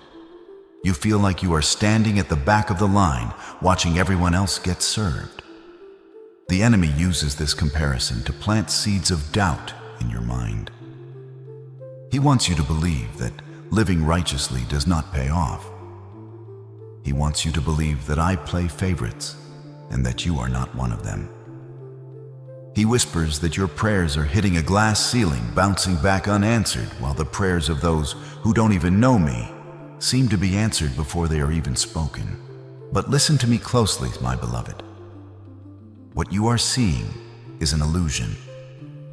You are comparing your behind-the-scenes reality with their public highlight reel.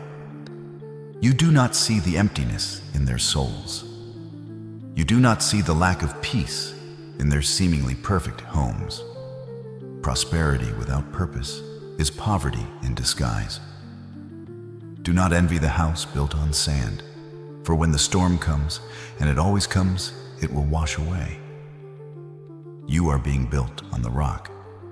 I am not interested in giving you a fleeting success that will destroy your character. I am interested in building a dynasty of blessing that will last for generations. I am close to you in this valley. As it is written in Psalm 34:18, the Lord is close to the brokenhearted and saves those who are crushed in spirit. I am nearer to you in your struggle than I am to them in their comfort. Do not let the poison of envy rob you of your future. Your season is different because your assignment is different. I have not given you their life because I have something far greater prepared for you. Their reward is earthly and temporary. Yours is kingdom-sized and eternal. The tables are about to turn, not because you are envious, but because you are ready. I am asking you today to take your eyes off their plate and look at me. Trust that my timing for you is perfect. If you are willing to let go of the comparison and trust in my unique plan for your life, show me your heart. Press the share button and send this message to someone else who might be struggling. Be a vessel of encouragement, not a reservoir of bitterness. When you help others break free, you break your own chains. Your time is coming. Wait for it. My child, you have asked me 1,000 times, why is this so hard? Why does it feel like every time I take one step forward, something pulls me 2 steps back? You have blamed yourself? You have looked in the mirror and called yourself lazy, incompetent, or unlucky. You have analyzed your resume, your skills, and your decisions, trying to find the flaw that is keeping you in this place of lack. But I am here to open your spiritual eyes to the truth. This is not a result of your incompetence. This is not because you are not working hard enough. This struggle is not natural. It is spiritual. You are facing a coordinated resistance from the enemy, a blockage designed specifically to cripple your potential. The enemy does not attack empty houses. He does not waste his ammunition on those who have no destiny. He is attacking you with this financial heaviness because he sees what I have placed inside of you. Understand the strategy of the darkness. The enemy knows that money is a tool. He knows that in your hands, money becomes dangerous to his kingdom. He knows that you have a heart of gold, a heart that yearns to give, to feed the hungry, to support the widow, to build my kingdom. He knows that if you are fully funded, you will be unstoppable. So his plan is simple. Keep you in survival mode. He wants you so consumed with paying the light bill that you cannot be the light of the world. He wants your mind so occupied with worry about rent that you have no mental space left to dream the dreams I have given you. This poverty is a prison cell designed to contain your generosity. He is terrified of the day you break free because on that day, you will not just be blessed, you will become a blessing to thousands. Do not be discouraged by the intensity of the battle. Be encouraged by it. The size of the enemy's attack is the proof of the size of your destiny. If you were insignificant, he would ignore you. If you were going nowhere, he would not bother to set up roadblocks. The fact that you are facing such fierce opposition in your finances is the greatest confirmation that you are a chosen one. You are a threat to the kingdom of darkness. You are a sleeping giant that he is desperately trying to keep sedated with the drug of lack. But his time is up. Now that you know the truth, the power of his lie is broken. You are not a victim of the economy. You are a target of the enemy, and I am stepping in as your shield and your defender. The blockade is about to be shattered. I am tearing down the strongholds that have held back your harvest. I am rebuking the devourer for your sake. Where there was a dam stopping the flow of my provision, I am sending a flood of my spirit to burst it open. You need to stop fighting this battle with a calculator and start fighting it with your spirit. Recognize the enemy, stand your ground, and know that I am fighting for you. The resistance you feel is the tension of a slingshot being pulled back. You are not retreating. You are being positioned to be launched further than you ever imagined. Stand firm, my warrior. The blockade is breaking, and the breakthrough is imminent. My child, I know that you feel broken. I know that you feel as though you have been buried under a mountain of dirt, left in the dark to suffocate. You look at your life, and you see cracks appearing everywhere, in your finances, in your emotions, in your hope. You feel like everything is falling apart. But I want you to change your perspective right now. You are not being buried. You are being planted. Look at the seed. For a seed to become a mighty tree, for it to produce fruit that feeds the nations, it must first be hidden in the soil. It must go through a season of darkness. And most importantly, its outer shell must break. As long as the seed remains whole and intact, it remains alone. But when it breaks, the life inside is released. That breaking point, the moment you feel like you are dying, is actually the moment your true life is beginning. You have cried out to me asking to be fixed, but I have allowed the breaking because I am after something greater than just fixing you. I am growing you. The pressure you have been feeling, the pressure of unpaid bills, the pressure of limited resources, is not the crushing of death. It is the pressing of the olive to produce the oil. It is the crushing of the grape to produce the new wine. I cannot get the anointing out of you without the press. I cannot get the character out of you without the fire. You are asking for a financial breakthrough, but I am giving you a spiritual transformation first, so that when the money comes, you will not be destroyed by it. I am making you weight-bearing. I am toughening your spiritual skin so that you can handle the weight of the glory that is about to drop into your life. Understand this, I do not prepare you for the level you are at. I prepare you for the level you are going to. You are asking for a cup of water, but I want to give you an ocean. If I poured an ocean into your life right now, and your capacity was only the size of a cup, you would drown. The trials, the delays, the times where you had to trust me for your daily bread, these were all designed to stretch your capacity. I am widening your vessel. I am digging the well deeper within you. Every time you chose to trust me instead of panic, your capacity grew. Every time you gave out of your lack, your capacity expanded. You are not behind, my beloved. You are simply being built for a skyscraper blessing, and skyscrapers require deep, deep foundations. This season of breaking is almost over. The shell has cracked, and the green shoot of new life is pushing through the soil. You have passed the test of the wilderness. You have learned how to be faithful with little, and now you are qualified to be ruler over much. Do not despise the scars you have gathered in this season. Those scars are your credentials. They are the proof that you have endured, that you have trusted, and that you have not given up. The breaking was necessary, but the building will be glorious. Get ready, for the season of hidden growth is ending, and the season of visible fruitfulness is beginning. I am about to display you to the world as a testimony of my faithfulness. The breaking is done. The blessing begins. My child, look at the world around you.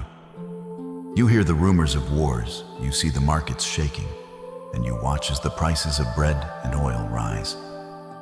The news anchors speak of recession, of inflation, of a world that is running out of resources. Fear is the currency of the earth, and panic is its language. But I have come to tell you a secret that will set you free from this terror. You may live in this world, but you do not belong to its economy. You are a citizen of heaven, and you operate under the laws of the kingdom economy. In my kingdom, there is no inflation. In my kingdom, there is no recession. In my kingdom, the streets are paved with gold, and the resources are limitless. While the world is screaming scarcity, I am whispering abundance. While the world is hoarding out of fear, I am calling you to receive out of faith. You have made the mistake of thinking that your job is your source. You have looked at your employer, your clients, or the government as the ones who sustain you. But hear me now, They are merely channels, resources I use for a season. I am the source.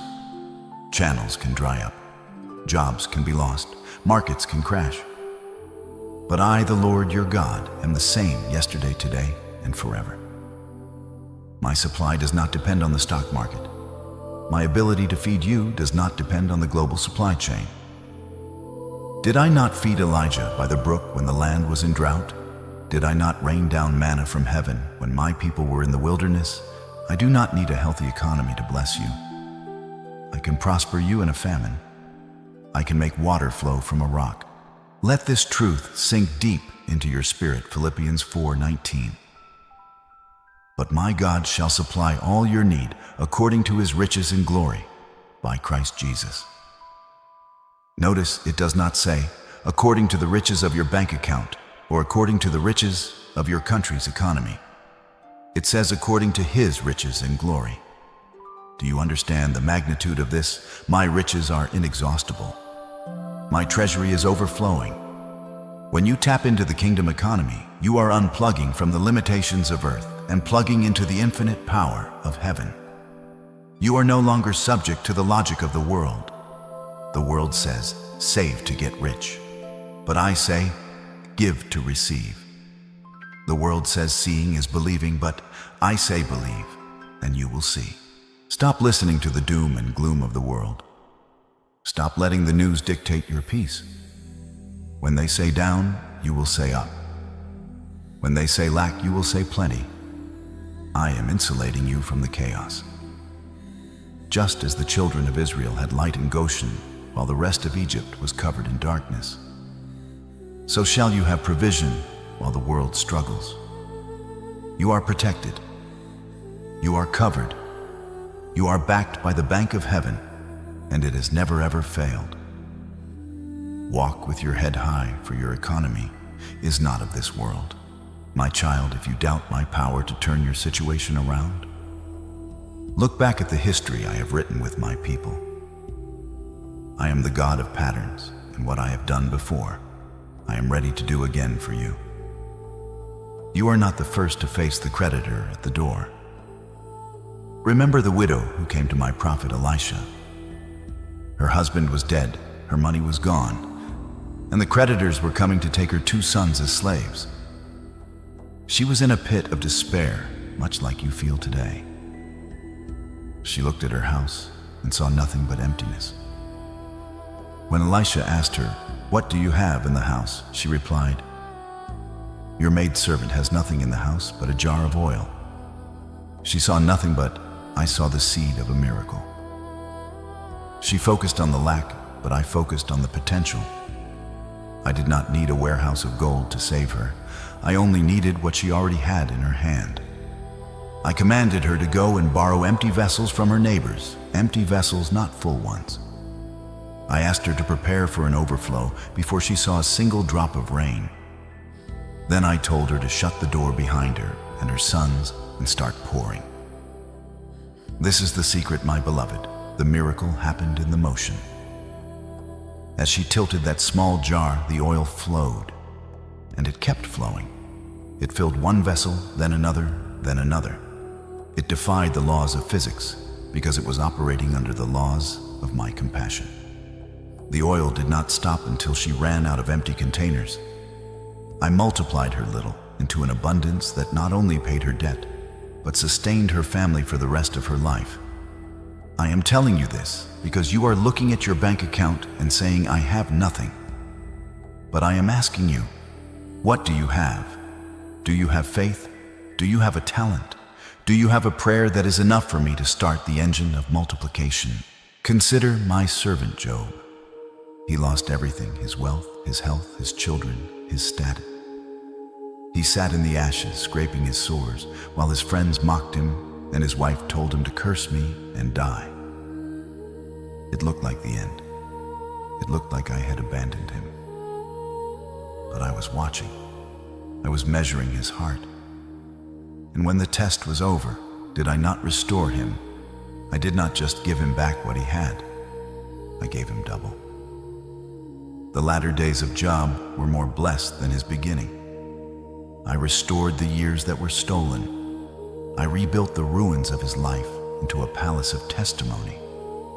The devastation was great, but the restoration was twice as great. You may feel like you are in the ashes right now, stripping away the remnants of your former life. But I am preparing a double portion season for you. You are living in the pages of my story. You are the modern-day widow. You are the modern-day Job. Do not think these are just ancient fairy tales. They are legal precedents in the court of heaven. If I did it for them, I am obligated by my own character to do it for you, provided you stand in faith. I am the same yesterday, today, and forever. The same power that multiplied the oil is hovering over your bank account. The same hand that restored Job is reaching out to pull you out of the pit. I do not need the economy to be good. I do not need your boss to like you. I only need you to trust me and offer me the empty vessel of your life. I am ready to pour. Are you ready to receive?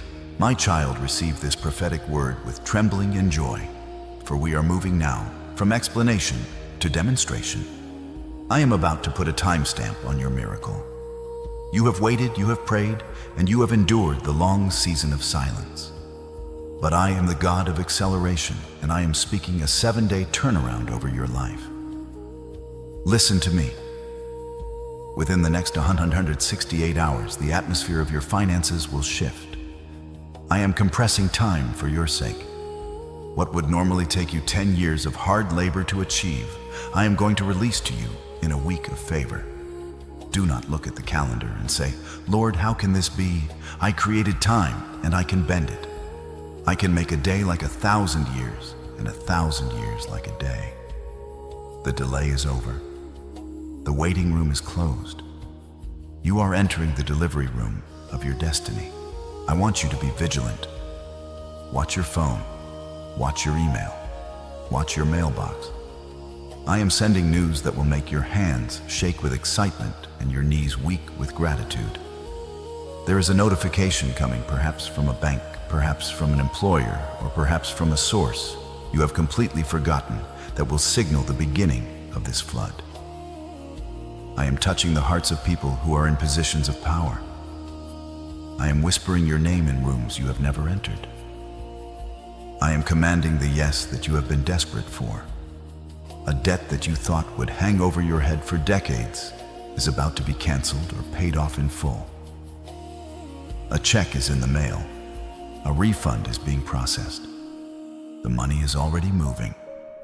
It is looking for you right now. I need you to prepare your spirit for this sudden shift. Many of my children miss their visitation because they are too busy looking at the dust of their past to see the glory on the horizon. Do not wake up tomorrow with the same heavy spirit. Wake up with a spirit of expectancy. Wake up saying today could be the day. Clean your house. Prepare your space. Act as if a VIP guest is coming to visit, because the spirit of prosperity is knocking at your door. Do not let doubt cancel this prophecy. If the enemy whispers, "It won't happen," you shout back, "It is already done." Stand tall, shoulders back, eyes up. By this time next week, you will have a testimony that will shock your neighbors and silence your mockers. The turnaround has begun. My child, let me speak to the deepest regret that hangs heavy in your heart at the regret of lost time. I see you looking back at the past decades of your life with a sigh of sorrow. You count the years you spent in relationships that drained you, the years you spent in that undervalued you, and the years you spent wandering in the wilderness of financial lack. You look at your peers and you see them far ahead, settled in their homes, their retirement funds secure, their lives seemingly on track, while you feel like you are starting over from scratch. You mourn the opportunities you missed, the investments you didn't make, and the seasons that seemed to slip through your fingers like sand. You have whispered to yourself in the mirror, "It is too late for me. I have wasted too much time. I can never catch up." But I am the God who created time, and I am the only one who can redeem it. I want you to burn the words of Joel 2:25 into your spirit. I will restore to you the years that the locust hath eaten the cankerworm, and the caterpillar, and the palmer worm. Notice that I did not say I would just restore the money. I said I would restore the years. I know the locusts of debt have eaten your harvest. I know the cankerworms of bad decisions and the caterpillars of unfair circumstances have stripped your fields bare. But I am declaring a supernatural reversal. I am about to give you the fruitfulness of 10 years in a single year. I am about to pack a decade of blessings into a moment of favor. You do not understand my divine mathematics. In the world, time is linear, and once it is gone, it is gone. But in my kingdom, I can accelerate your progress so fast that it will make your head spin. I can take you from the back of the line to the front in a heartbeat. Do not think that you are behind. You were in a slingshot. You were being pulled back, yes, but only so you could be launched forward with unstoppable momentum. The years you thought were wasted were actually years of training. You were learning resilience. You were learning humility. You were learning to lean on me. Nothing was wasted. I gathered every broken piece, and I am using them to build a foundation that is stronger than anything you could have built in your youth. Stop saying I'm too old. Stop saying I missed my window. Moses began his mission at 80. Caleb claimed his mountain at 85. Sarah birthed a promise when her body said it was impossible. As long as there is breath in your lungs, your story is not over. I am not done with you. The latter glory of your house shall be greater than the former.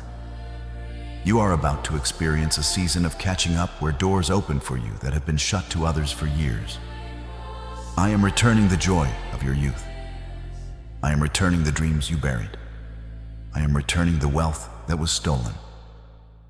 The thief has been caught, and he must pay back sevenfold. Your best days are not in your memory. They are in your destiny. Receive your restoration.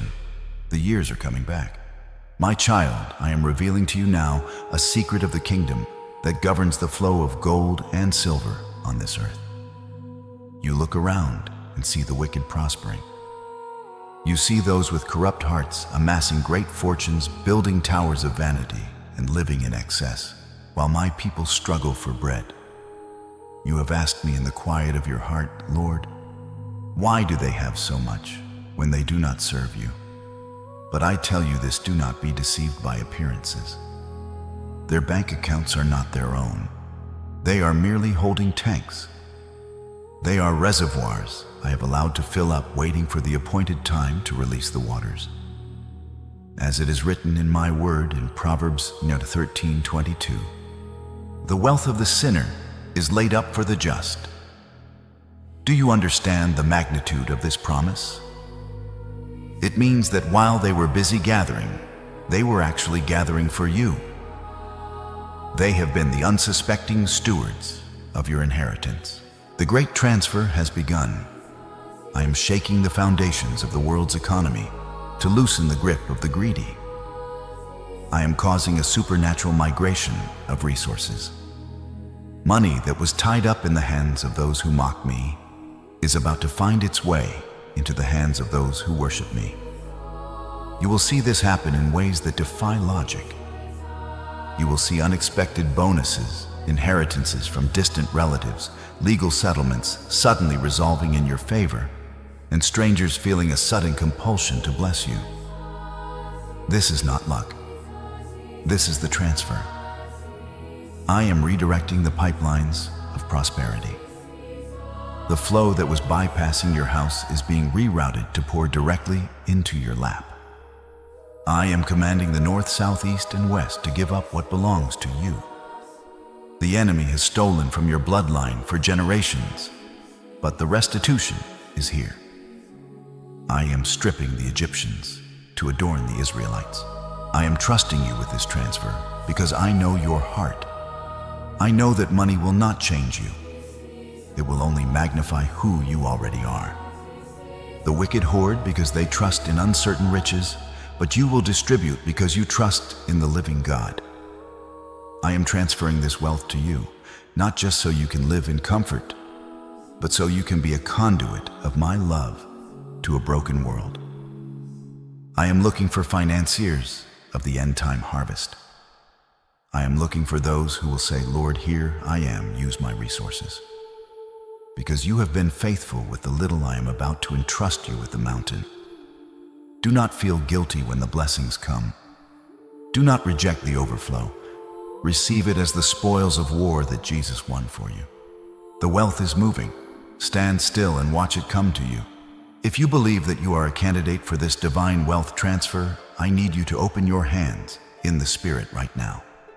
Do not sit there with a closed spirit. Type, I receive the transfer in the comments. Let this be your digital signature on the receipt of heaven. By typing this, you are telling the angels, I am the righteous one, for whom this wealth has been stored.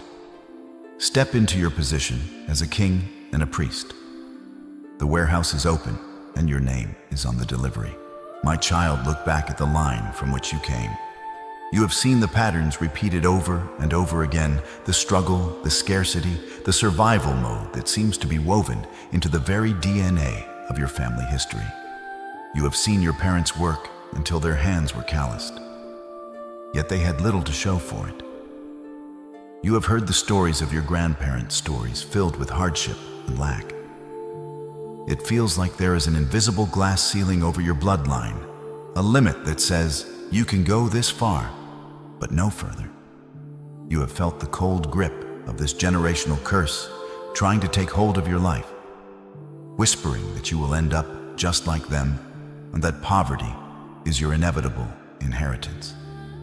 But I am the God who breaks chains, and I am declaring today that the buck stops with you. You are the cycle breaker. You are the one I have chosen to stand in the gap and say, no more. I did not create your family to be in bondage forever. I am raising you up to be the Abraham of your lineage.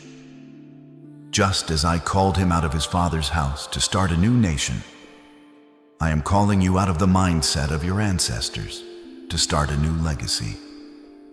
The poverty that has plagued your family for generations ends in your lifetime.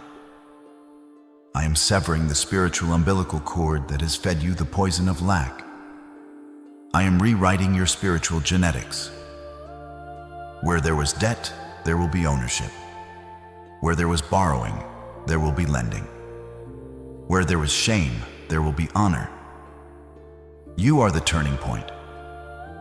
History will record that before you there was struggle, but after you there was overflow. Do not fear the size of this task. I have put the strength of 1,000 armies inside you. Understand this, the battle you are fighting is so intense because it is not just about you. The enemy is fighting you this hard because he is terrified of your children and your grandchildren. He knows that if you break through, you will open a portal of blessing that will flow down to 1,000 generations. You are fighting for the freedom of the unborn. You are paying a price today so that your descendants will never have to know the pain of hunger or the humiliation of debt. Your ceiling will be their floor. They will stand on your shoulders and reach heights you can only dream of. When you feel like giving up, remember their faces. Remember that you are building a house that will shelter them from the storms. I am arming you with the sword of the Spirit to cut these cords of iniquity. Speak over your bloodline. Decree that your house serves the Lord, and that the blessing of the Lord makes rich and adds no sorrow with it. The curse is broken. The blessing is activated. You are the first of a new breed of kings and queens in your family. Walk in that authority. The chains have fallen. My child, hear this instruction closely, for it is the most critical part of the prophecy. I am about to put resources into your hands that you have never handled before. But with great power comes great responsibility. I am trusting you with my treasury, but I must warn you with the heart of a loving father. Do not let the gift take the place of the giver. There is a danger in abundance that can blind the soul if you are not careful. When the debts are paid, when the house is full, when the bank account is overflowing, the temptation will be to say, "My own hand has gotten me this wealth." You must never forget the Lord your God, for it is I who gives you the power to get wealth. Stay humble. Stay on your knees. The money is not for your ego. It is for your assignment. If you hold it too tightly, it will corrupt you. But if you hold it loosely, it will bless the nations. You must understand the principle of the river. I am calling you to be a river, not a reservoir. A reservoir collects water and keeps it for itself, but eventually that water becomes stagnant and dead. A river receives water from the source and lets it flow through to bring life to everything it touches. I want money to flow through you, not just to you. I am looking for a distribution center, not a storage unit. When I bless you, I expect you to look around and ask, "Lord, who needs this?" When you eat, make sure your neighbor is not starving. When you rise, pull someone else up with you. The kingdom of God is built on generosity. The more you give, the more I can entrust to you. If you close your hand to hoard, you close your hand to receive. But if you keep your hand open to give, you remain in a position to catch the fresh rain of heaven. This is your final test. Before the floodgates open completely, I am watching how you handle what is currently in your hand. You are waiting for the millions to start giving, but I am watching what you do with the widow's mite. Are you faithful with the little? Do you have a heart of charity even in your lack? Show me that you can be trusted. Show me that you understand the assignment. I am not blessing you so you can simply buy more things. I am blessing you so you can build my kingdom. I am blessing you so you can fund the gospel, feed the poor, and bring hope to the hopeless. Commit to being a wise steward today. Make a covenant with me right now that you will use this wealth for good. Pass this test and the keys to the vault are yours. My child, we have walked through the valley of understanding, and now we stand at the mountain of decision. Today, I am inviting you into a formal covenant of abundance. This is not just a prayer. This is a legal binding agreement between heaven and earth. A covenant is stronger than a contract. A contract can be broken, but a covenant is sealed by blood and spirit. I am extending my hand to you right now. I am offering to take over your debts, your worries, and your lack, and in exchange, I am giving you my resources, my wisdom, and my favor. This is the divine exchange.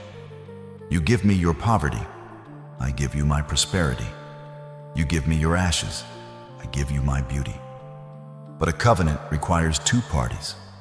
I have already signed my part with the blood of the Lamb. Now you must sign your part with your faith and your voice. I want you to speak this prayer of activation out loud. Do not just think it. Speak it, for your voice is the key that turns the lock. Say this with authority, Lord. I enter into this covenant of abundance today. I renounce the spirit of poverty. I reject the lie that I am meant to be poor. I surrender my financial battles to you. I claim the debt cancellation you have promised. I claim the restoration of my lost years. I open my heart to receive the wealth transfer, not for my vanity, but for your glory. I am a lender, not a borrower. I am the head, not the tail. My cup runs over. From this day forward, I walk in the overflow. I am free. I am blessed. I am a child of the King. Feel the chains breaking as you speak these words. Feel the heavy mantle of lack falling off your shoulders. You are stepping into a new identity. It is done. The words have gone forth and they will not return void. The spiritual transaction is complete. The angels have witnessed your declaration. The enemy has heard your decree and is trembling because he knows he has lost his grip on you. You are no longer a victim of circumstances. You are a partner with the Almighty. Peace is descending upon you right now, a peace that passes all understanding. It is the peace of knowing that the check is signed, the bill is paid, and the Father is in control. Now you must set this seal in stone. You must lock this blessing into your timeline so that doubt cannot steal it away. I call upon you to type Amen in the comments below. Let this simple word be the final hammer strike that secures your victory. By typing Amen, you are saying, let it be so. You are agreeing with the court of heaven. Do not scroll past without leaving your mark. Seal it now. Claim it now. The covenant is active.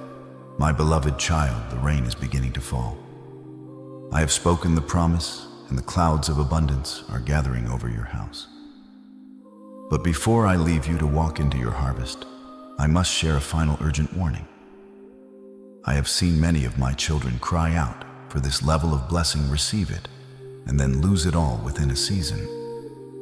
They had the faith to attract the wealth, but they lacked the specific wisdom to sustain it. They built a castle, but they forgot to lock the gate. I do not want this to be your story. I do not want to give you a miracle that becomes a burden. I want you to be rich in every sense of the word, spirit, soul, and body, forever. There is one final hidden key that you must possess to ensure that this wealth does not just visit you, but stays with you. This hidden key is the secret that separates the lottery winner who goes bankrupt in a year from the king who leaves an inheritance for 3 generations. It is a spiritual principle that is often overlooked, yet it is the very foundation of lasting kingdom prosperity. Without this key, your pockets will have holes. Without this key, the enemy can still find a legal entry point to steal what I have given you. I have prepared this key for you, but it requires a deeper level of instruction. It requires you to sit with me a little longer, to listen a little closer, and to prepare your heart to understand the mystery of stewardship that goes beyond simple tithing. I cannot reveal this key in this moment, for your spirit has absorbed much today. You need time to let the seeds of the previous chapters take root. But I will not leave you without this armor. I will reveal this hidden key in my next message to you. I will show you exactly how to lock the door behind your blessing so that no thief can enter. This next instruction is the seal that protects the treasure. Do not miss it. Make sure you are subscribed and that your notifications are turned on, for when I speak this next word, it will be the final piece of the puzzle that completes your destiny. Go now in peace, walk in expectation, and be ready. The key is coming. My beloved child, stop. Do not scroll past this moment. Do not let your fingers swipe away your destiny. This is not an algorithm at work. This is an appointment. This is the moment the universe has suspended its breath, pausing the chaotic rotation of your world to deliver a message that has traveled through the corridors of eternity, just to reach your heart. You have not stumbled upon this voice by accident. I have guided your hand, I have directed your eyes, and I have arrested your attention because we have reached a breaking point. A line has been drawn in the sand of your timeline, and you are standing directly upon it. You are exhausted. I feel the heaviness in your spirit, the weariness that sleep cannot cure. You have been fighting a silent battle for so long that you have forgotten what it feels like to lay your armor down. But listen to me closely. Today is not just another day of struggle. Today is the day of the ultimatum. You stand at a fork in the road, a spiritual crossroads that will determine not just your tomorrow, but the trajectory of your entire lineage. On one side lies the path you have known, the path of the victim, where life happens to you, where storms toss you like a leaf in the wind. On the other side lies the path I ordained for you before the foundations of the earth, the path of the victor, where you happen to life and where storms bow in your presence. The enemy of your soul has been banking on your fatigue, He has been whispering that this is all there is, that the struggle, the lack, and the loneliness are your permanent address. He wants you to accept the role of the prey. But I am here to wake up the lion within you. I am here to tell you that the season of being the victim ends the moment you decide it does. And that moment is now. But this requires your active participation. I cannot bless who you pretend to be. I can only bless who you truly are. You must step out of the shadows. Before I reveal the magnitude of the blessing coming to you, and before I hand you the weapon to defeat the giants surrounding you, you must declare your presence. You must signal to the heavens that you are awake and listening. Do not hide in the silence any longer. Type "I am here, Lord," or the number 7007 in the comments right now to open the gates of heaven. Let this simple act be the first sound of your chains hitting the floor. By typing this, you are telling the spiritual realm, "I am present. I am ready. I am listening. My precious one." Do you understand the stakes? If you ignore this call, if you treat this as just another piece of noise in your day, you risk staying in the cycle that has drained you for years. But if you heed this voice, if you lean in, I am about to shift your identity from the one who is hunted to the one who reigns. I am about to show you why you have suffered and how I am using that very suffering to build a throne for your testimony. This is why I invite you now, before I speak deeper into your spirit and unlock the mysteries of your pain, to join this family of believers. Do not walk this path alone anymore. Join this channel, connect with this community, so that you never miss the sound of my voice again. This is not about numbers. This is about your spiritual lifeline. When you subscribe to hear my message, you are planting yourself by the rivers of living water, ensuring that even in drought, your leaf shall not wither. Do it now as an act of faith that you are ready for a consistent diet of truth and power. I know you have felt like a target. I know you have felt like the world is conspiring to break you. It feels like every time you take one step forward, something pulls you 2 steps back. That is not bad luck. That is spiritual warfare.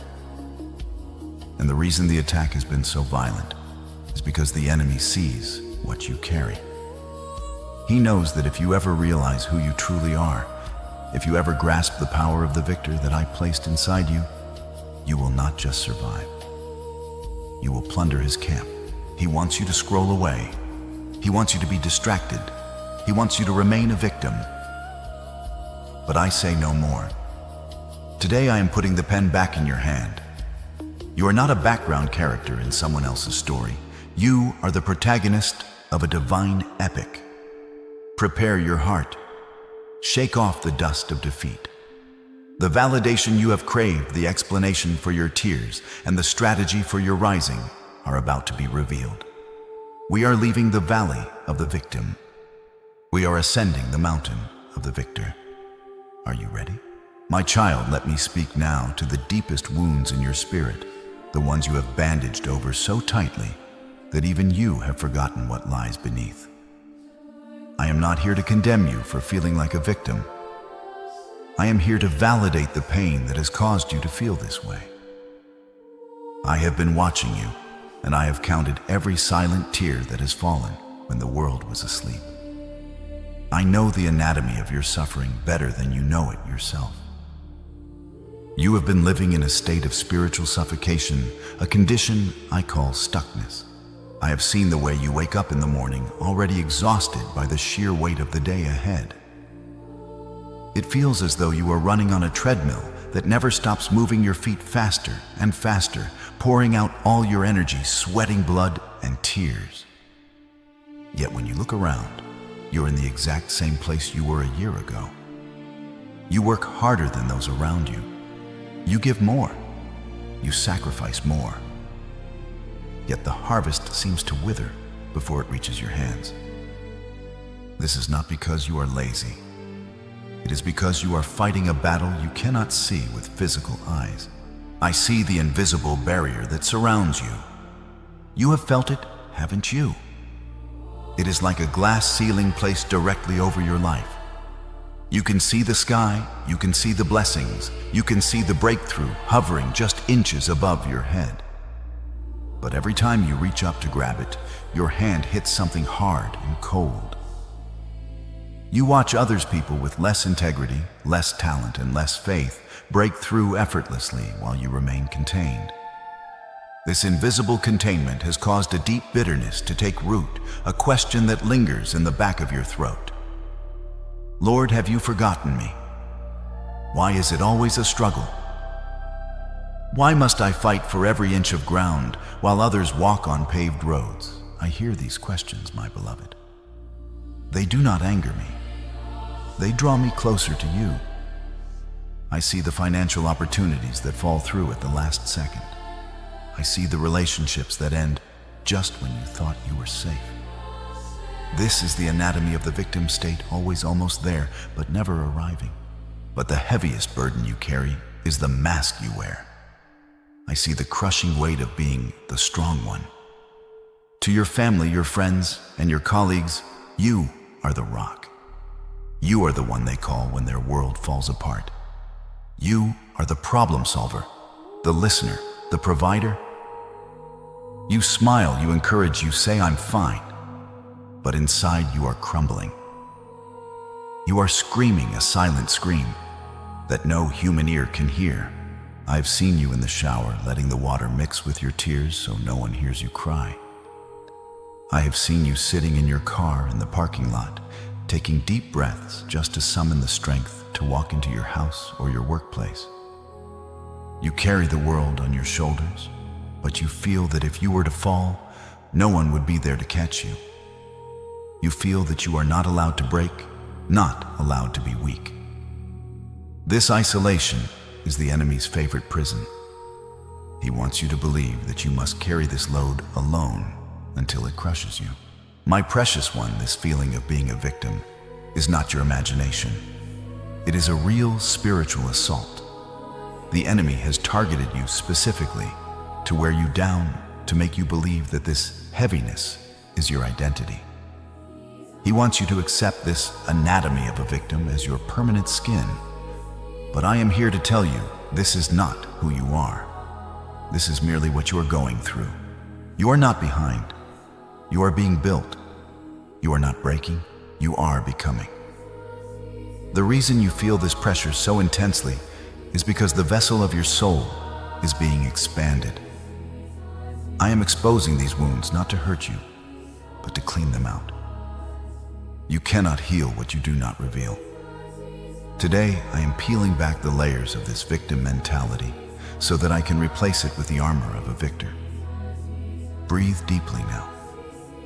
Let go of the need to pretend. I am here. I see it all. And because I see it, I can heal it. If you feel this resonance in your spirit, if you feel that I am reading the pages of your diary right now, do not stay silent. Press the like button as a signal to the heavens that you are receiving this validation. Let the enemy know that his cover is blown. You are no longer suffering in the dark. My light is shining on your situation, and where my light shines, darkness must flee. We are moving forward. We are going deeper. I am about to show you the root of the betrayal you have suffered and how I will turn it into your greatest promotion. Stay with me, my child. I want to touch a wound now that is perhaps the most painful of all the wound of betrayal. I have watched you walk through life with your chest wide open, offering your heart, your resources, and your time to those around you. You suffer from a beautiful but painful condition. You are a giver in a world of takers. You have the giver syndrome. I placed a spirit of generosity within you that mirrors my own. You cannot help but give. When you see a need, your hand moves before your mind can even calculate the cost. But this generosity has come with a terrible price. I have seen the imbalance in your relationships. You are always the one checking in, always the one forgiving, always the one making excuses for others' bad behavior. You give 100% and you receive 10% in return. You have poured oceans of love into people who could not even offer you a cup of water when you were thirsty. And the tragedy that haunts you is not just that they didn't give back, it is that they took what you gave and used it against you. I know the sharp sting of the Judas kiss. It is not the stranger who hurts you the most. It is the one you allowed into your inner circle. It is the one you fed when they were hungry, the one you defended when others attacked them, the one you pulled out of the pit. I saw the shock on your face when the very people you helped build up turned around and tried to tear you down. You became a ladder for them to climb, and once they reached the top, they kicked the ladder away. You have felt the cold steel of ingratitude. You have asked me in the midnight hour, Lord, why? Why do I attract people who drain me? Why is my kindness repaid with cruelty? You feel like you are walking through a den of lions, but unlike Daniel, you feel the bites. You feel that your kindness has been viewed as weakness, and your silence has been interpreted as guilt. This cycle of betrayal has made you want to build walls around your heart, to lock the door and never let anyone in again. But I see an even deeper pain, the pain of being misunderstood and wrongly accused. I have heard your silent scream. There are stories being told about you right now that are twisted versions of the truth. People have painted you as the villain in a story where you were actually the savior. They have taken your silence, the silence I commanded you to keep, and used it to spin narratives that assassinate your character. You wanted to scream. You wanted to show the text messages, the receipts, the proof of your innocence. You wanted to clear your name. But something in your spirit, my spirit, held you back. You chose the high road, but the air up there is thin and lonely. You are suffering the agony of a clear conscience in a room full of false witnesses. You feel the injustice burning in your chest like a coal. Listen to me. My beloved, I saw it all. I saw what they did in secret. I heard what they said when you left the room. You do not need to defend yourself because I am your defender. You do not need to explain yourself because I am your vindicator. The reason they betrayed you is not because you are foolish. It is because you carry a light that exposes their darkness. They could not handle the purity of your heart, so they tried to break it. But here is my promise. The tables are about to turn. Those who dug a pit for you will fall into it themselves. Do not let their betrayal turn your heart to stone. Do not let them steal your ability to love, for that is your superpower. If you believe that I am handling your reputation and fighting your battles, show me your trust. Press the like button now to declare God is my defense. Let the enemy see that you are not bitter. You are waiting on the Lord. We are moving from the pain of the past into the heaviness of the present, only to break it forever. Come with me. My child, I need to address the heavy cloud that has settled over your mind. I am not speaking of a simple bad mood. I am speaking of a spirit of heaviness that wraps around you like a suffocating blanket. I know about the nights. I see you when the rest of the world is sleeping, and you are staring at the ceiling, your mind racing like a runaway train. You are exhausted in your body, but your spirit is wired alert to a danger you cannot see. I know the specific torment of the 3:00 a.m. wake-up call. You jolt awake, your heart pounding in your chest for no apparent reason. The air in the room feels thick. Anxiety grips your throat, and a nameless dread washes over you. You try to pray, but the words feel heavy like stones falling to the floor. This is not just insomnia. This is a spiritual alarm. The enemy attacks you in the night because he knows your guard is down. He whispers fears into the silence. What if everything falls apart? What if the money doesn't come? What if you are sick? I hear the voice of the inner critic. that has set up a loudspeaker in your mind. It is a relentless, nagging whisper that sounds like your own voice, but it is not you. It says, "Look at you. You're a failure. You're too old to start over. You've made too many mistakes. God has finally had enough of you." It replays your past errors in high definition, forcing you to watch a highlight reel of your regrets. This voice tells you that your best days are behind you. It convinces you that the reason you are suffering is because you are being punished. It whispers that you are damaged goods. My child, recognize this voice for what it is, a liar. The enemy accuses you day and night because he is terrified of your potential. He tries to burden you with guilt so that you will be too heavy to fly. He wants you paralyzed by shame, stuck in the mud of what if and if only. But right now, in this holy moment, we are going to lift this weight. I want you to do something for me. Physically, right where you are, take your hand and place it over your heart. Feel it beating. That rhythm is my gift to you. As long as that heart is beating, I am not finished with you. Now take a deep breath. Inhale my peace and exhale the heaviness. Inhale my promise and exhale the worry. Do it again. Let your shoulders drop. Unclench your jaw. I am breaking the spirit of heaviness off you right now. I am replacing it with the garment of praise. You are not losing your mind. You are under attack because you are about to gain a kingdom. The pressure you feel is not the crushing of death. It is the pressing of the olive to produce the oil. If you felt that release, if you felt the atmosphere shift even slightly as you breathed, that is my spirit touching yours. You are safe with me. The anxiety is lying to you. The depression is a trespasser on my property. You are my property, and I am posting guard angels around your mind tonight. You will sleep in peace. You will wake with purpose. Now that we have validated your pain and exposed the enemy's tactics, we must shift our gaze. You need to understand why this is happening. You need to know why all hell has broken loose against you. The answer will shock you, but it will also set you free. We are moving into the revelation. Prepare your spirit. The truth is coming. My child, now. We arrive at the turning point of your understanding. You have spent countless nights asking the question that plagues every suffering soul. Why me?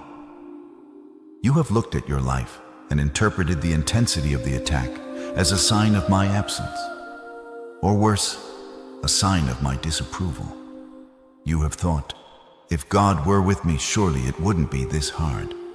Surely I wouldn't be facing this much resistance. But today, I am flipping the script. I want you to understand a fundamental spiritual law.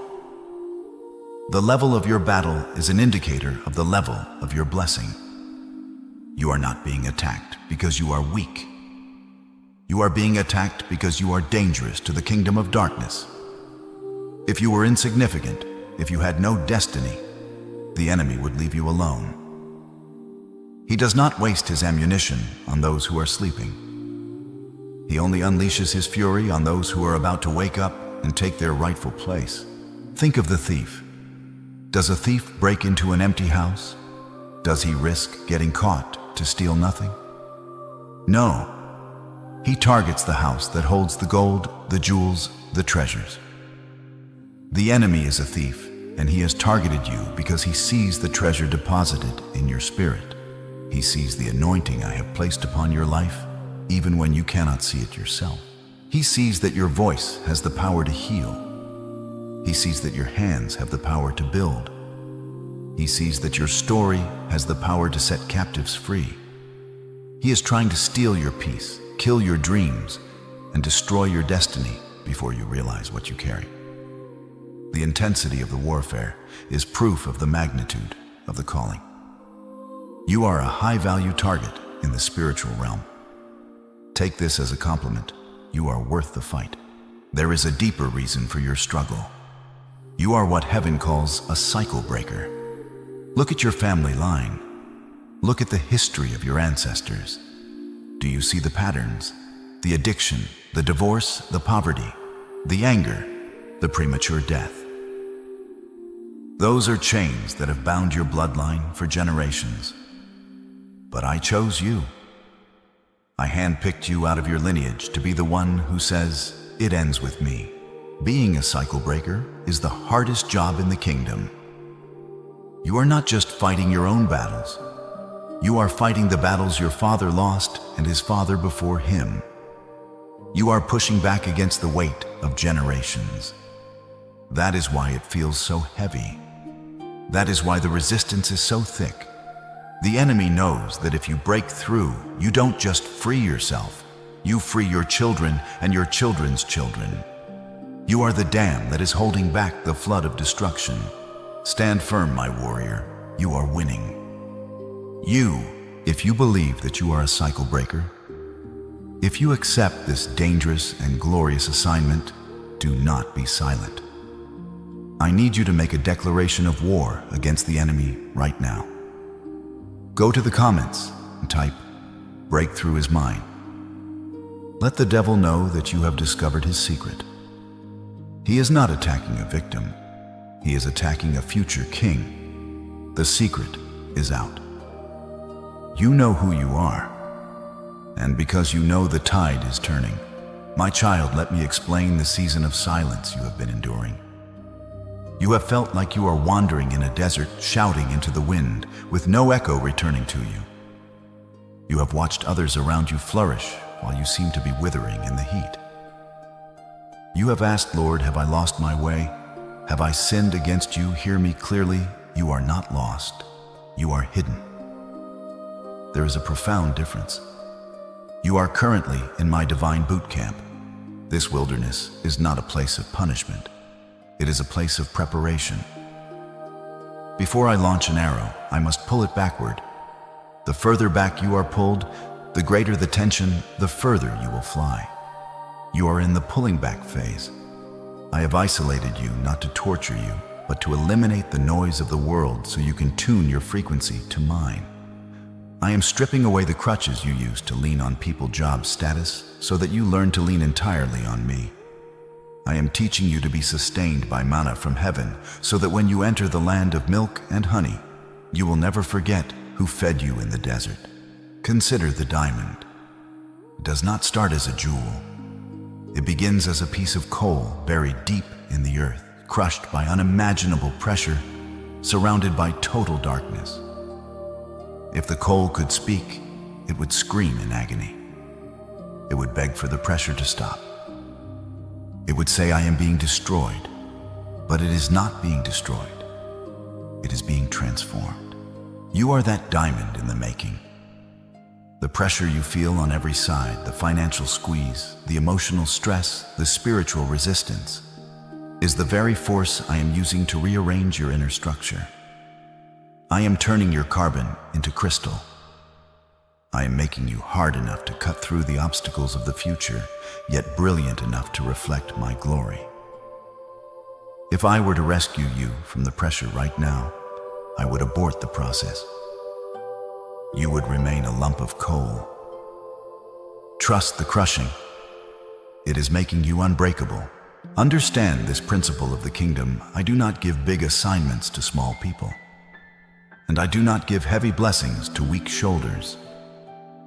You are asking for the crown, but a crown is heavy. If I placed the weight of your destiny on you before your neck was strong enough to carry it, it would not bless you, it would break you. I am strengthening your character so it can support your calling. I am expanding your capacity so you don't overflow when the pour-out comes. The waiting room is not a denial. It is a construction site. I am building a foundation in you that is deep enough to support the skyscraper I am about to raise. You are near the end of this training. The test is almost over. You have endured the heat, you have stood under the pressure, and soon you will emerge not smelling of smoke, but shining like gold. The wilderness is not your home. It is merely the hallway to your palace. Keep walking. My child, let us look at the spirit of David. Before he was a king, he was a shepherd boy, forgotten in the fields. When the prophet Samuel came to anoint the next king, David's own father, Jesse, did not even think to call him. He paraded his 7 older, stronger, more kingly sons before the prophet. David was the afterthought. David was the one too small to matter. I know you have felt this stinging rejection. You have watched others get the promotion, the recognition, the support, while you were left tending the sheep in obscurity. People look at your outward appearance and see nothing remarkable. They see your lack of resources. They see your quiet nature. They underestimate you. But remember, this man looks at the outward appearance, but I look at the heart. And in your heart, I see a giant slayer. You are currently staring down a Goliath in your life. Maybe his name is debt. Maybe his name is sickness, addiction, or divorce. This giant stands tall, casting a long shadow over your future, taunting you day and night, shouting, "You will never defeat me. You are too weak." He rattles his armor to scare you. He points to the scoreboard of your past failures. But do not tremble at his size. The only reason I allowed a giant this big to enter your story is because I am about to give you a victory that will echo through eternity. You do not need their armor. You do not need their methods, their money, or their connections. You only need what you already have in your hand, a stone of faith and the sling of my word. Stand up now in your spirit. Look that giant in the eye and say what David said. You come against me with sword and spear, but I come against you in the name of the Lord Almighty. The moment you release your faith, that stone will fly. I am guiding it. The giant is not there to destroy you. He is there to reveal you. He is about to fall face down at your feet. The thud of his fall will be the sound of your promotion. Get ready to cut off the head of the thing that has terrified you. The battle is already won. My child, hear the decree that is ringing from the throne room of heaven this very moment. We have reached the point of the great reversal. There is a spiritual law that governs the universe, a law as real as gravity. The last shall be first, and the first shall be last.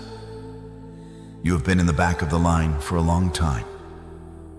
You have been overlooked, underestimated, and pushed aside. But the line is about to flip. The ground beneath you is shifting. The elevator of your destiny is no longer going down to the basement of despair. It has just been switched to the penthouse of my glory. What the enemy meant for evil, I am turning for your good. It is not just a repair job. It is a total reversal. Where there was shame, I am pouring out double honor. Where there was lack, I am releasing overflowing abundance. Where there was sorrow, I am releasing unspeakable joy. The pendulum is swinging back, and it will swing just as far into blessing as it did into burden. The momentum is building.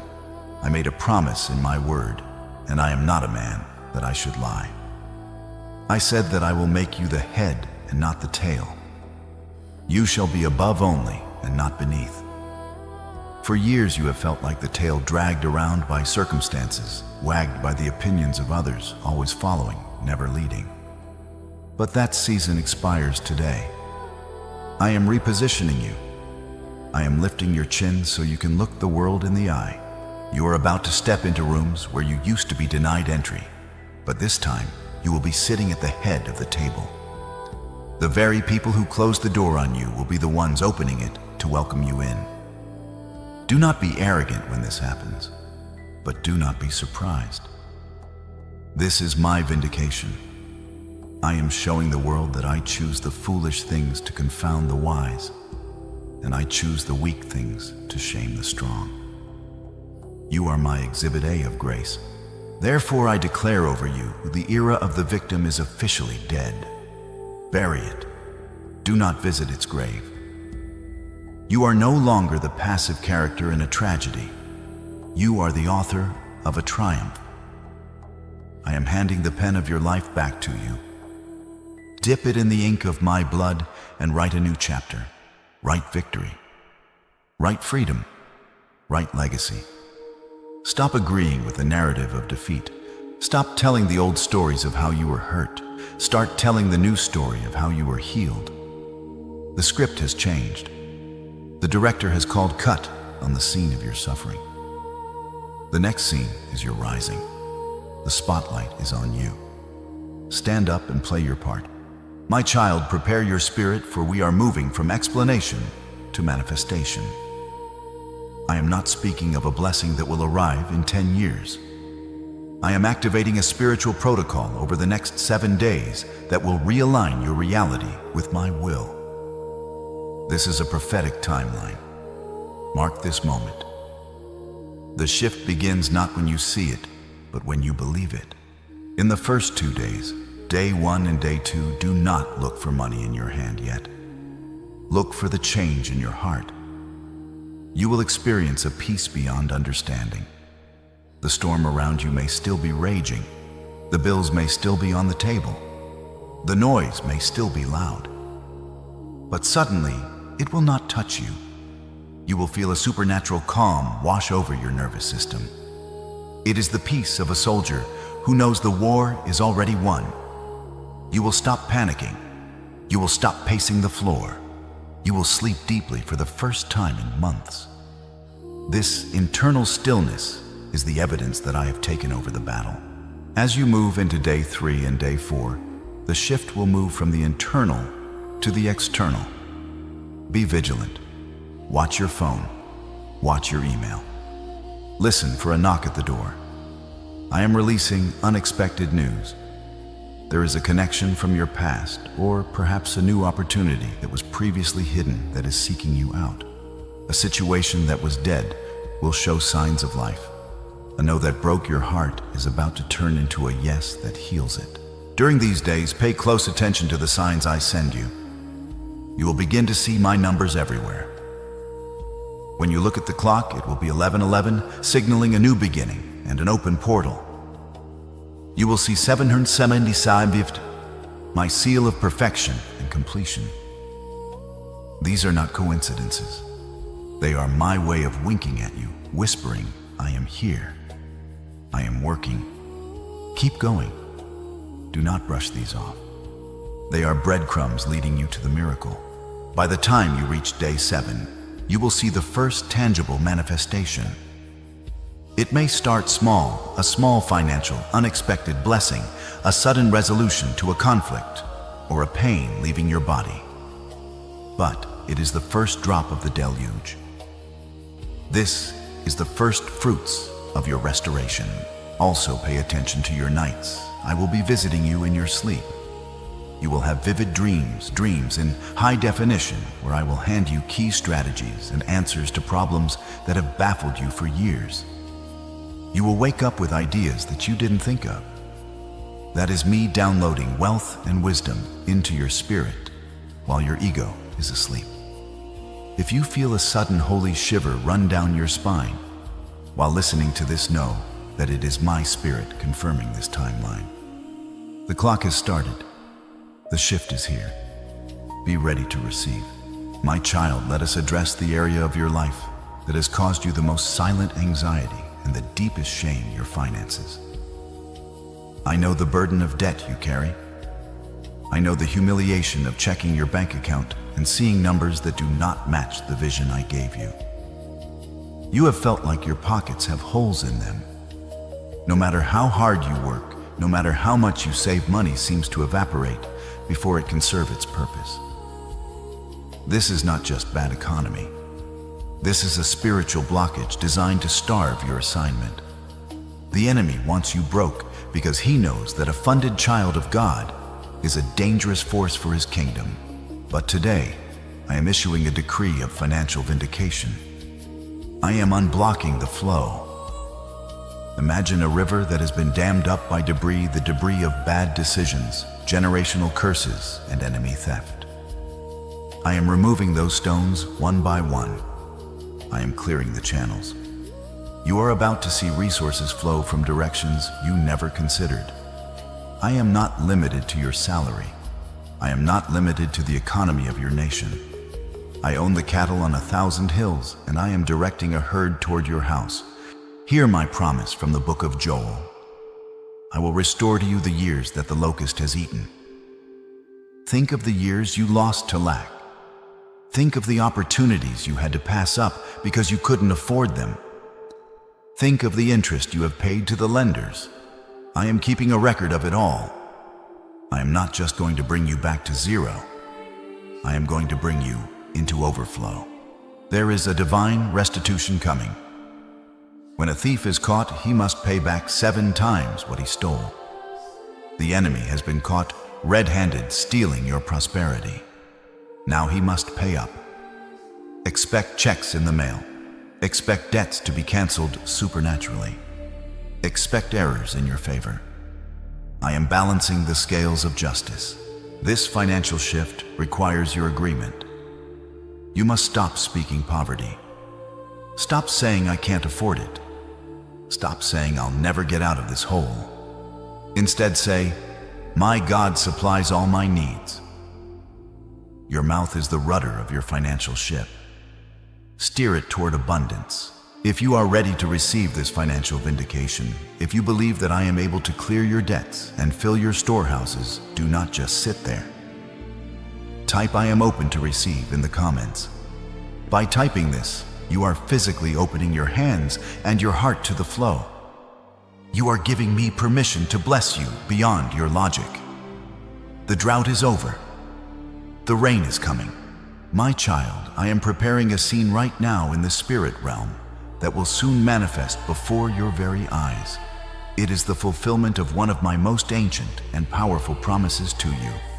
You have read the words, but you are about to live them. I prepare a table before you in the presence of your enemies. Have you ever wondered why I insist on their presence? Why do I not simply remove them? Why do I not sweep them away before I bless you?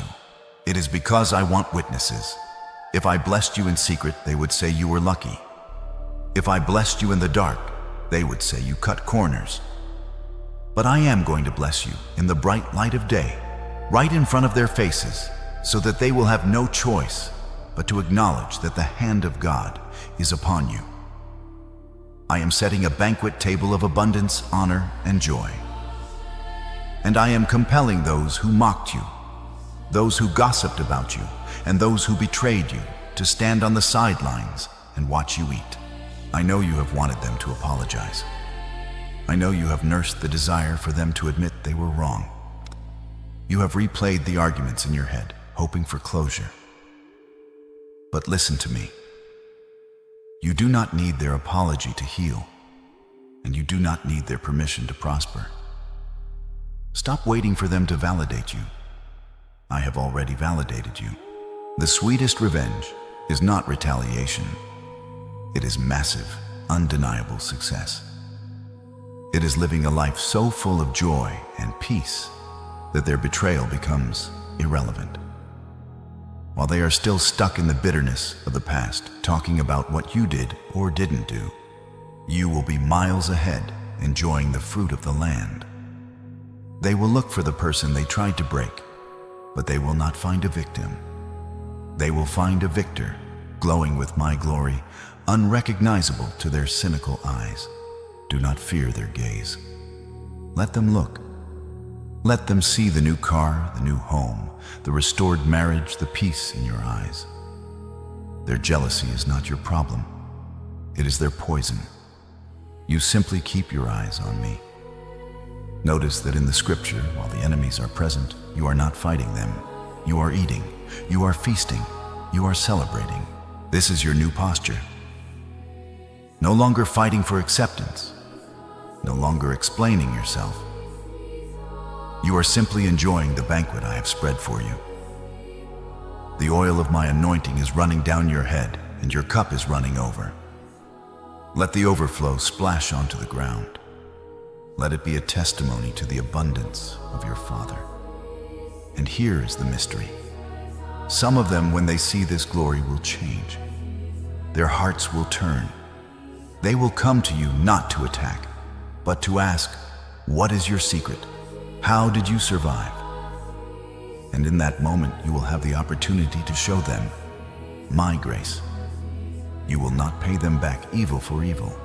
You will show them that the God who saved you can save them too. But for those who refuse to change, who choose to remain in their hate, they will simply fade away into the background of your story. They will become footnotes in your biography, mere reminders of the obstacles you overcame. The table is set. The guests are watching. Pull up your chair and take your seat. It is time to feast on my faithfulness. My child, we are reaching the summit of this revelation. The blessing I am releasing upon you is not merely material. I am not just giving you things. Anyone can have things. I am giving you something far more dangerous to the enemy and far more precious to the kingdom. I am giving you authority. I am placing a new mantle upon your shoulders. Can you feel the weight of it? It is the mantle of kingship and priesthood. For years you have felt like a grasshopper in a land of giants. You have felt small, voiceless, and powerless. You have pleaded with circumstances to change. But with this new mantle, you will no longer plead. You will command. I am upgrading your spiritual rank. You are graduating from a foot soldier to a general in my army. When you walk into a room, the atmosphere will shift, not because of what you say, but because of who you carry inside you. Demons recognize rank, and they will tremble at the authority that now rests upon you. With this authority comes a new power in your mouth. Listen closely. Your words are no longer just sound waves. They are decrees. I am activating the creative power of your tongue. In the past, you spoke of your pain, and you got more pain. You spoke of your lack, and you got more lack.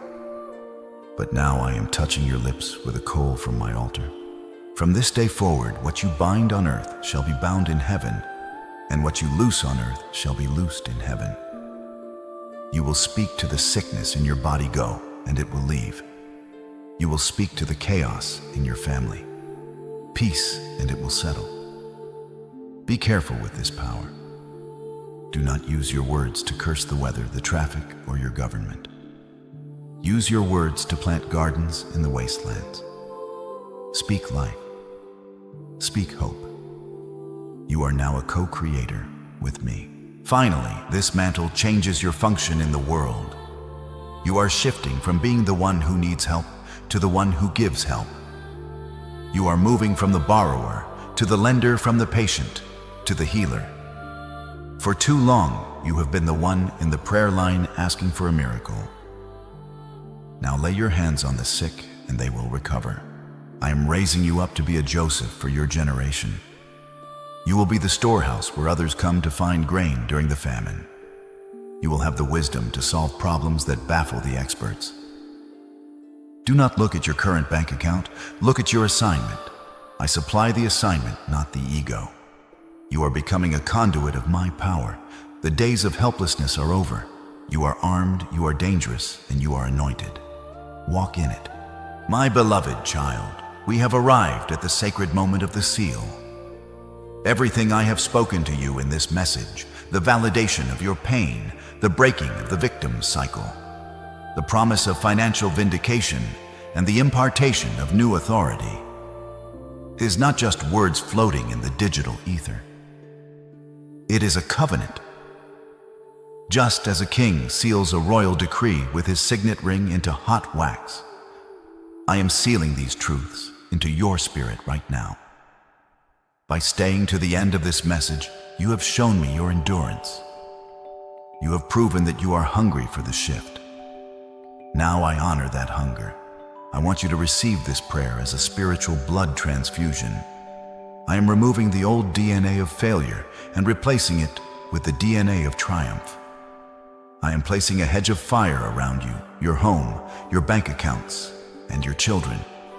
The enemy may prowl, he may roar, but he cannot cross this line of fire. What I have blessed, no man can curse. What I have opened, no man can shut. This is a closed transaction. The debt is paid. The battle is won. Now receive my healing touch. I stretch my hand out to you through this screen. I command every cell in your body to align with divine perfection. If there is pain in your joints, I command it to leave. If there is chaos in your mind, I command it to be still. If there is a heaviness in your chest, I command it to lift. I speak to the trauma of your past. You have no power here anymore. I wash the memories that haunt you with the water of my word.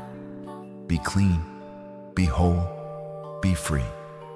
You are not a broken vessel. You are a restored masterpiece, held together by golden seams of grace, stronger than you were before you broke. Receive your healing. It is yours. It is done. To lock this victory in place, to ensure that the enemy cannot steal the seed that has been planted today, you must make the final declaration. This is your signature on the covenant. Go to the comments for the final time and type these 4 words with all the conviction in your soul: I am a victor. Do not type it lightly. Type it as a roar. Type it as a notice of eviction to every demon that has tormented you. When you type, I am a victor, you are slamming the door in the face of the victim mentality forever. You are agreeing with heaven. You are accepting your crown. Do it now. Seal it. Let the heavens record your new name. But listen closely, my warrior, for I must leave you with a warning. When you step into this new level of power, the atmosphere will change. The higher you climb, the stronger the winds will blow. The enemy does not give up territory easily. He will try to test your new authority. He will try to see if you really believe what you just typed. Do not fear, for I have prepared a secret weapon for you, a second key that unlocks a door you do not even know exists yet. This key is the ultimate protection against the counterattack. I cannot reveal it to you yet. You must first walk in the victory of today. But keep your eyes open. Keep your spirit tuned to this channel. And soon to hand you this second key. Until then, stand tall. You are my child, and in you I am well pleased. Is dead. Long live the victor. Stop. Do not scroll past my This is not a coincidence.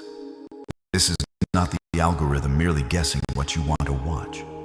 This is my voice, the voice of your creator, reaching out to you through the noise of this world to grab your hand in your darkest hour. I have paused the universe for this very second just to speak with you. Yes, you do. I know you are surprised. I know you were looking for distraction, perhaps something to numb the worry that has been gnawing at your chest, but I have brought you here for something far greater. I have brought you here for a rescue. If you click away, you are walking away from the very answer you cried out for in the silence of your room last night. Do not let the enemy of your soul distract you for one more second. Stay. Listen. Let my presence wash over you. I know you are tired. I do not mean the kind of tired that sleep can fix. I am speaking of a deep, soul-level exhaustion that has settled into your bones. I see the way you look at the calendar with dread. I see the way you hesitate before checking your bank account, hoping for a miracle, but expecting a deficit. You have been running a race that feels like it has no finish line, carrying burdens that were never meant for your shoulders alone. Visible, haven't you? You have felt as though your prayers are hitting a brass ceiling, bouncing back unanswered. But I am here to tell you that I have caught every tear. I have heard every sigh. And today, right now, I am stepping in to intervene. The season of silence is over. My beloved, in the next 10 minutes, I am going to reveal the specific reason why your breakthrough has been delayed. I am going to show you exactly why your wallet feels like it has holes in it. And I am going to expose the thief that has been trying to steal your destiny.